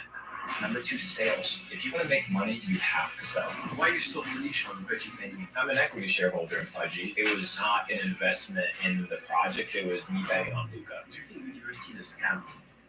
Absolutely. Imagine being in a scenario where I'm a business and I've convinced my entire population that in order to get a job, you have to go through me. Now you have all these motherfuckers that have more degrees than a thermostat and have no real reason. My entire population that in order. Absolutely. Imagine being in a scenario where I'm a business and I've convinced an equity shareholder in Pudgy. It was not an investment in the project. It was me betting on Luca. Do you think university is a scam? Absolutely. Imagine being in a scenario where I'm a business and I've convinced my entire population that in order to get a job, you have to go through me. Now you have all these motherfuckers that have more degrees than a thermostat and have no real experience. If you can adapt your mindset to understand that money is a lagging indicator of success. The money that you get today isn't because you did something today. The moment you stop doing those things, then the future gets corrupted. How can someone become a contrarian investor? Develop your own investing thesis, understanding that investing isn't gambling. But when you don't overspend and you don't operate out of a place of greed or operate out of a place of need, you can start making better value-based decisions. Let's talk about investing. We have like Monad and different projects that are in that ecosystem that are absolutely going to skyrocket. I see Monad going to like $30 to $50 billion valuation. Is there another crypto project or community that you're super bullish on? My answer to that is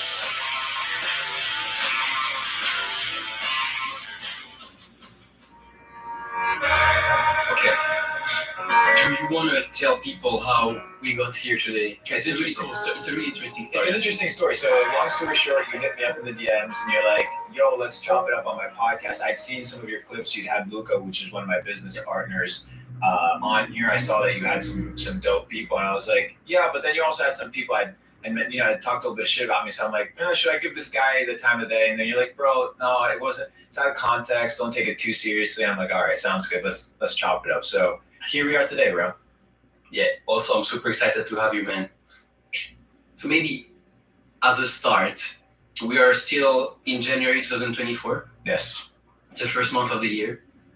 And you wrote to your followers, 2024 is about getting wealthy in finance, health, mindset, relationships. This is the year of abundance in all areas of life. Do you think it's possible to master all of these at the same time, especially when you haven't made it yet? Define made it. I define made it simply by being alive and by believing that you can become better, by having hope. I think that that's the first step. I think if you just have the perspective that you have, I define made it simply by being alive and by believing that you can become better, by having hope.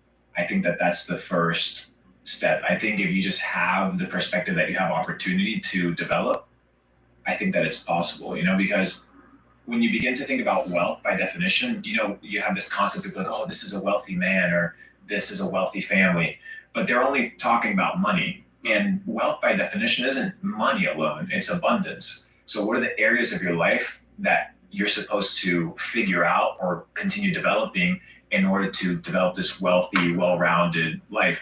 And this idea of, well, are you going to always get to the place of mastery? No, right? There's always somebody that's going to have more money. There's always going to be somebody that's more ripped. There's always going to be somebody that has a better looking girl. It's just inevitable that there's always somebody that's going to have potentially some perspectives or some aspects of their life that are better than yours.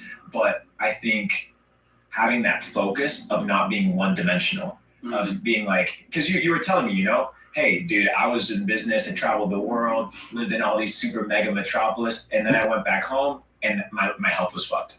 Just like, were you wealthy? Well, you had all these experiences, all these things, but you had a foundational thing that wasn't in check. So I think just having the mental kind of parameters of understanding that you don't have to neglect your health in order to make money. You don't have to not talk to your mom or your parents for 2 years because you're hustling and grinding in the business. No, there's a place of balance, and that's where I would define wealth. That's interesting because, I mean, if we were where we are today, we might have come across a podcast that Naval Ravikant released in 2019 or 18, which is the one with Joe. So basically, he did one kind of like on his own based on all his tweets, which is how to get rich without getting lucky. Without getting lucky, right? Exactly. And then he went on Joe, and then and that's how I discovered him, right? Through Joe, and then I went to this first podcast, which is 3 hours and a half. And one of the key points there is money is not going to make you happy, but it's going to help you get to a kind of stage of life where you can then focus on what really matters. And so what he advises is you should kind of make yourself almost miserable to make money as quickly as possible to then get onto the real things in life. But it's not really what you're saying. Well, I wouldn't say misery, but I would say, how can I make the most amount of money expending the least amount of time? Because time is the valuable asset that allows you to then explore other things. And if you're every single day expending 10, 12 hours just working to make money, then you're neglecting every potential other area of life that is beneficial. You know, I was doing some research as to how the feudal age is kind of operated, and the peasants and the feudal lords and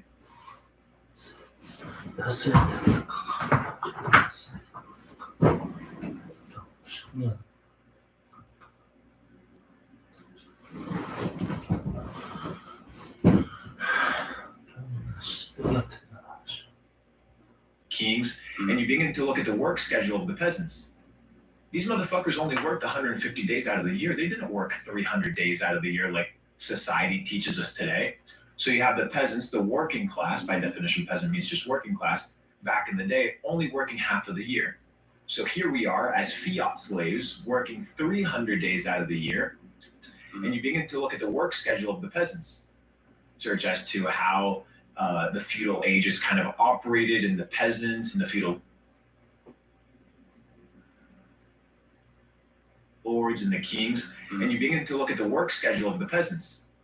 These motherfuckers only worked 150 days out of the year. They didn't work 300 days out of the year like society teaches us today.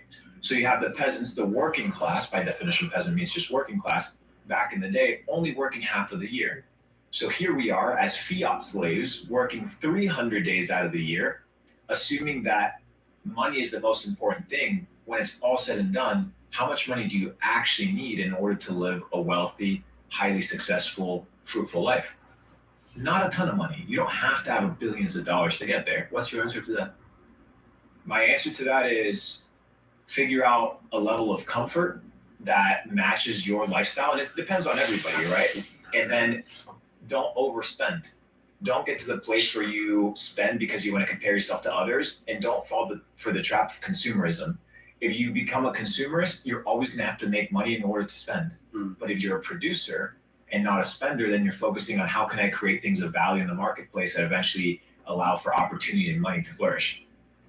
So essentially become a producer and live below your means, which is kind of true freedom, because if you live below your means, you don't have to worry. You're never going to worry. Exactly.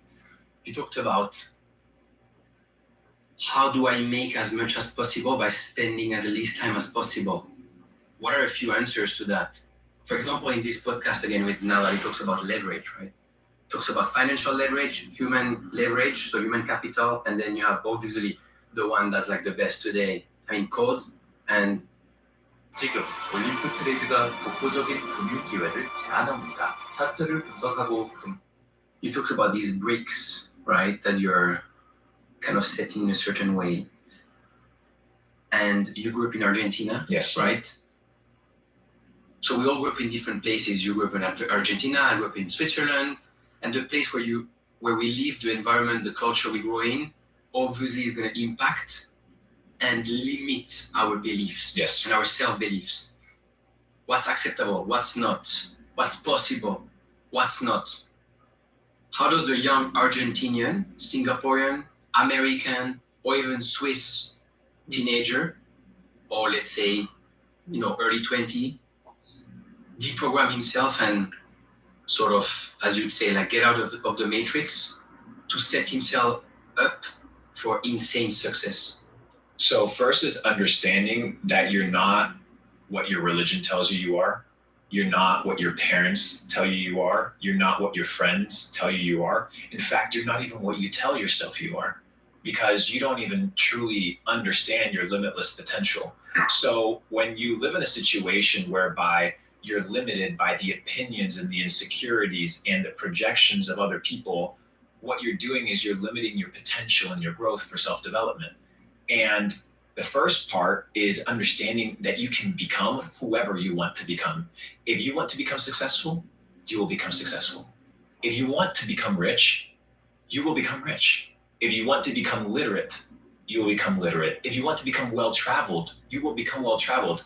But you can't want something and then do another 100 things that are an antithesis or completely opposite to the goal that you want. So if I want to get rich, well, I'm going to have to pay the price.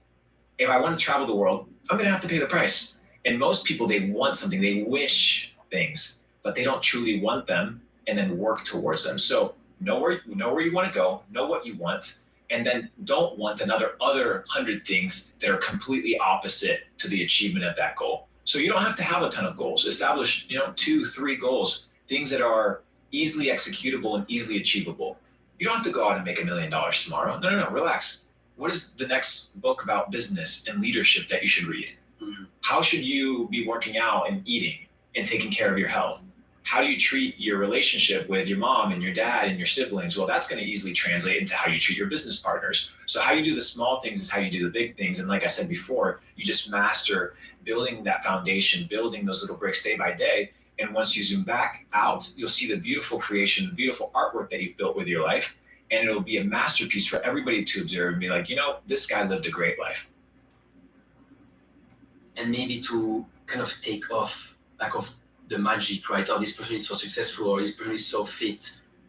There's a process behind it. Yes. There's a process behind everything. You want to get Everything, fit, like you can count your macros and train 4 or 5.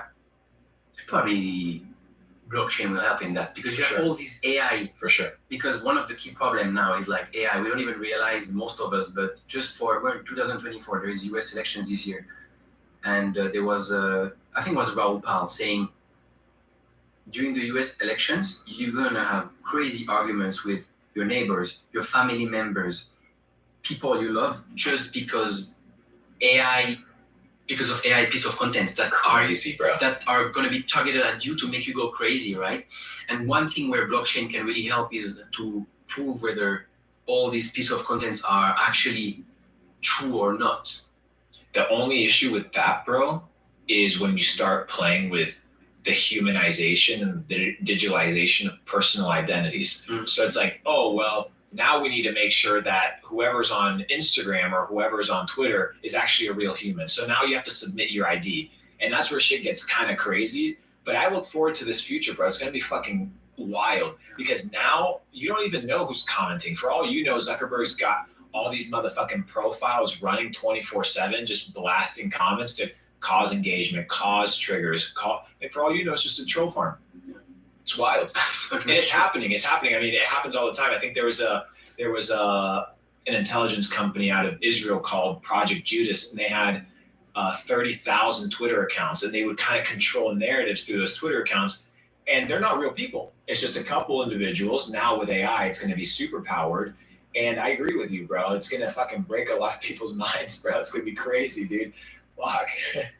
I didn't even take that into perspective for the election, bro. It's going to be crazy. It's going to be wild. It was already, Trump won thanks to data and social media, but it was not like advanced AI like that. So now it's going to be this, but on steroids. Wow, bro.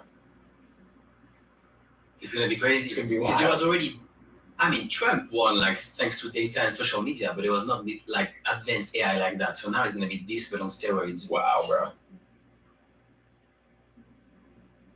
So we talk about how much you need sacrifices, patience, consistency, persistence to make it, right? When you're starting to build a company. Would you go as far as saying that, let's go into the education one because it's a really interesting one? The education system was created by the Rockefeller Foundation under the Prussian school system, which was the idea of creating factory working bots that don't question, they don't do anything except obey. That's why the school system resembles the industrial era. You raise your hand in order to use the bathroom. There's an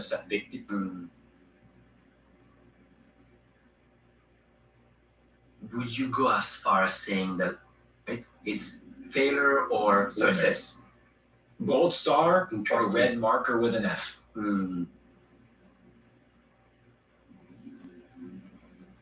Would you go as far as saying that, let's go into the education one because it's a really interesting one. The education system was created by the Rockefeller Foundation under the Prussian school system, which was the idea of creating factory working bots that don't question, they don't do anything except obey. That's why the school system resembles the industrial era. You raise your hand in order to use the bathroom. There's an assembly line. The bell rings, therefore that's your break, that's your cue. You have to be operating just within your little dynamic. You can't explore. You're not supposed to collaborate. You're within your little area of work. This is what you do. But it not only resembles the industrial kind of era, but it also resembles the prison complex, right? So you have the fluorescent lights, you have the locked rooms, you walk in a line, you go to the yard 1 hour of the day, and you only do it when the bell rings. Dude, can I have, just when everybody clips it, all you have to do is look at what a cafeteria looks like in the United States school and look at a cafeteria prison. They look the same. So everything is conditioned from the moment. All you have to do is look at what a cafeteria looks like in the United States school and look at a cafeteria prison. They look the same. So everything is conditioned from the moment you're young to absolutely create and prune you into being a fiat slave. Which we all follow, right? We either getting out of this mindset of, and again, my Swiss side will be like, you don't have to be an entrepreneur to be like, it's not only about being an entrepreneur, right? You can be a consultant and be happy. You can be a, you can even be an employee. It's not even about that. It's about understanding that what you've been conditioned to believe is a bullshit. What you've been conditioned to feel about reality, what you've been conditioned to understand is true, is not true, and that the systems, the beliefs that you've been given are not yours, and that you're not bound and limited to these things in order to become an individual that achieves greatness. Greatness isn't what Luke Belmar tells you greatness is. Success isn't what Luke Belmar tells you success is. What is your symphony of success? When you hear success, right, what does that mean to you? What does that look like for you? It looks different for you. It looks different for me. But pursue that path. Most people know, hey, I want to pursue something. I want to become somebody. But then because of the fear of failure, the fear of judgment, the fear of insecurities, and shame on all these motherfuckers online that talk shit, because the last thing you want to be doing is criticizing and insulting somebody for trying. Absolutely. When we're all just trying to make it. So why are you trying to hold the brother down? You know what I mean?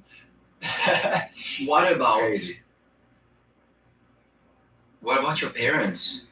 Because obviously your parents, I mean, I'm saying, when I say you, I mean like people's parents, right? My belief is that most parents only, even if they don't know how to communicate it, they truly love their kids. Yes. And they want the best for their kids, right? But just because they want what's best for them, they don't know what is best, right? Just because somebody loves you doesn't necessarily mean they know what's best for you. And what I always tell people is, with your parents, people that have invested their life force energy into nurturing and raising you, especially if they love you. If they don't love you and they treat you like shit, fuck them, right? That's my point of view. But if they've actually empowered you, they've worked hard to help you elevate, they want to see what's best for you, prove them wrong, right? If they don't want to see you elevate, prove them wrong with your actions.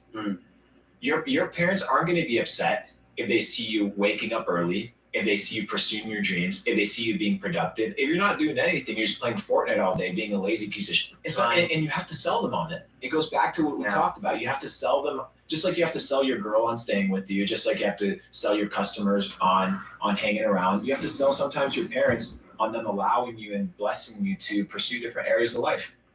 And worst case, if they still don't want it, there's still the possibility of saying, hey, I'll find a whatever shit job, or just to not depend on you financially anymore, so I can do my own thing and you don't have a say anymore. Right? You know what's funny? It was the job or just to not depend on you financially anymore, so I can do my own thing and you don't have a say anymore. You Right? know what? You know what's funny?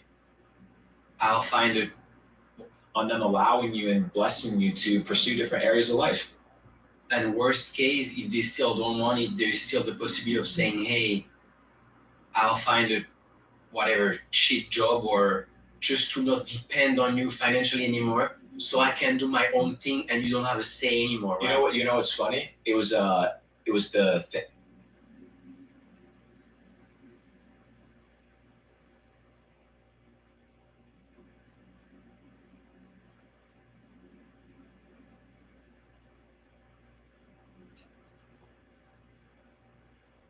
Thanksgiving of 2017. And I was, remember in 2017, I think everybody was talking about crypto or Bitcoin and it went up and then it tanked or some shit.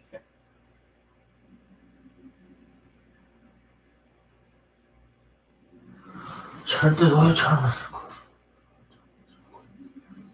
I think that's where like the entire culture of, hey, during Thanksgiving, everybody talks about crypto and everybody tells their grandma to buy it. I think it came from the 2017 bull run. But we were going around the table and my mother asked me, You talked about pursuing truth and thinking basically back to what you've done. You went to college? No. Briefly? Dropped out. Yeah. Dropped out, right? I want to dive into pursuing truth and thinking basically back to what you've done. You went to college? No. Briefly? Dropped out. Yeah. Dropped out, right? Pursuing truth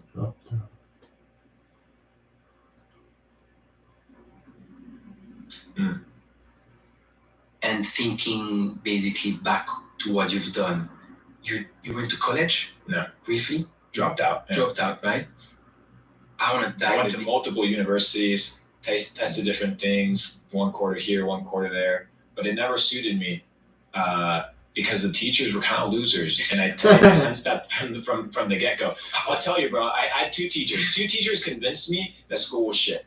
My first one was a communications teacher. Didn't know how to fucking talk. So I think, how is this person going to teach me communication? And then the second one was in a second university, an international business professor that had never been overseas. So like, how are you going to teach me how to become an international? I have more work experience after 6 months of freaking internship than the PhD professor in front, and we had an entrepreneurship class, 14 sessions. And at the very end of this entrepreneurship class, 14 sessions, she's like, hey, anyone has a question?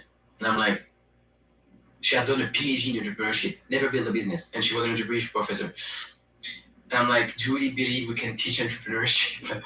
Like, and same, I always thought, man, So like, fucked, bro. like, I don't disrespect you, maybe because of my Swiss values, but I'm like, how can you teach me something when you've never freaking done it before? Yes. Right? And if you think about it, the education system is completely outdated today, right? Yes. And so there is different takes on that.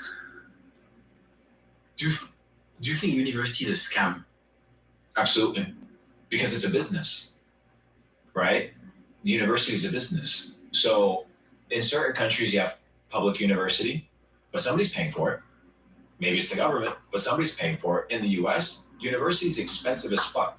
Imagine being in a scenario where I'm a business, right? And I have convinced my entire population, right, that in order to get a job, you have to go through me. Once again, it's the middleman to the workforce. It's the middleman. So now you're like, well, I can't develop skills. I need a degree. You have all these motherfuckers that have more degrees than a thermostat and have no real experience.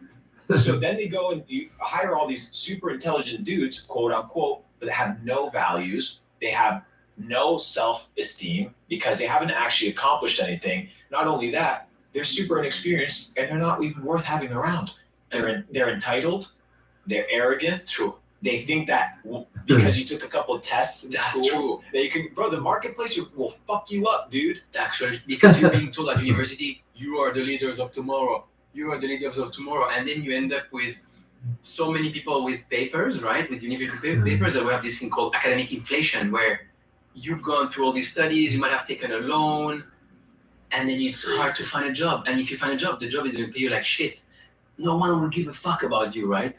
So, yeah, it's true. Like, I mean, I would also argue that when you start your first companies, especially if you're young, like no one gives a fuck either, right? And it's hard. But why? And it depends, right? Like you have certain things that are worth learning. But here's the thing, even medicine. Let me talk to you about this medicine shit. Sometimes I would go into these lecture halls. I went to this veterinary school once to kind of have an understanding as to their nutrition, because I was very curious as to who ran the nutrition classes. And I figured out that Purina, right, the dog food company, which is basically poison for animals, they were sponsoring all of the university's food supply in exchange for running their nutrition class. So they're conditioning all the doctors to say, hey, if you're going to sell food to your dog, make sure it's our brand. So they're being brainwashed into, one, feeling like they're sources of authority, two, not realizing that information is tailored and curated by the person that is funding that university, and three, just look at the statistics. There's a reason why the second or third leading cause in the United States of mortality is medical malpractice. It's doctors not knowing what they're doing, and that's not even getting into COVID. which would probably be like a 3-hour podcast on its own, but linked to the. One second. Going back to the medicine with the veterinary nutrition class that I snuck into, the Purina professor told there was, I think, about 250 veterinary students, all white jackets, proud of their jobs. Recite the following: animals don't need food, they need nutrients, and our food gives them nutrients. And they told them, chant this. So now you have all these highly educated kids being told what is true, what is not true, and once again, the source is controlled by the few. It's so fucked. Yeah, and like,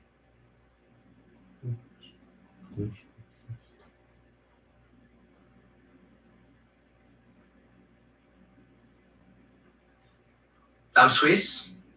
In Switzerland, we don't talk about money.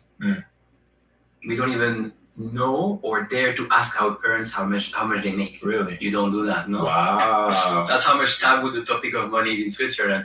At least, might have changed now, but I mean, I'm not old, but like, you know, I don't know how much my father makes or how much he made. Like, and you don't ask that, right? 할인 항공권을 찾고 계신가요?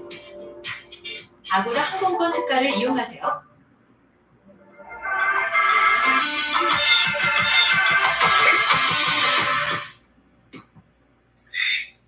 You talk a lot about money, and there is a lot of hate towards men who preach about making money.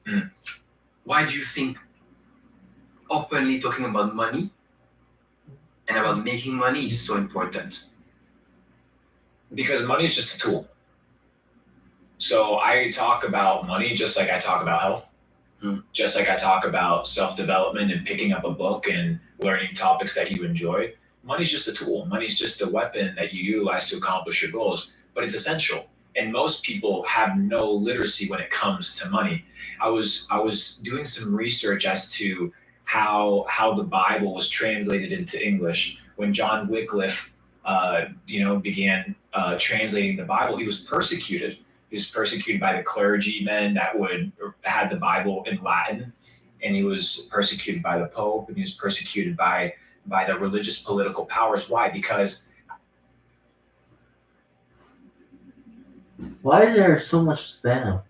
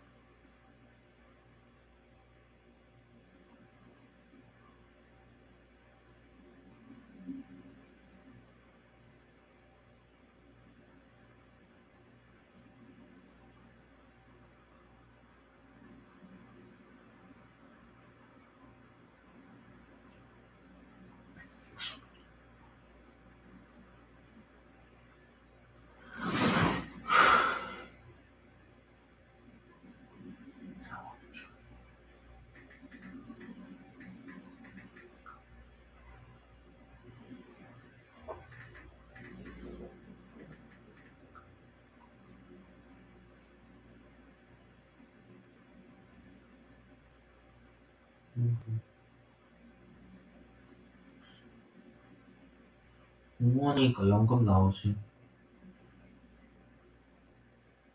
국가가 운영하니까 물가 반영 평생 지급. 함께해요. 국민연금.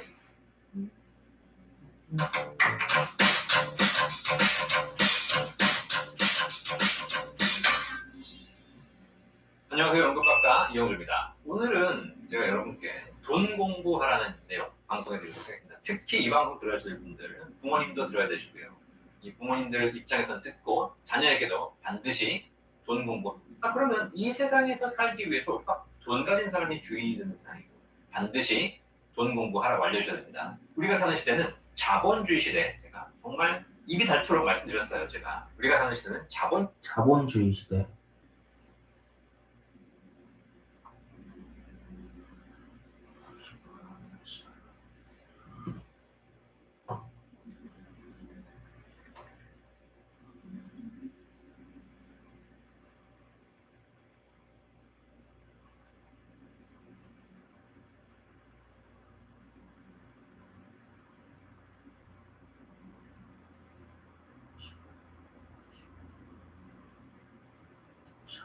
알겠다고 참여하는 거지.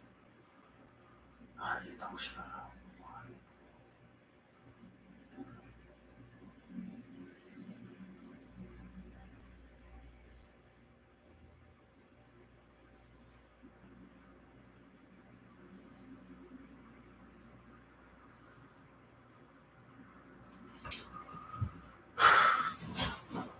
참여.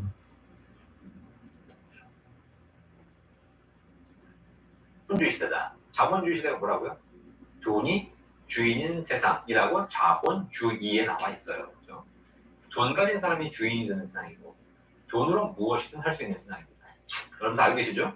자, 그러면 이 세상에서 살기 위해서 우리가 무엇을 배워야 할까? 여러분들이 한번 집중적으로 고민해 보실 필요가 있어요. 자, 그런데 대부분의 청년들이 인생을 잘 살기 위해서 열심히 공부합니다. 대학을 가고 본인의 적성에 맞춰서 전공을 선택해서 공부하겠죠. 우리나라의 대학 전공들은 문과와 이과로 나눠져 있죠. 그래서 문과를 공부하는 청년들도 있고 이과를 공부하는 청년들도 있고 예체능도 있네요. 그래서 예체능 분야에서 음악미술 체육을 열심히 공부하는 젊은이들도 많이 있습니다.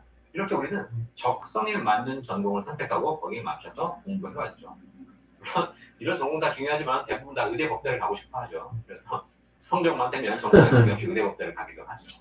우리는 그렇게 배워왔죠. 그리고 그렇게 하고 싶은 공부를 하면 행복한 인생을 살 수 있을 거라 생각했어요. 자, 그런데 여러분이 세상을 살다 보니까 그렇습니까? 그렇지 않죠. 하고 싶은 공부를 하면서 행복한 인생을 살 수 있는 세상은 정말 좋은 세상이지만 우리가 세상을 살아보니 세상은 그렇지 않았습니다. 하고 싶은 공부를 했는데 결과를 돌이켜보니까 하고 싶은 걸 하면서 살 수 없는 세상이 되어버렸어요. 나는 영어가 좋아서 영어를 공부 열심히 하고 전공을 했는데 영어 잘하는 것만으로는 먹고 살 수가 없는 세상이 되어버렸죠. 나는 운동이 좋아서 운동을 열심히 했는데 아주 잘하는 강의 애들을 제외하고는 나머지는 운동으로 먹고 살기가 쉽지 않습니다. 피아노가 좋아서 열심히 해외 유학까지 다녀왔는데 동네 피아노 선생님 하기도 힘들어지고 이렇게 해가지고는 집 한 채 사기도 힘들어지는 그런 상황이 벌어지는 거죠. 나는 내가 족보로 먹고 살기가 쉽지 않습니다. 피아노가 좋아서 열심히 해외 유학까지 다녀왔는데 동네 피아노 선생님 하기도 힘들어지고 이렇게 해가지고는 집 한 채 사기도 힘들어지는 그런 상황이 벌어지는 거죠. 나는 내가 좋은 걸 하며 살았는데 잘 살기가 쉽지 않습니다. 왜 이런 세상이 되었습니까? 왜? 우리는 하고 싶은 공부, 적성에 맞는 공부를 하지만 사실 이 사회를 살기 위해서 이 사회에서 생존하기 위해서 더 중요한 게 있습니다. 그게 바로 뭐냐면 해야만 하는 공부가 있다는 거예요. 돈 공부. 우리는 하고 싶은 공부를 하고 살지만 반드시 해야만 하는 공부가 있다라는 거예요. 그리고 그 해야만 하는 공부는 어떤 시대를 살고 있느냐에 따라서 매우 다르다는 겁니다.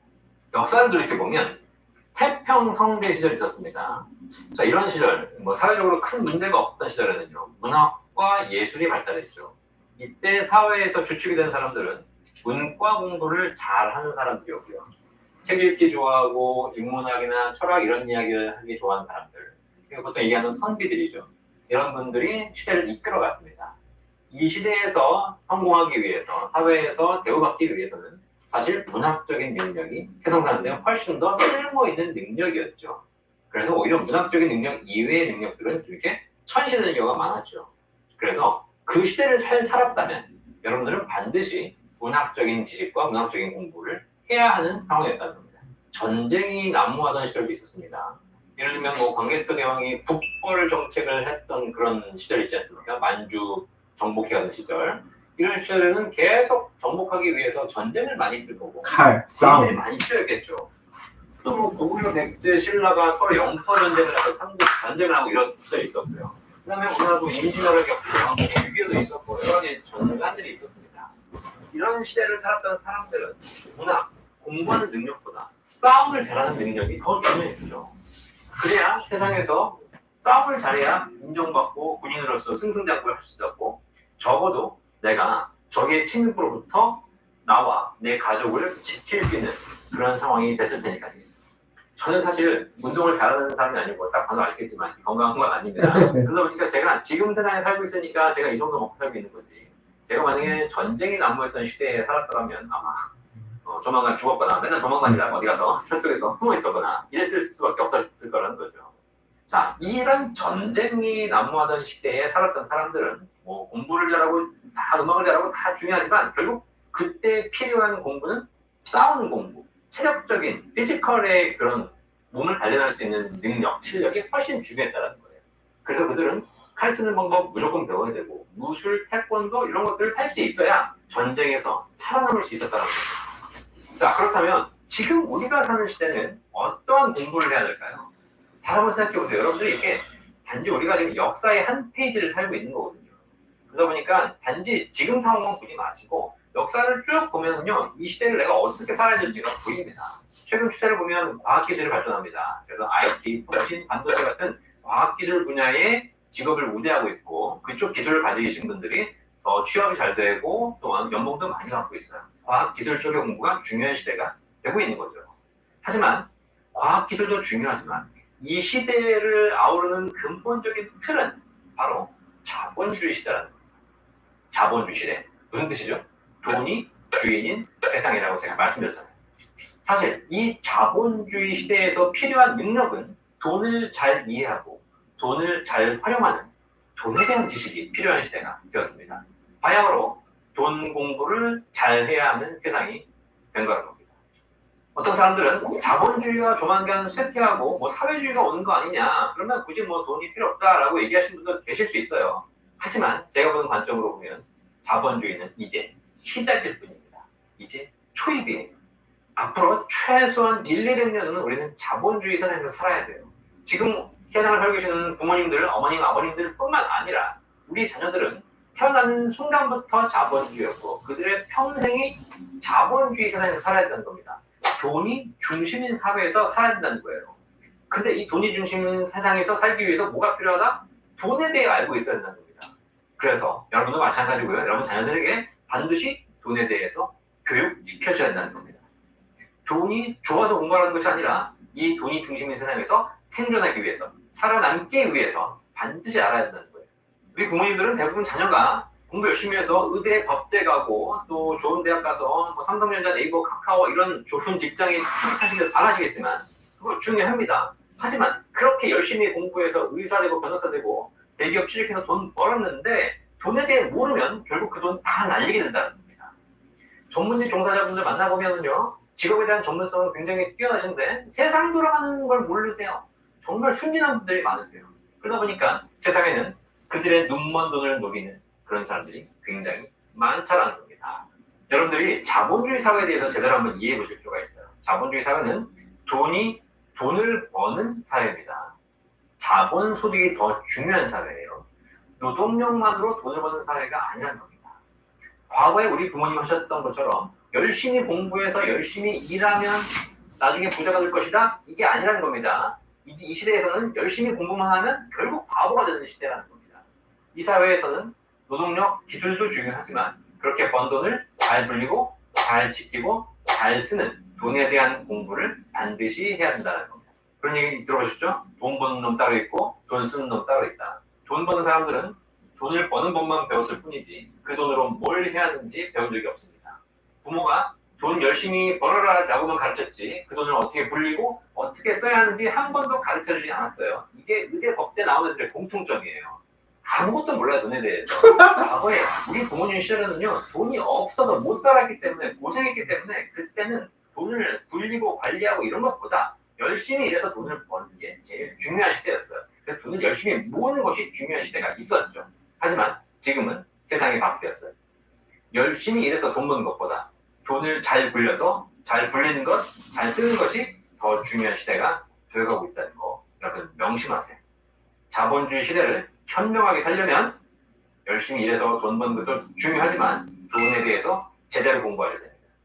사실 우리나라 현재 초중고에서 돈에 대해서 가르치고 있지 않아요. 그러니까 이 세상의 사회에 나오는 대부분의 청년들이 기술은 갖고 있지만 돈에 대해서 모르고 나오고 있다는 겁니다. 아시겠죠? 그래서 자녀가 더 능력이 있으면 있을수록 그 자녀들에게 더더욱 돈에 대해서 가르쳐야 된다. 그들은 앞으로 많은 돈을 벌 것이기 때문에 그 돈을 제대로 관리하고 제대로 불리고 제대로 쓰는 법을 모른다면 결국 날리게 될 것이다. 꼭 여러분이 고민하셔가지고 이 방송 보시고 연금 박사 영상을 다 보시면서 돈에 대해서 이 사회에 대해서 여러분들이 제대로 이해하시고 여러분 자녀에게 공부시키시기 바라겠습니다. 자본주의 시대 돈에 대해 공부하는 것.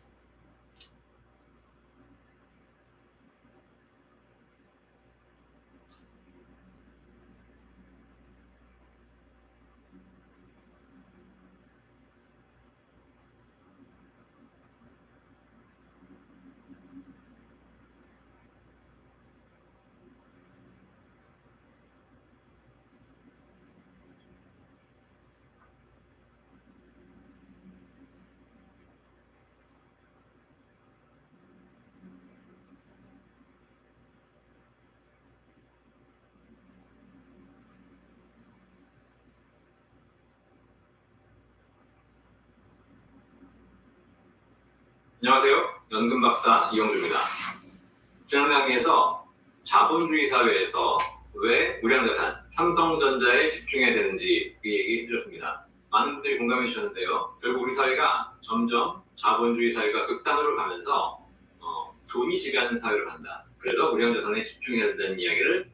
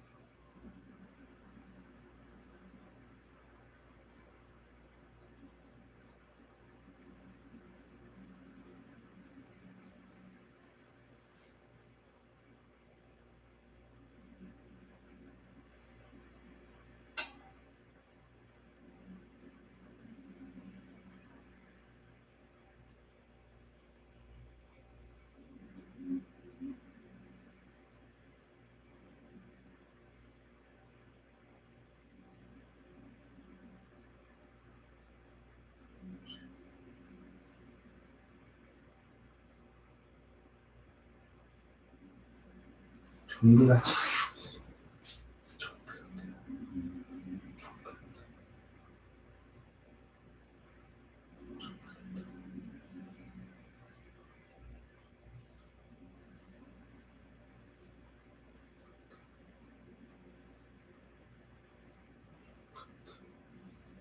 좀비 같아요.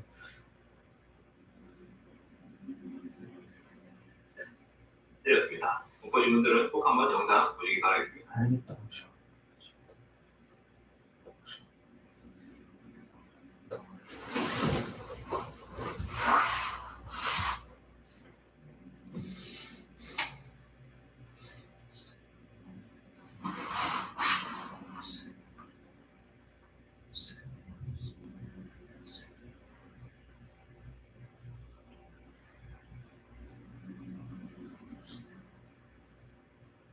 자, 거기서 제가 말씀드렸던 것이 네 가지가 있습니다. 첫째, 지금 시대는 자본주의 사회이다. 두 번째, 지금 시대는 부익부 빈익빈의 시대이다. 부자는 더 부자가 가난한 사람은 더 가난해져가는 시대이다. 세 번째, 앞으로 이 부익부 빈익빈은 점점 더 심화될 것이다. 네 번째, 현재 부익부 빈익빈이 심화되고 있는 이 자본주의는 앞으로 최소 50년에서 100년 이상 유지될 것이다. 이 네 가지 조건을 동의하신다면 우리가 재테크의 방향이 우량자산 중심으로 바뀌어야 된다고 말씀드렸습니다. 자, 그런데 여기서 우리가 핵심적으로 알아야 될 게 바로 부익부 빈익빈입니다. 부자는 더 부자가 되어가고 가난한 사람은 더 가난해져야 한다는 거죠. 자, 여기서 여러분들이 아마 의문이 드실 겁니다. 평생 월급 500만 원 만들기. 백세 인생 평생 월급 500만 원 만들기. 이게 현실적인데 좀 더. 현실적이어서 좋다. 나 서브스크라이브 할래.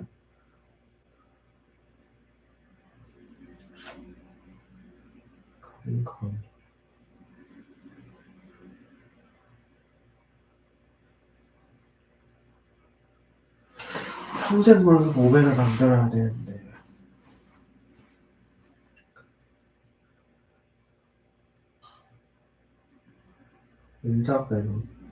맨사 배우니 본인 IQ 160.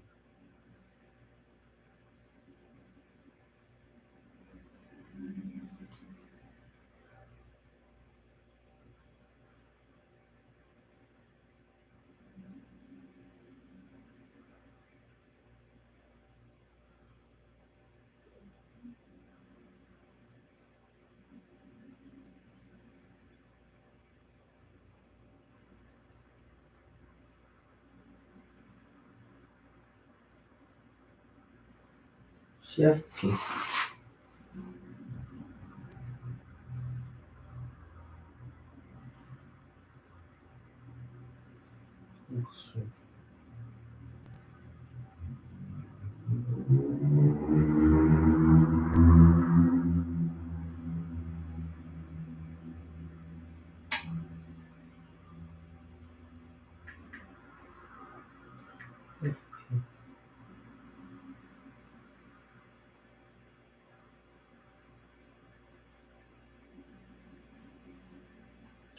Certified Financial Planner.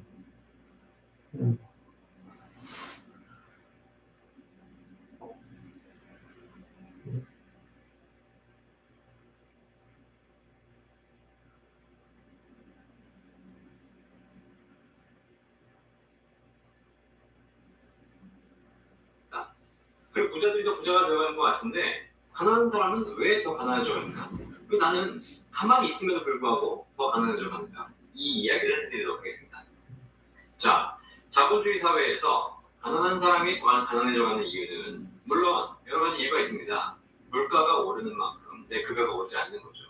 그리고 물가는 오르고 있는데 내 급여가 감소하는 겁니다. 거기다가 뭐 집값도 오르고 여러 가지 재화의 가격이 오르면서 내가 부담할 수 있는 수준이 넘어가기 때문에 점점 내가 빈곤층으로 전락하는 이런 것들도 있습니다. 하지만 재테크 상황에서 왜 가진 자들이 더 부자가 되고 가난한 사람, 중산층, 서민들이 더 실패하는가? 이걸 이유를 보시면요. 확실한 이유가 있습니다. 그게 바로 뭐냐면 가난한 사람이 여러 가지 이유가 있습니다. 물가가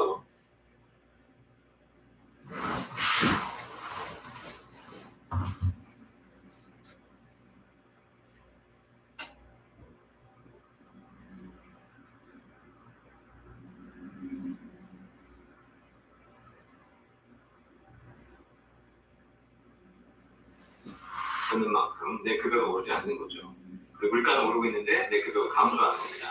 거기다가 뭐 집값도 오르고 여러 가지 재화의 가격이 오르면서 내가 부담할 수 있는 수준이 넘어가기 때문에 점점 내가 빈곤층으로 전락하는 이런 것들도 있습니다.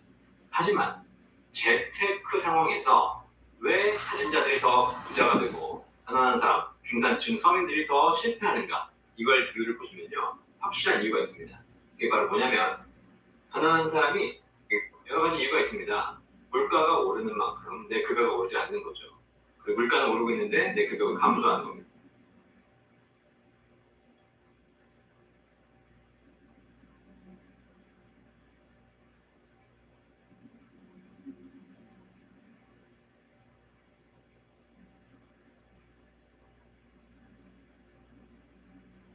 겁니다. 거기다가 뭐 집값도 오르고 여러 가지 재화의 가격이 오르면서 내가 부담할 수 있는 수준이 넘어가기 때문에 점점 내가 빈곤층으로 전락하는 이런 것들도 있습니다. 하지만 재테크 상황에서 왜 가진 자들이 더 부자가 되고 가난한 사람, 중산층, 서민들이 더 실패하는가 이걸 이유를 보시면요 확실한 이유가 있습니다. 이게 오르면서 내가 부담할 수 있는 수준이 넘어가기 때문에 점점 내가 빈곤층으로 전락하는 이런 것들도 있습니다. 일단 오르고 있는데 내 급여가 감소하는 겁니다. 거기다가 집값도 오르고 여러 가지 재화의 가격이 오르면서 내가 부담할 수 있는 수준이 넘어가기 때문에 점점 내가 빈곤층으로 전락하는 이런 것들도 있습니다. 하지만 재테크 상황에서 왜 가진 자들이 더 부자가 되고 가난한 사람, 중산층, 서민들이 더 실패하는가 이걸 이유를 보시면요 확실한 이유가 있습니다. 그게 바로 뭐냐면 가난한 사람이 부자가 되려고 노력하기 때문입니다. 네. 그냥 내가 없으면 없는 대로 살아야 되는데 없는데 조금 더 가져보겠다고 내가 뭔가의 노력을 하고 재테크를 하는 것이 결국은 실패로 끝나게 되고 그렇게 해서 날린 돈들이 전부 부자의 통주머니로 가게 된다는 거죠. 자본주의는요 돈으로 모든 것을 할 수 있는 사회라는 겁니다. 그 동의하고 들어가셔야 돼요.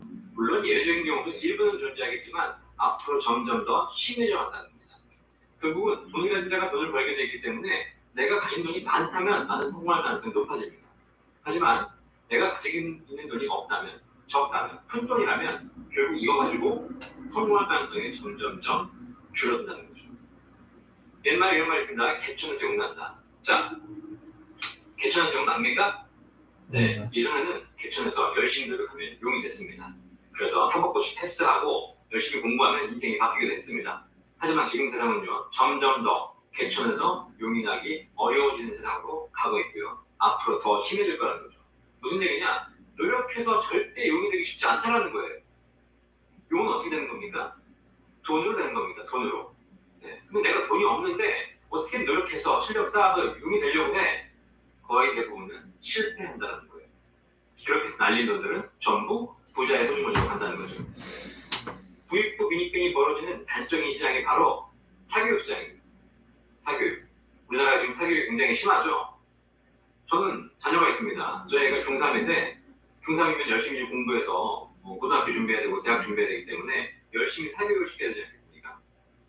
저는 저희 애를 사교육을 시키지 않습니다. 국영수, 과학 이런 거 학원 하나도 보내지 않습니다. 왜요? 그 이유를 알려드릴게요. 저희 애가 중학교 2학년 때 수학 시험을 봤습니다. 수학 시험을 이제 처음 본 겁니다. 이제 테스트를 보니까 얘가 수학 시험이 열심히 공부해서 가긴 했는데 수학 시험 성적이 60점 나오고 그걸 받아들고 굉장히 좌절을 했어요. 아, 우리 이거밖에 안 되나? 실력을 올려야 되겠다. 어떻게 하면 올릴래? 이렇게 해가지고 대학 가겠니? 그래서 결국은 결론을 내린 게 자, 학원 보내자. 너도 학원 가서 공부해. 그렇게 해서 수학 학원에 갔습니다. 수학 학원에 가가지고 3개월 동안 열심히 공부하는데 다음 시험에서 수학을 80점 맞은 겁니다. 자, 자기가 공부해서 60점 맞은 놈이 학원에서 열심히 공부하니까 3개월에 80점이 나온 거예요. 자, 학원 보내야 됩니까? 안 보내야 됩니까? 여기서 적지 않은 부모들이 아, 학원 가니까 되는구나. 이거 성적이 오르겠구나 라고 생각하고 학원에 더 돈을 들기 시작하고 사교육을 시키기 시작하죠.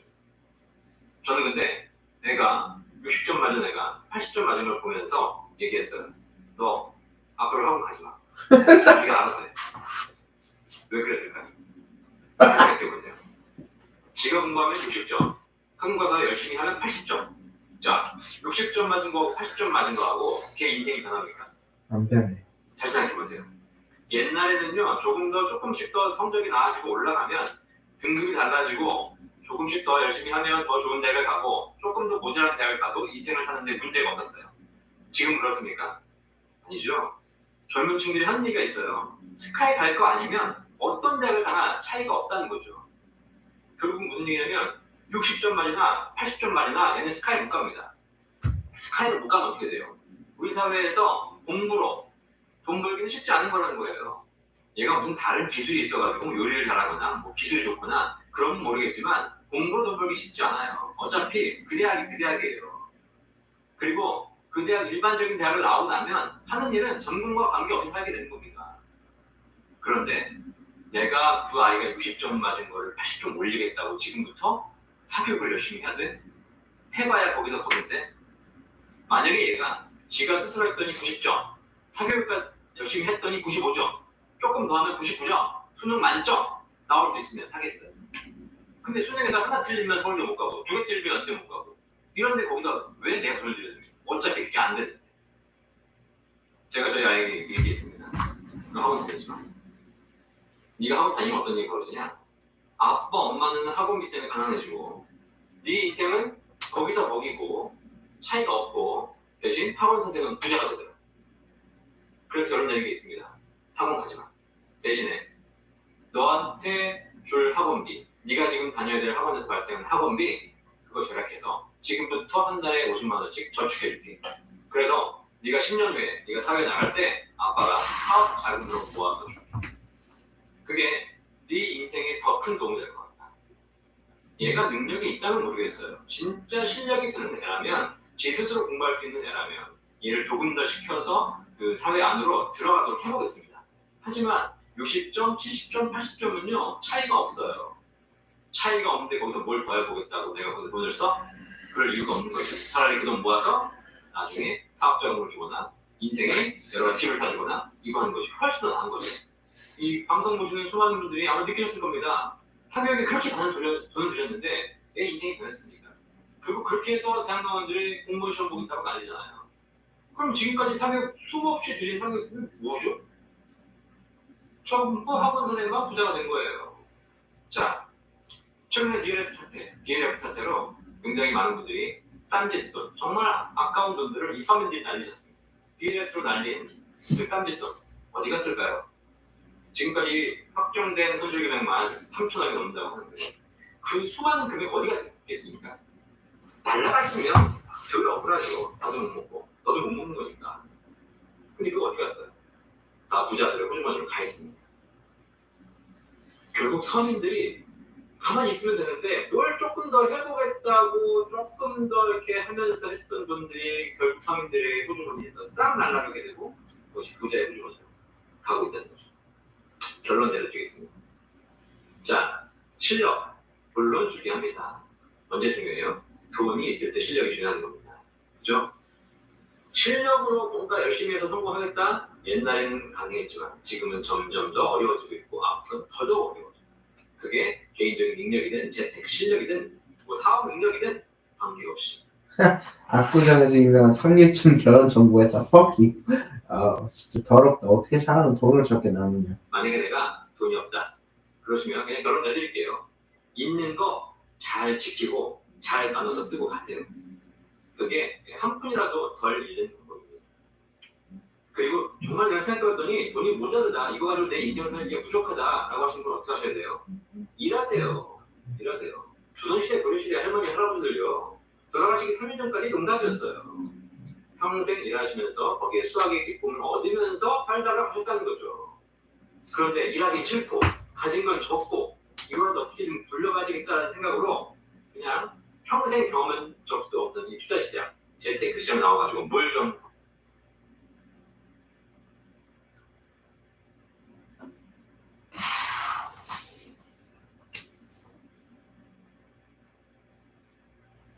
불해가지고 고등학생이거든요. 중학교 1학년 때 얘가 수학시험 봤는데 60점 맞아요. 그래서 제가 불러서 뭐라고 했어요. 예산 치니까 이제 얘가 뭐라고 하냐면 아빠 학원을 좀 다니세요. 그래가지고 학원을 갔습니다. 학원에서 열심히 했더니 얘가 6개월 후에 수학시험 봤는데 80점 맞았어요. 자, 많이 올랐죠. 그죠? 근데 여기서 우리 수많은 학부모들이 착각을 해요. 우리 애가 학원 보내는 거다. 제가 그런 얘기했어요. 너 혹시 100점 맞을 수 있어? 없어? 그래서 나 열심히 해도 100점 맞을 것 같아. 그치? 학원 가서. 왜냐? 네가 100점을 맞아야 스카이. 그냥 열심히 해가지고 90점, 95점 맞을 수 있어. 근데 그러면 너는 스카이.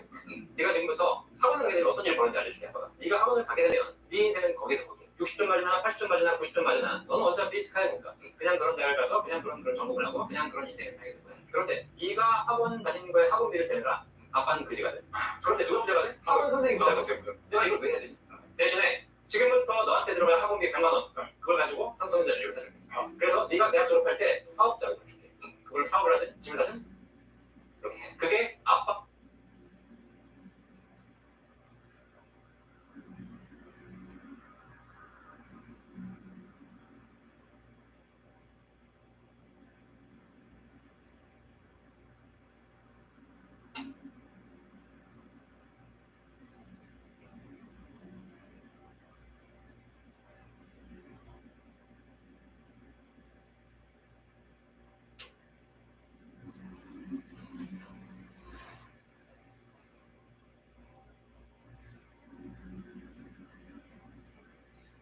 완전 독특한 이야기거든요.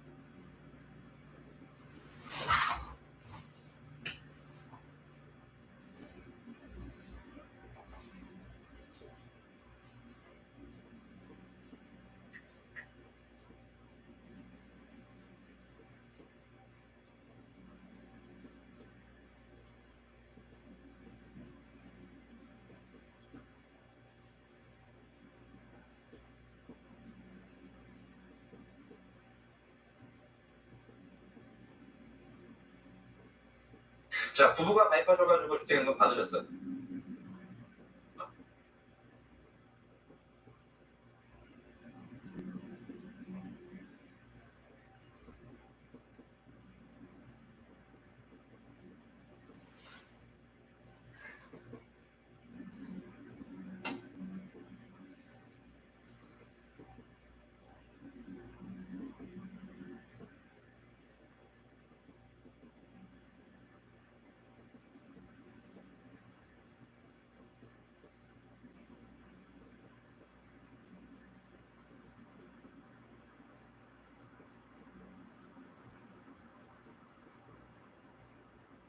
자녀일부로 연금을 가입시켜줘야겠다라고 하시는 분들 계시면 좋습니다. 지금 현재 최저고등연금 5%, 6%, 7% 최저고등연금이 있는데 이게 거의 30년, 40년까지 금리를 주기 때문에 사실상 20, 30대 젊은이들이 가입하게 되면 나중에 연금이 굉장히 높아집니다. 제가 영상에서 올려드린 바 있지만 지금 사실 20, 30대에는 국민연금 가입하는 것보다 최저고등연금 가입하는 것이 더 좋습니다. 근데 중요한 건 부모님이 자꾸 다 내주려고 하지 마시고 자녀가 자기 스스로 연금에 대한 필요성을 느껴서 자녀가 자기 연금을 가입할 수 있도록 해주는 것이 제일 좋죠. 그렇지 않고 그냥 엄마가 하나 해라라고 해서 억지로 시켜버리면 얘네들이 가입했다가 몇 년 만에 깨버려요. 그러면 사실 부모도 손해, 자식도 손해입니다.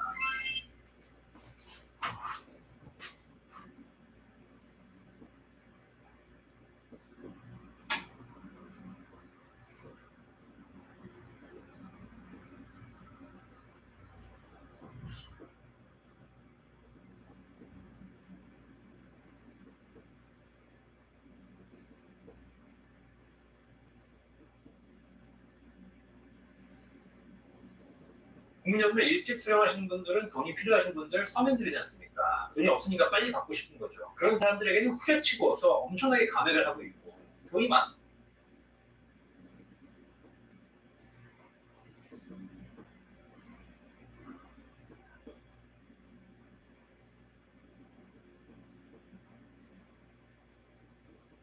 우리나라가 청년퇴직 연령을 60세로 되어 있으니까요. 사람들의 사고가 60세에 이렇게 틀이 갇혀 있는 거거든요.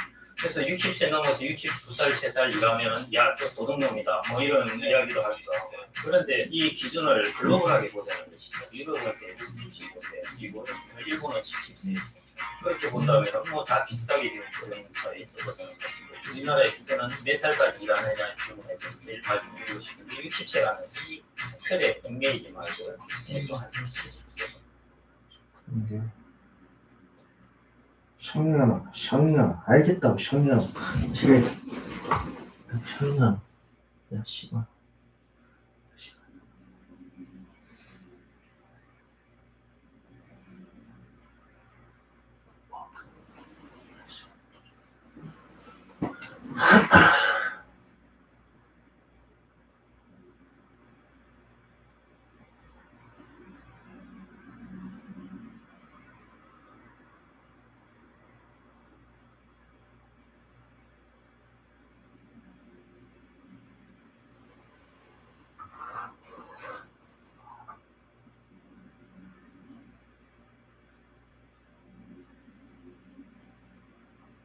주식시장은 전형적인 기울어지는 현상입니다. 경험이 부족한 개인 투자자분들, 기관과 외국인에게 항상 희생되어 왔죠. 특권층의 전유물이었던 펀딩 시스템을 누구나 이용할 수 있도록 대중화하여 이제 개인 투자자들이나 인공지능 QI를 통해 건강한 주식 투자를 할 수 있게 하겠습니다. 안녕하세요. Q&A 소프트 브랜드를 운영 중인 주식회사 맥플로인의 CEO 서정현입니다. 저는 예전에 현대차그룹에서 앤슨데어 알고리즘을 연구했었는데요. 연구를 진행하면서 인공지능 기술을 접하게 되었는데 저는 당시에 이 기술이 정말 많은 사람들에게 어떻게 하면 가치 있게 쓰일 수 있을까를 많이 고민했습니다. 사실 요즘 남녀노소 그런 고민이 재테크잖아요. 저는 그 재테크 고민 안에서도 투자가 가장 에너지와 시간을 많이 뺏는 부분이라고. 안녕하세요. 연금박사 이영주입니다. 지난 시간에 내가 주식을 하면서 한 번에 사는 게 좋을지 아니면 나눠서 사는 게 좋을지에 대해 말씀드렸습니다. 뭐라고 말씀드렸죠? 네. 시장을 연구하면 시장이 오르면 한 번에 사는 게 좋고 떨어지면 나눠서 사는 게 좋지만 오를지 떨어질지 알 수 없다고 말씀드렸어요. 하지만 투자하는 사람의 행동 패턴을 연구하면 나눠서 사는 것이 훨씬 안전하다고 말씀드렸습니다. 사람들은 수익에 대해서는 관대하지만 손실에 대해서 불안해한다. 그래서 손실이 생겼을 때 내가 투자에 대한 잘못된 결정을 하면 안 되기 때문에 그런 차원에서 나눠서 사는 것이 훨씬 더 투자 측면에서 유리하다고 말씀드렸습니다. 자, 그러면 이런 질문이 필요하실 겁니다. 자, 좋은데 그럼 매일 사야 되느냐 아니면 매월 사야 되느냐 나눠서 사야 되는데 얼마의 기간 동안 나눠서 사는 게 좋겠냐라고 물어보십니다. 자, 제가 실제로 얼마나 나눠서 사는 것이 좋은지 한번 시뮬레이션을 해봤습니다. 삼성전자라는 주식을 가지고요. 2018년 1월부터 2020년 1월까지 2년간 투자를 사는 것이 좋은지 한번 시뮬레이션 해봤습니다. 삼성전자라는 주식을 가지고요.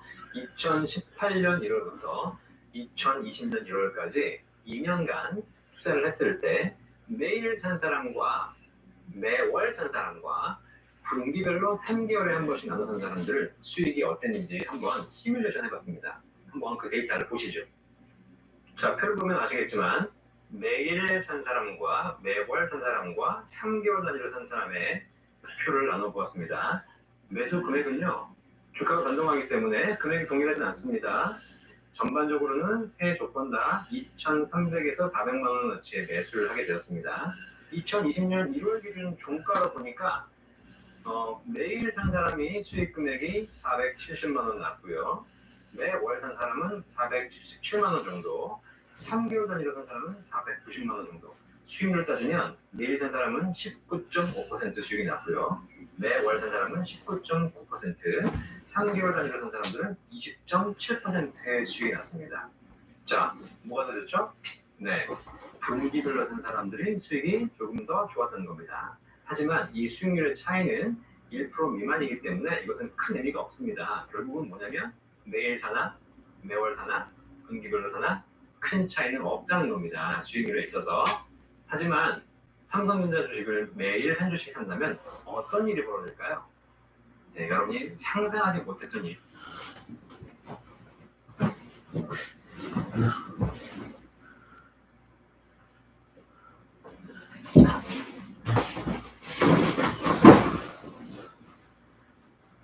이거 하고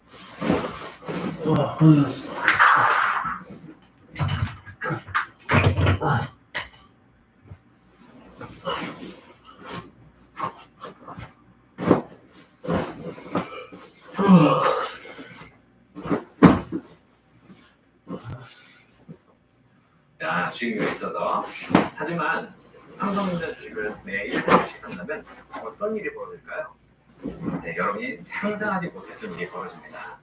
이게 무슨 얘기냐면 그냥 숫자적으로 보면 매일 사나 매월 사나 매 분기에 사나 뭐 어쨌든 주가에 따라 좀 다르겠지만 큰 차이 없다고 보이시지만 매일 주식을 사는 사람들은 매일 주식을 보게 됩니다. 어떻게 될까요? 네, 매일 한 주씩 사야 되기 때문에 매일 주식 사이트에 들어가가지고 여러분 스마트폰 열어놓고 그걸 사기 위해서 고민해야 됩니다. 자, 그러면 뭐죠? 아, 오늘 가격이 오르는데 떨어지는데 어떡하지? 좀 이따 살까? 좀 뭐 지금 사야 되나? 아까 샀어야 되는 건데? 이런 고민을 매일같이 하게 되는 거죠. 주식이라는 것이, 투자라는 것이 마음의 평정심을 가지고 장기 투자하는 관점으로 시작한 것인데 이것이 어느 순간 내가 투기꾼이 되어가고 있다는 거죠. 조금이라도 더 싸게 사기 위해서. 그 5만 원에 사나 49,800원에 사나 200원 차이인데 이거를 가지고 내가 희열을 느끼기 위해서 사실 투기꾼이 되어가는 경우가 더 많다는 겁니다. 실제로 삼성전자 주가는 5만 원대도 있었지만 지난 2년을 돌이켜보면 38,000원까지 떨어졌습니다. 내가 매일 주식을 사고 있는데 매일 주가가 떨어지는 거예요. 좀 떨어지면 올라가겠지. 오늘은 좀 싸게 사겠지. 이것도 한두 번이지 1년 내내 떨어지고 있어 보세요. 무슨 생각이 드나? 내가 지금 투자를 잘하는 건가? 괜히 한 거 아니야? 이런 생각을 계속 하면서 투자의 환단을 느끼기 시작하는 거죠. 힘들어집니다. 결국은 평정심을 잃게 돼 있고요. 장기 투자를 할 수 있는 그런 기본적인 것에 부정적인 요소가 된다는 거죠. 투자는 결국 인내심의 싸움인데 여기서 결국은 버티지 못하실 거라는 겁니다. 자, 두 번째로 또 어떤 일이 벌어지냐면요. 주식을 매일 사기 시작하면 다른 종목들이 보이기 시작합니다. 처음에는 삼성전자 한 종목만 샀는데 나중에 보다 보니까 뭐 SK 하이닉스도 보이고 뭐 네이버도 보이고 요즘 뭐 2차전지 LG화학도 보이고 이런 거 자꾸 보다 보니까 다른 종목에 관심이 가는 겁니다. 그러나 드는 생각이 뭐냐면 삼성전자 하지 말고 SK 하이닉스 살 걸. 요즘 2차전지라고 하는데 2차전지 종목 샀었어야 되는 건데 처음에는 삼성전자 한 종목만 샀는데 나중에 보다 보니까 뭐 SK 하이닉스도 보이고 뭐 네이버도 보이고 요즘 뭐 2차전지 LG화학도 보이고 이런 거 자꾸 보다 보니까 다른 종목에 관심이 가는 겁니다. 그러나 드는 생각이 뭐냐면 삼성전자 하지 말고 SK 하이닉스 살 걸. 요즘 2차전지라고 하는데 2차전지 종목 샀었어야 되는 건데 이런 생각을 하시는 순간 여러분들 장기 투자에 대한 목표는 다 사라져버리고 여러분 어느새 주식 투기꾼이 되어가고 있다는 거죠. 그렇게 해서 막 정보를 찾기 시작하고 물어보기 시작합니다. 요즘 좋은 종목은 뭐야? 좀 되는 거 없어? 이런 걸 찾기 시작하는 거죠. 여러분들이 그걸 전문으로 하시겠다면 말리지 않습니다. 여러분들이 다 일 제쳐두고 나는 그냥 투자를 연구해서 종목을 연구해서 단타를 치겠다라고 마음 먹으시면 처음부터 그렇게 하셨어야 돼요. 근데 그것이 아니라 나는 장기 투자를 목적으로 들어왔음에도 불구하고 어느 순간 내가 실력도 없고 능력도 없는데 단기 투자자, 투기꾼이 되어가고 있다면 그걸 여러분들은 이 투자를 통해서 실패할 가능성이 커지는 거죠. 그리고 나서 이럴 때쯤 되면 또 뭐가 걸려오냐면 증권사에서 전화가 걸려옵니다. 어머니 안녕하세요. 네, 주식 좀 하시는 것 같은데 좋은 종목 추천해드릴까요? 이렇게 한번 전화가 옵니다. 자, 여러분이 주식을 아예 하지 않으셨다면 괜찮습니다. 저 주식 안 합니다. 그리고 끊으면 될 텐데 여러분들은 이미 주식 계좌를 갖고 있고 주식을 하고 있어요. 그리고 수익에 대해서 만족하는 경우도 있지만 불만을 갖고 있는 경우도 있습니다. 자, 그런데 갑자기 증권사 직원이 전화가 오더니 어머니 안녕하세요. 좋은 종목 추천해 드릴까요? 라고 얘기하면 100이면 100다. 뭔데요? 하나 알려주세요. 마침 좀 궁금했어요. 전부 이러시게 돼 있어요. 자, 여러분들 지금 넘지 말아야 될 선을 넘으신 거예요. 골로 가는 길입니다. 아시겠죠? 이게 무슨 얘기냐면 주식을 매일같이 사는 것과 매월 사는 것과 분기별로 사는 것과 객관적인 수익률 차이는 큰 차이가 없습니다. 하지만 여러분들이 매일 사시는 순간 여러분들은 이제 장기적인 투자자, 불량자산을 보유한 이런 사람이 아니라 어느 순간 단기 투자자, 단타, 투기꾼으로 전락할 가능성이 크다는 겁니다. 자, 여러분들이 집을 사셨어요. 집 샀으면 그거 가지고 내가 내 집이겠거니라고 사고 그냥 그 집에서 사시면서 5년, 10년 사셨더니 가격이 오르는 겁니다. 근데 여러분 집 사자마자 바로 부동산 가가지고 하루 만에 가가지고 어제보다 오늘 얼마가 올랐어요? 내일은 또 얼마가 올랐어요? 이렇게 매일같이 부동산 가격을 사셨어요. 집 샀으면 그거 가지고 내가 내 집이겠거니라고 사고 그냥 그 집에서 사시면서 5년, 10년 사셨더니 가격이 오르는 겁니다. 근데 여러분 집 사자마자 바로 부동산 가가지고 사셨어요. 집 샀으면 장기적인 투자자, 불량자산을 보유한 이런 사람이 아니라 어느 순간 단기 투자자, 단타, 투기꾼으로 전락할 가능성이 크다는 겁니다.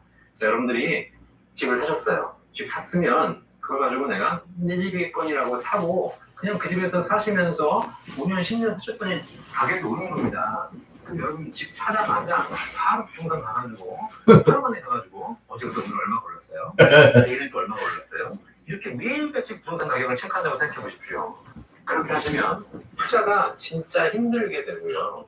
결국 여러분들이 그 힘든 과정에서 손실을 두려워한 나머지 매번 불안해하다가 결과적으로 어느 순간 포기하시고 손해보고 나오실 가능성이 크다는 겁니다.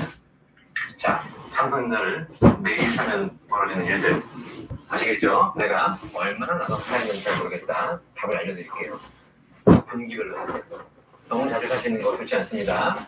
분기별로 나눠 사십시오. 그냥 3개월에 한 번씩 돈 모아서 사겠다라는 생각으로 사십시오.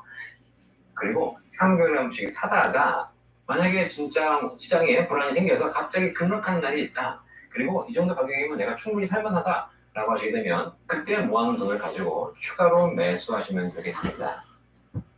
아시겠죠? 자, 너무 단기적으로 시장을 보지 마시고 장기적으로 보는 방법. 이 사람은 얼마나 있을까? 최소 2, 300억은 있겠지. 저런 말.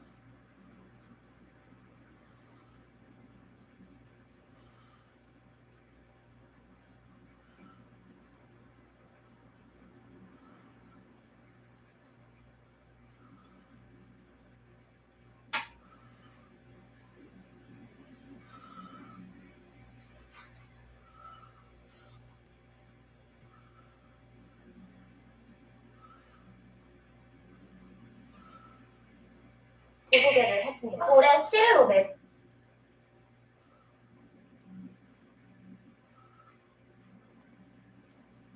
안녕하세요. 연금박사 이영주입니다.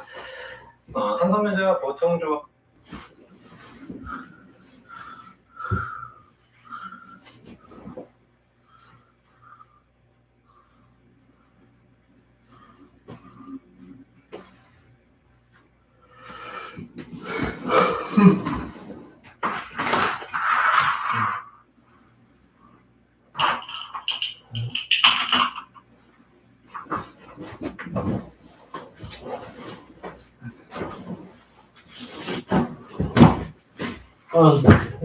침대가 너무 작아서 불편해 죽겠다. 우선주 무엇을 살까, 무엇이 다른가에 대한 영상을 제가 과거에 올려드린 적 있죠. 영상을 보시고 많은 분들이 삼성전자 우선주, 또 특히 우선주를 많이 사고 계신 것 같습니다. 오늘 보통주와 우선주 어떤 차이가 있는지, 그리고 사실 우선주만 살 필요는 없거든요. 자, 그래서 어떤 차이가 있고 우리가 어떻게 포트폴리오를 짜렸는지 그런 부분들을 한 번 더 정리해 드리도록 하겠습니다. 자, 먼저 보통주는 그냥 일반 주식 거래하실 때 뒤에 별 내용이 없이 그냥 기업 이름이 적혀 있는 게 보통주. 일반적으로 여러분이 보시는 모든 주식이 바로 보통주입니다. 자, 그렇지만 우선주는 뭐냐면요, 기업 종목 뒤에 우자가 붙어 있습니다. 우, 삼성전자 우, 현대중공업 우, 이렇게 붙어 있는 것이 바로 우선주입니다. 보통주와 우선주는 단순하게 보시면 의결권의 차이밖에 없습니다. 그래서 보통주는 의결권, 주총에 참석해서 내 의견을 의사개진할 수 있는 권리가 있는 것이고요. 반면에 우선주는 의결권이 없습니다. 그래서 주총에 참여할 수는 없죠. 회사에 자기의 어떤 의사를 개진할 수는 없습니다. 하지만 반면에 주가 흐름은 싸고요. 그 다음에 배당을 조금 더 받을 수 있는 거죠. 자, 그래서 우선주는 배당받는 면에서는 좀 유리합니다. 기본적인 주가 흐름은 동일합니다. 어느 게 더 많이 올라요? 라고 물어보시는 분도 계신데, 기본적으로 삼성전자 보통주가 오르면 우선주도 같이 오르고 떨어지면 같이 떨어지는, 그래서 흐름은 비슷하다고 보시면 되겠습니다. 일부에서는 우선주가 가격 변동폭이 심해서 위험하다고 말하는데요. 그거는 주식수가 적은 일부 우선주들에 한해서 그럴 수 있습니다. 보통주도 주식이 적은데 우선주는 더 적다 보니까 주가가 조작을 할 수 있는 거죠. 최근에 삼성중공업 사례를 보면요, 주식수가 적기 때문에 작전이 가능했죠. 그래서 보통주에 비해서 우선주가 10배, 100배씩 뛰는 이런 문제가 발생하기도 했습니다. 하지만 삼성전자 우선주는 다릅니다. 삼성전자 우선주는 시가총액 기준으로 보면은요, 30조가 넘습니다. 자, SK 하이닉스, 우리나라 전체 시장의 2위를 하고 있는 SK 하이닉스가 60조대고요. 카카오, 현대차가 아직 30조가 안 됩니다. 자, 그렇기 때문에 삼성전자 우선주는 카카오, 현대차보다 더 큰 종목이죠. 그래서 기본적으로 변동성이 커지거나 이 주가 조작을 하기가 쉽지 않은 구조로 되어 있습니다. 자, 그래서 어쨌든 많은 분들이 배당에 중심을 두시고 삼성전자 우선주를 사시는데, 그렇다고 무조건 삼성전자 우선주를 사야 될까요? 그 부분에 대한 제가 의견을 드리도록 하겠습니다. 물론 우선주가 배당면에서는 유리합니다. 하지만 보통주하고 우선주가 가격이 항상 같이 가는 건 아니거든요. 가격이 보통주가 오를 때 우선주가 조금 더 많이 올라준다면 우선주가 배당도 유리하지만 주가 매매 차익도 더 많이 볼 수 있겠죠. 하지만 만약에 보통주가 오를 때 우선주가 좀 덜 오른다면, 얘는 10% 올랐는데 얘는 8%밖에 오지 않다면 실제 매매 차익에서 불리할 수도 있겠죠. 그림 한번 보도록 하겠습니다. 지난 10년간 삼성전자 보통주와 우선주의 흐름을 보니까요, 거의 비슷하게 오고 있습니다. 자, 그런데 이 보통주와 우선주 간의 가격 차이가 점점 좁혀지는 걸 볼 수 있습니다. 10년 전에는요, 보통주와 우선주의 가격 차이가 약 40% 정도 벌어졌습니다. 삼성전자가 보통주가 10만 원이라면 우선주는 6만 원이었다는 거죠. 거의 60% 수준의 가격밖에 안 됐다는 거죠. 자, 그런데 지금 얼마냐면 87%까지 따라왔습니다. 삼성전자가 지금 현재 주가가 한 5만 원대 초반인데 우선주가 한 4만 원대 후반까지 따라왔으니까 이 갭 차이가 이제는 거의 13%밖에 나지 않는다는 거죠. 그 얘기는 보통주보다 삼성전자 우선주가 조금 더 상승 많이 해왔기 때문에 매매 차익에서도 더 유리했다는 겁니다.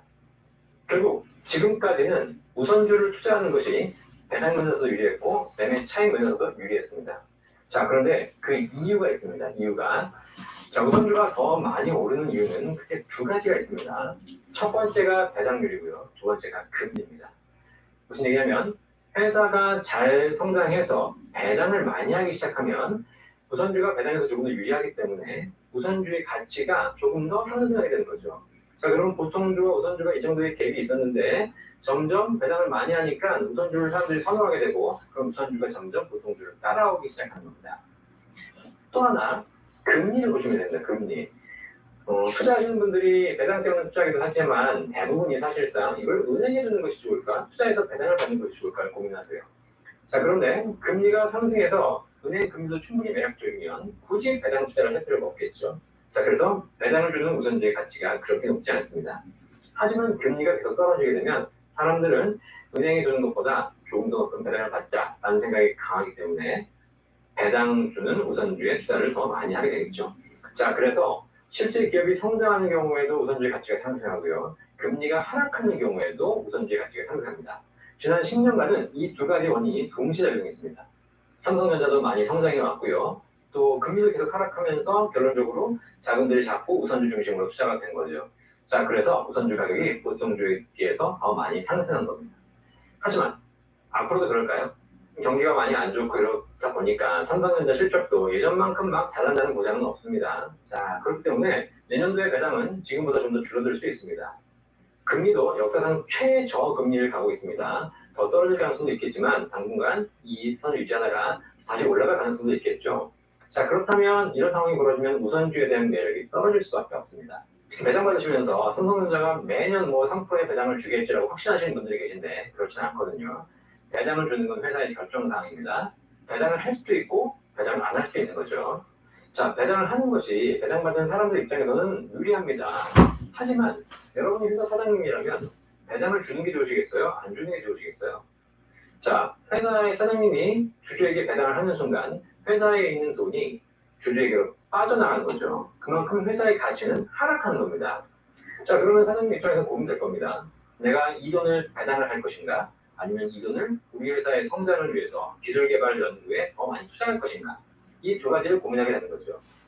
배당을 한다면 배당이 받으시는 분은 좋지만 이 회사의 기술개발에 투자하신다면 이 회사가 더 성장해서 주가가 더 올라갈 수 있는 거 아닙니까? 자, 그래서 여러분 배당락이라는 용어를 들어보셨는지 모르겠는데 회사가 배당을 결정하는 순간 일정한 현금을 주주에게 배당하겠다고 결정하는 순간 그 가치가 빠져나가는 것이기 때문에 그 정도의 가격만큼 회사의 주가가 빠지는 게 정상인 거죠. 그게 배당락이라고 합니다. 자, 그래서 회사에서 배당을 하는 것은 회사의 결정사항이기 때문에 배당을 확실하게 이 정도 비율을 평생 받을 것이다 라고 생각하시고 투자하시는 것은 굉장히 큰 오산입니다. 또 하나, 우선주는 어쨌든 본질적인 특징상 의사결정 권한이 없습니다. 그러니까 여러분들이 삼성전자가 마음에 안 들어도 한마디도 하실 수 없다는 거죠.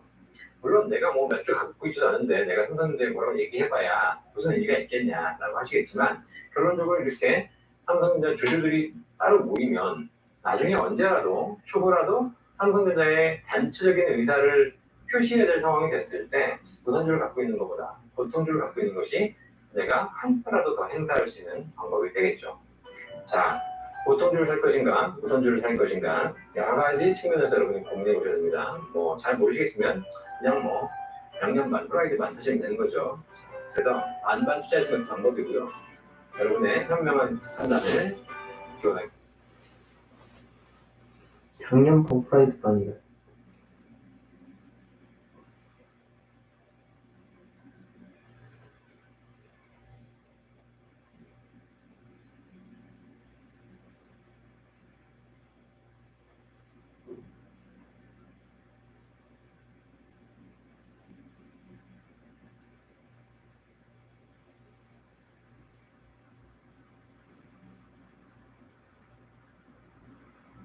삼성전자를 절대 사시면 안 되는 분들, 제발 사지 말았으면 하는 분들, 그러신 분들은 삼성전자를 보실 필요가 없습니다.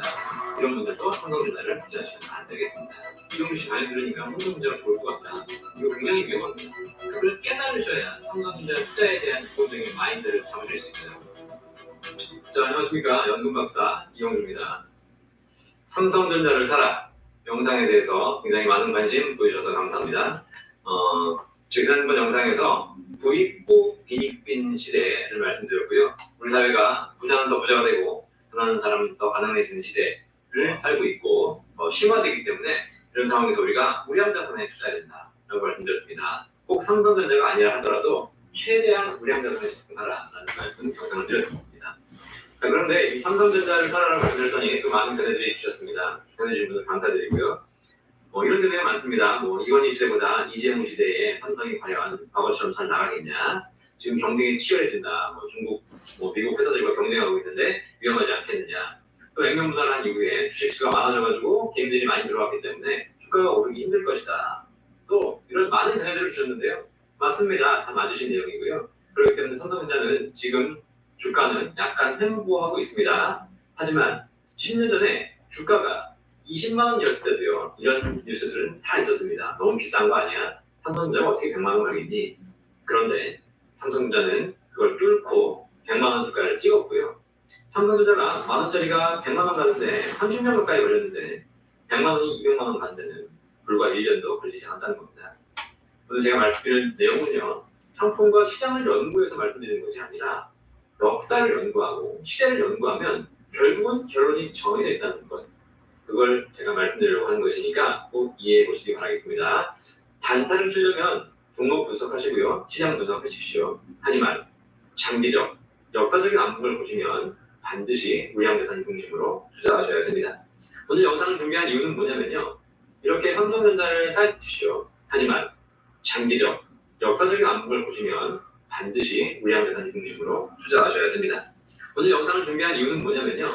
이렇게 삼성전자를 사야 되겠다는 분들이 많이 계시긴 하지만 삼성전자를 절대 사시면 안 되는 분들 혹은 제발 사지 말았으면 하는 분들 그런 분들이 계시기 때문에 그분들에 대한 특징을 정리드리고 자 이런 분들은 삼성전자를 아무리 좋다 하더라도 사지 마십시오라는 좀 당도 말씀드리려고 합니다. 어떤 분들이냐 대표적으로 투자 경험이 너무 없으신 분들 그냥 주식을 해본 적이 없다. 그런데 이용주 씨 강의 들으니까 삼성전자가 좋을 것 같다. 이거 굉장히 위험합니다. 또 투자를 오락으로 하시는 분들이 계십니다. 주가란 게 매일같이 오르락내리락 해서 약간의 경험이 너무 없습니다.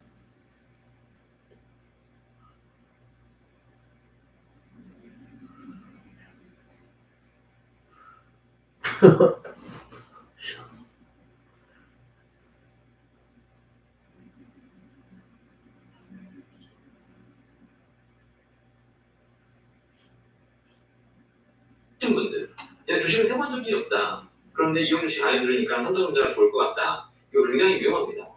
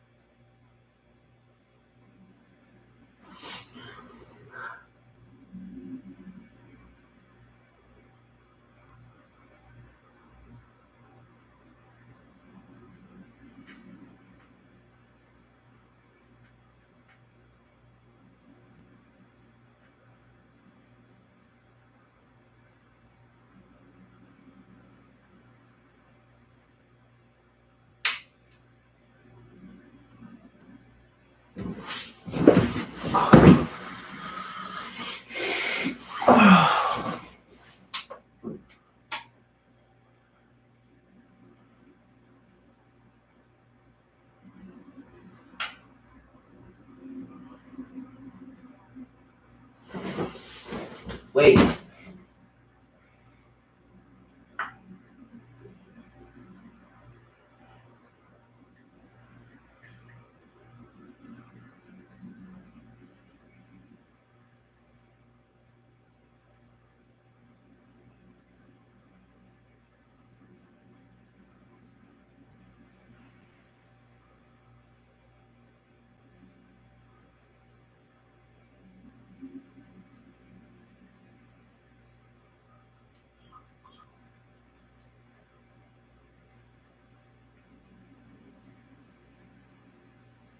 장난.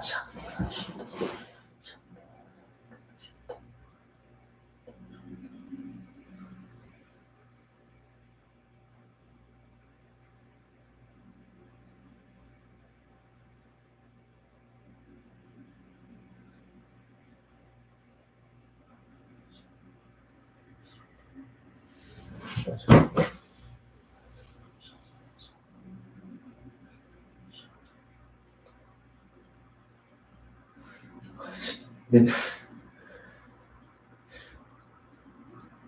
싸가지.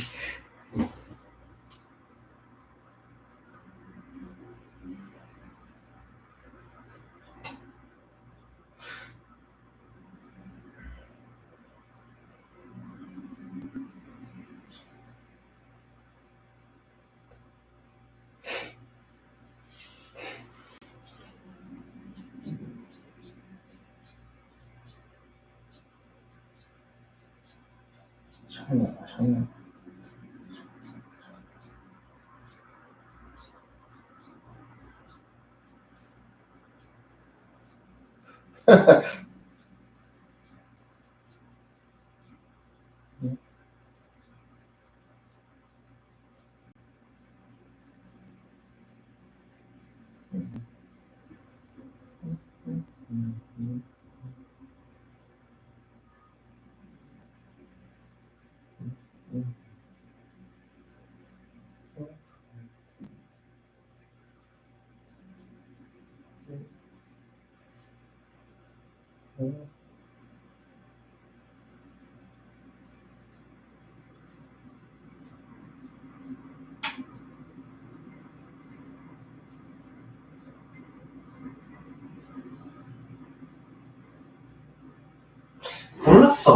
모르겠어.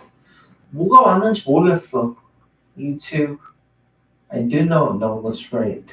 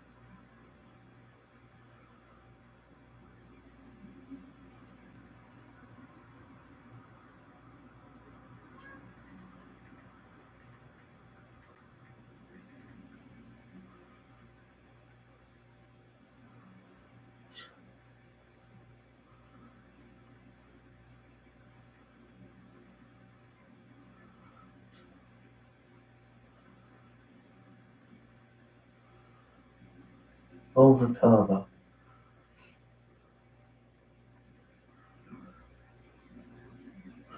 왜 이렇게 쓰레기같이 침대를 주는 거지? 너무 불편한데.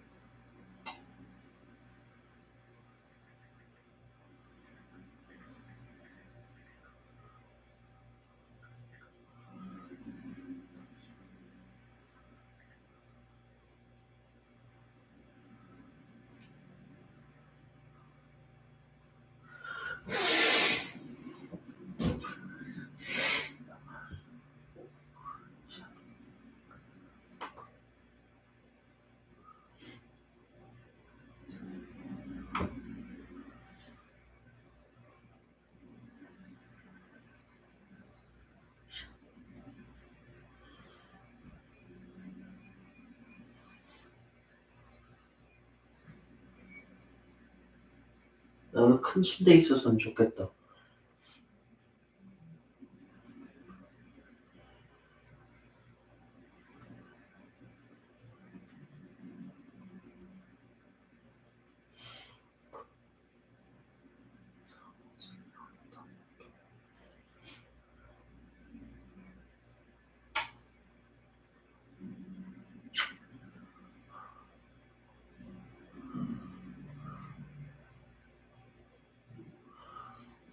와.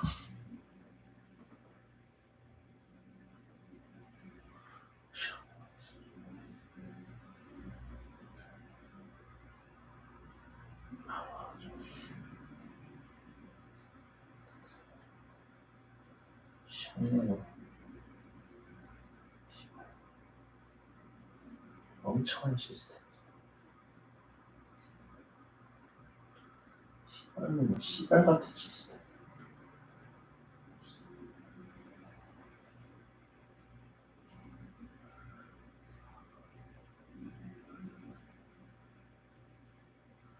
아, 진짜 불편해 죽겠다.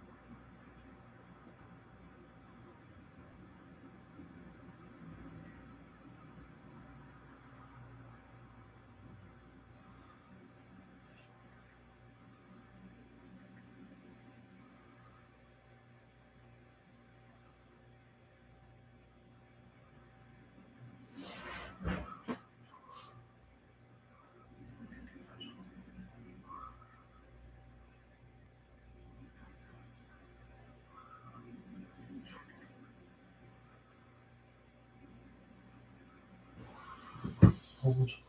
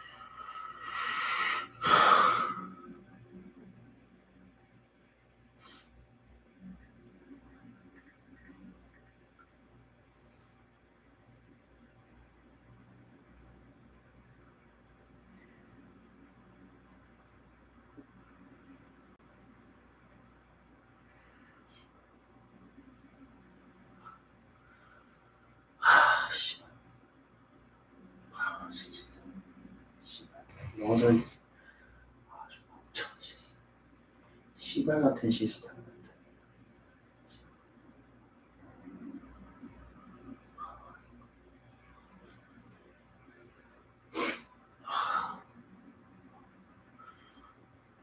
와.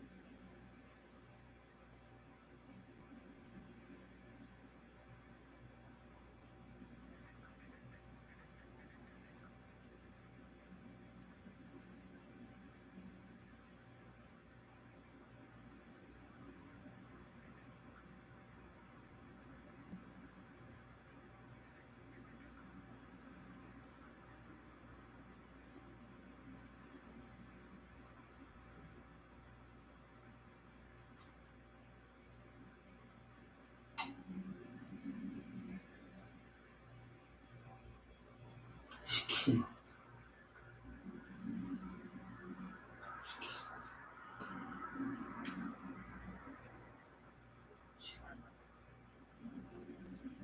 싫다. 싫어.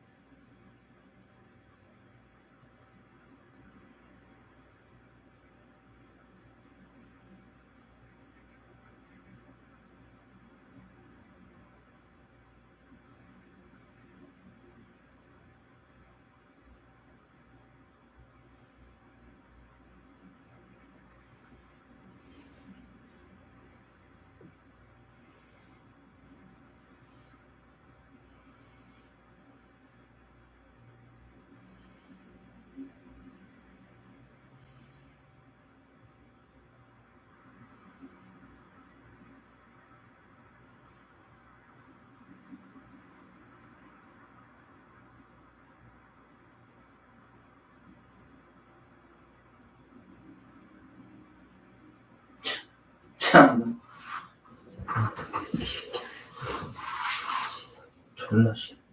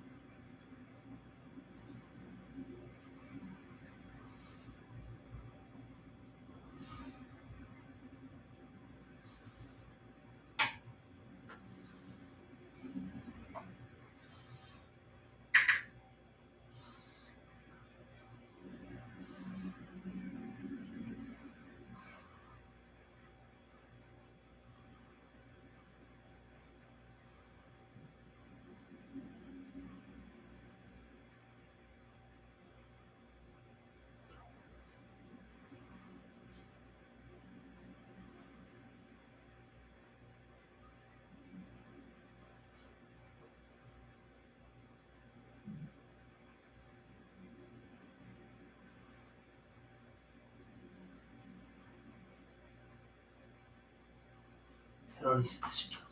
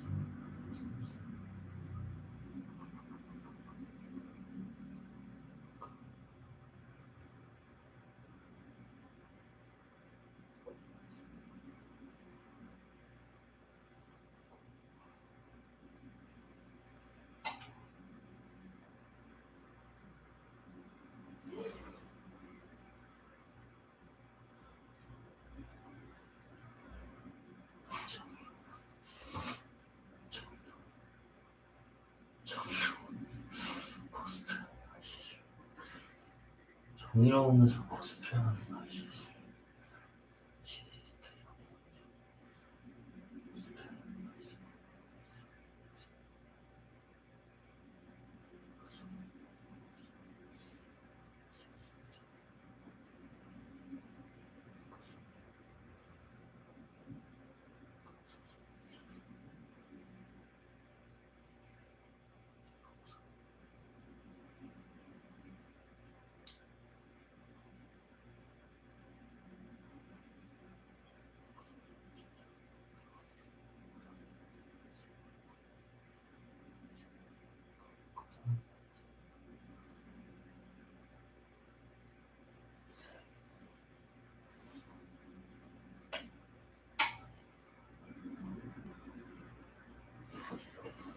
어떻게 요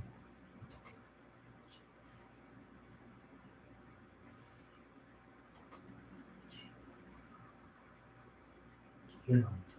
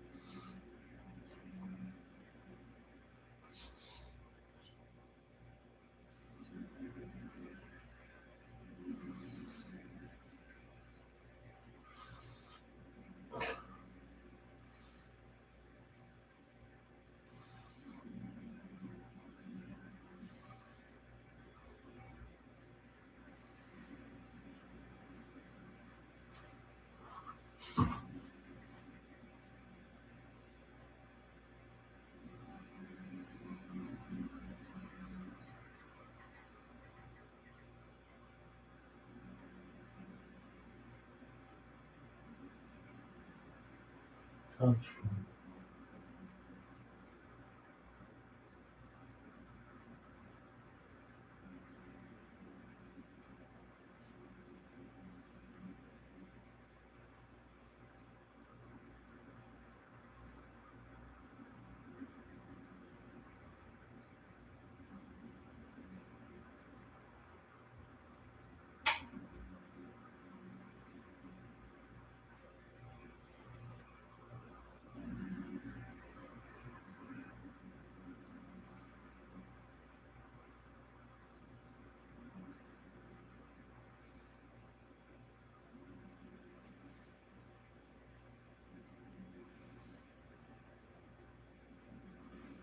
어떻게 봐?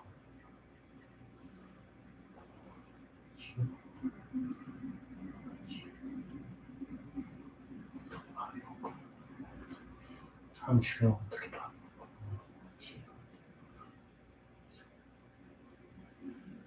사람 죽여놓고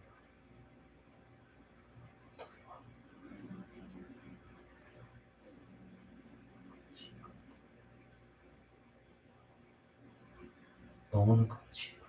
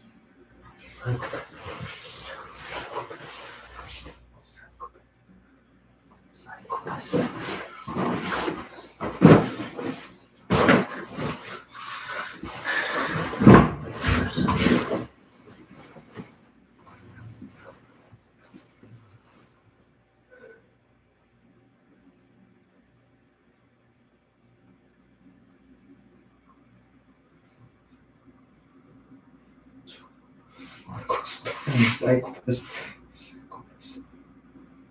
Just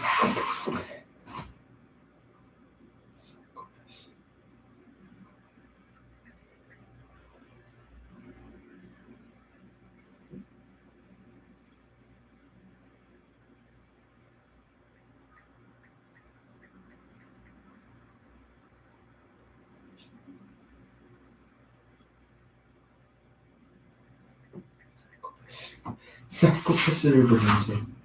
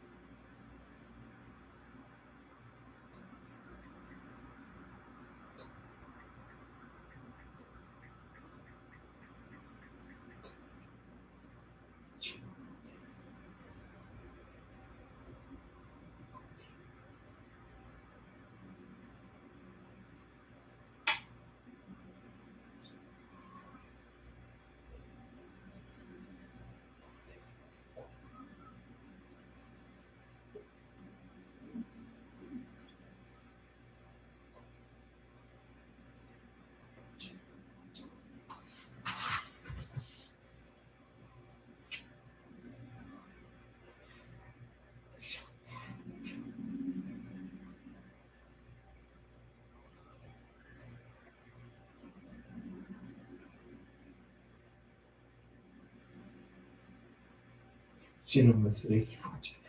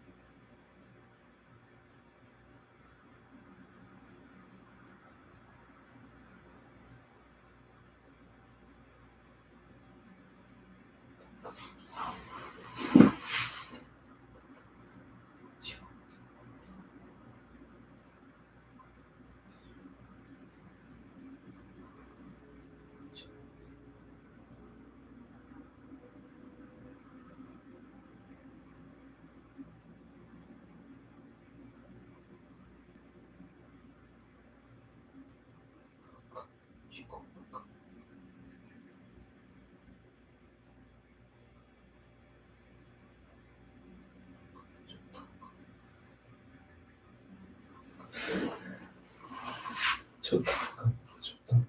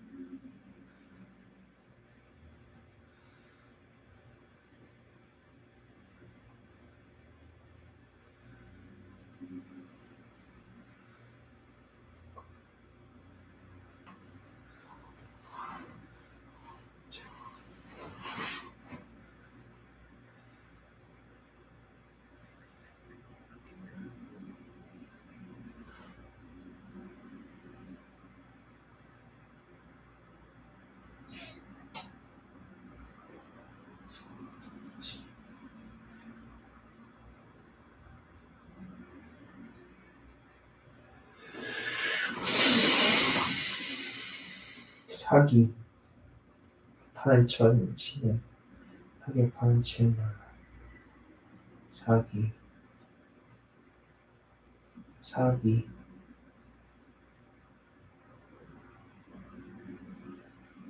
진실. 사기.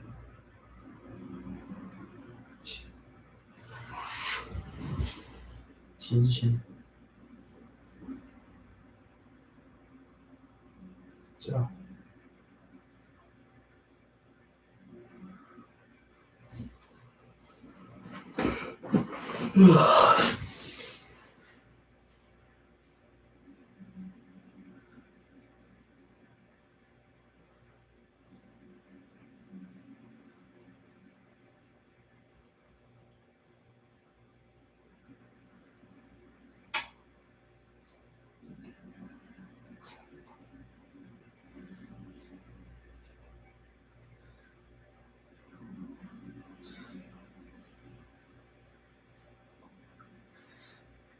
참.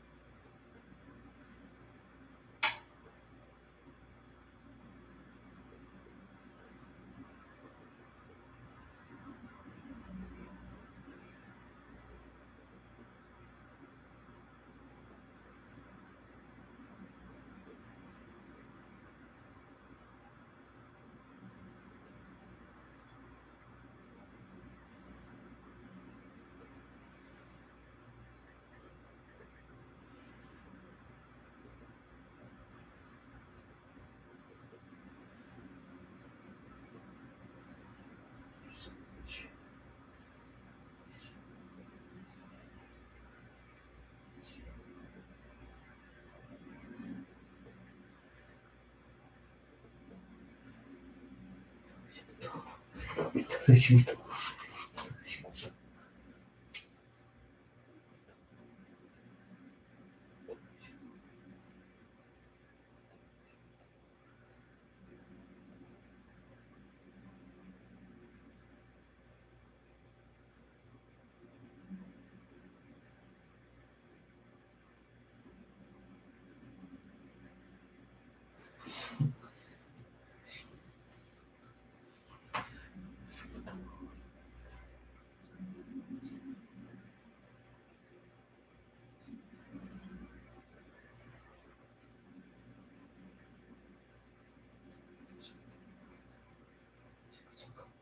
시부터 하고.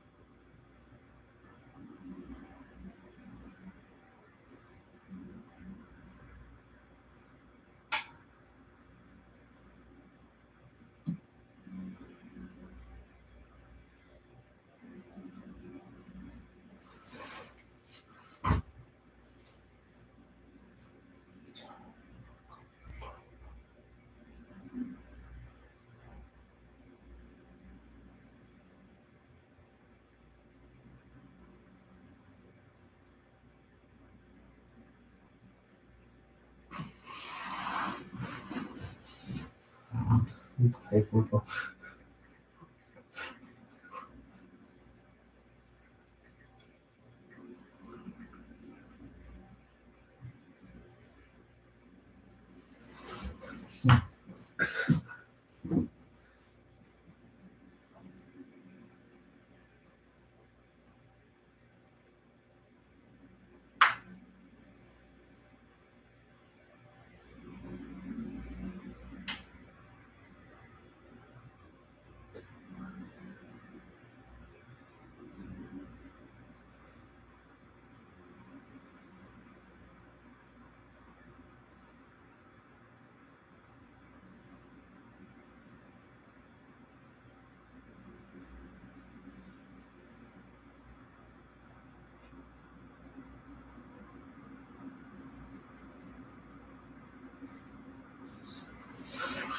싫다고.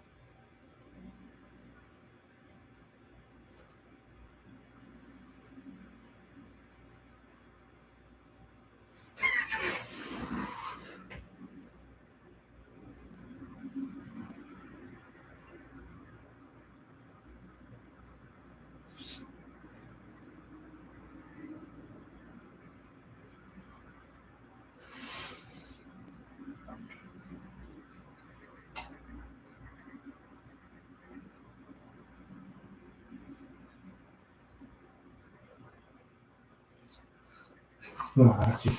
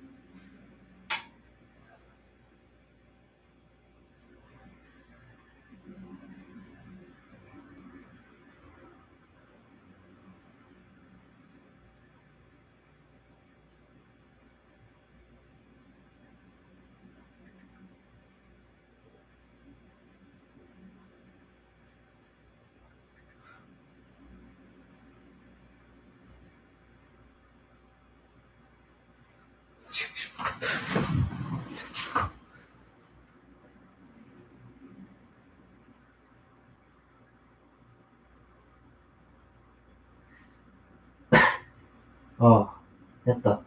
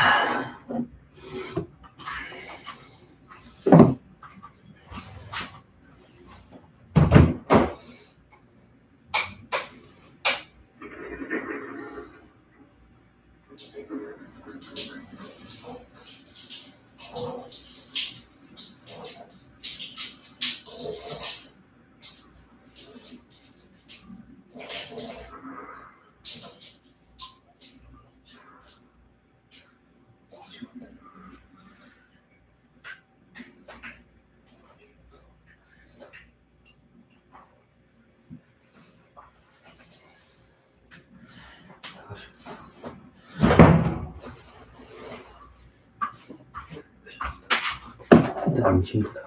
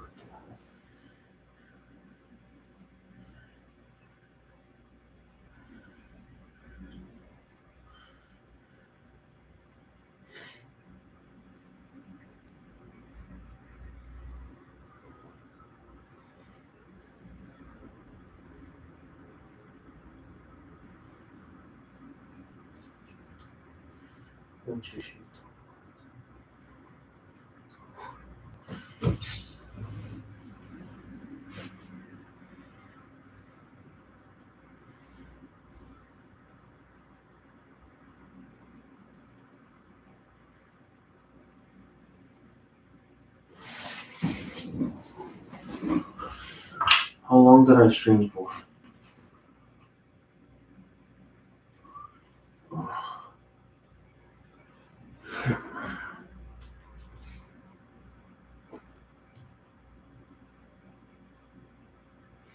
I should reset the stream.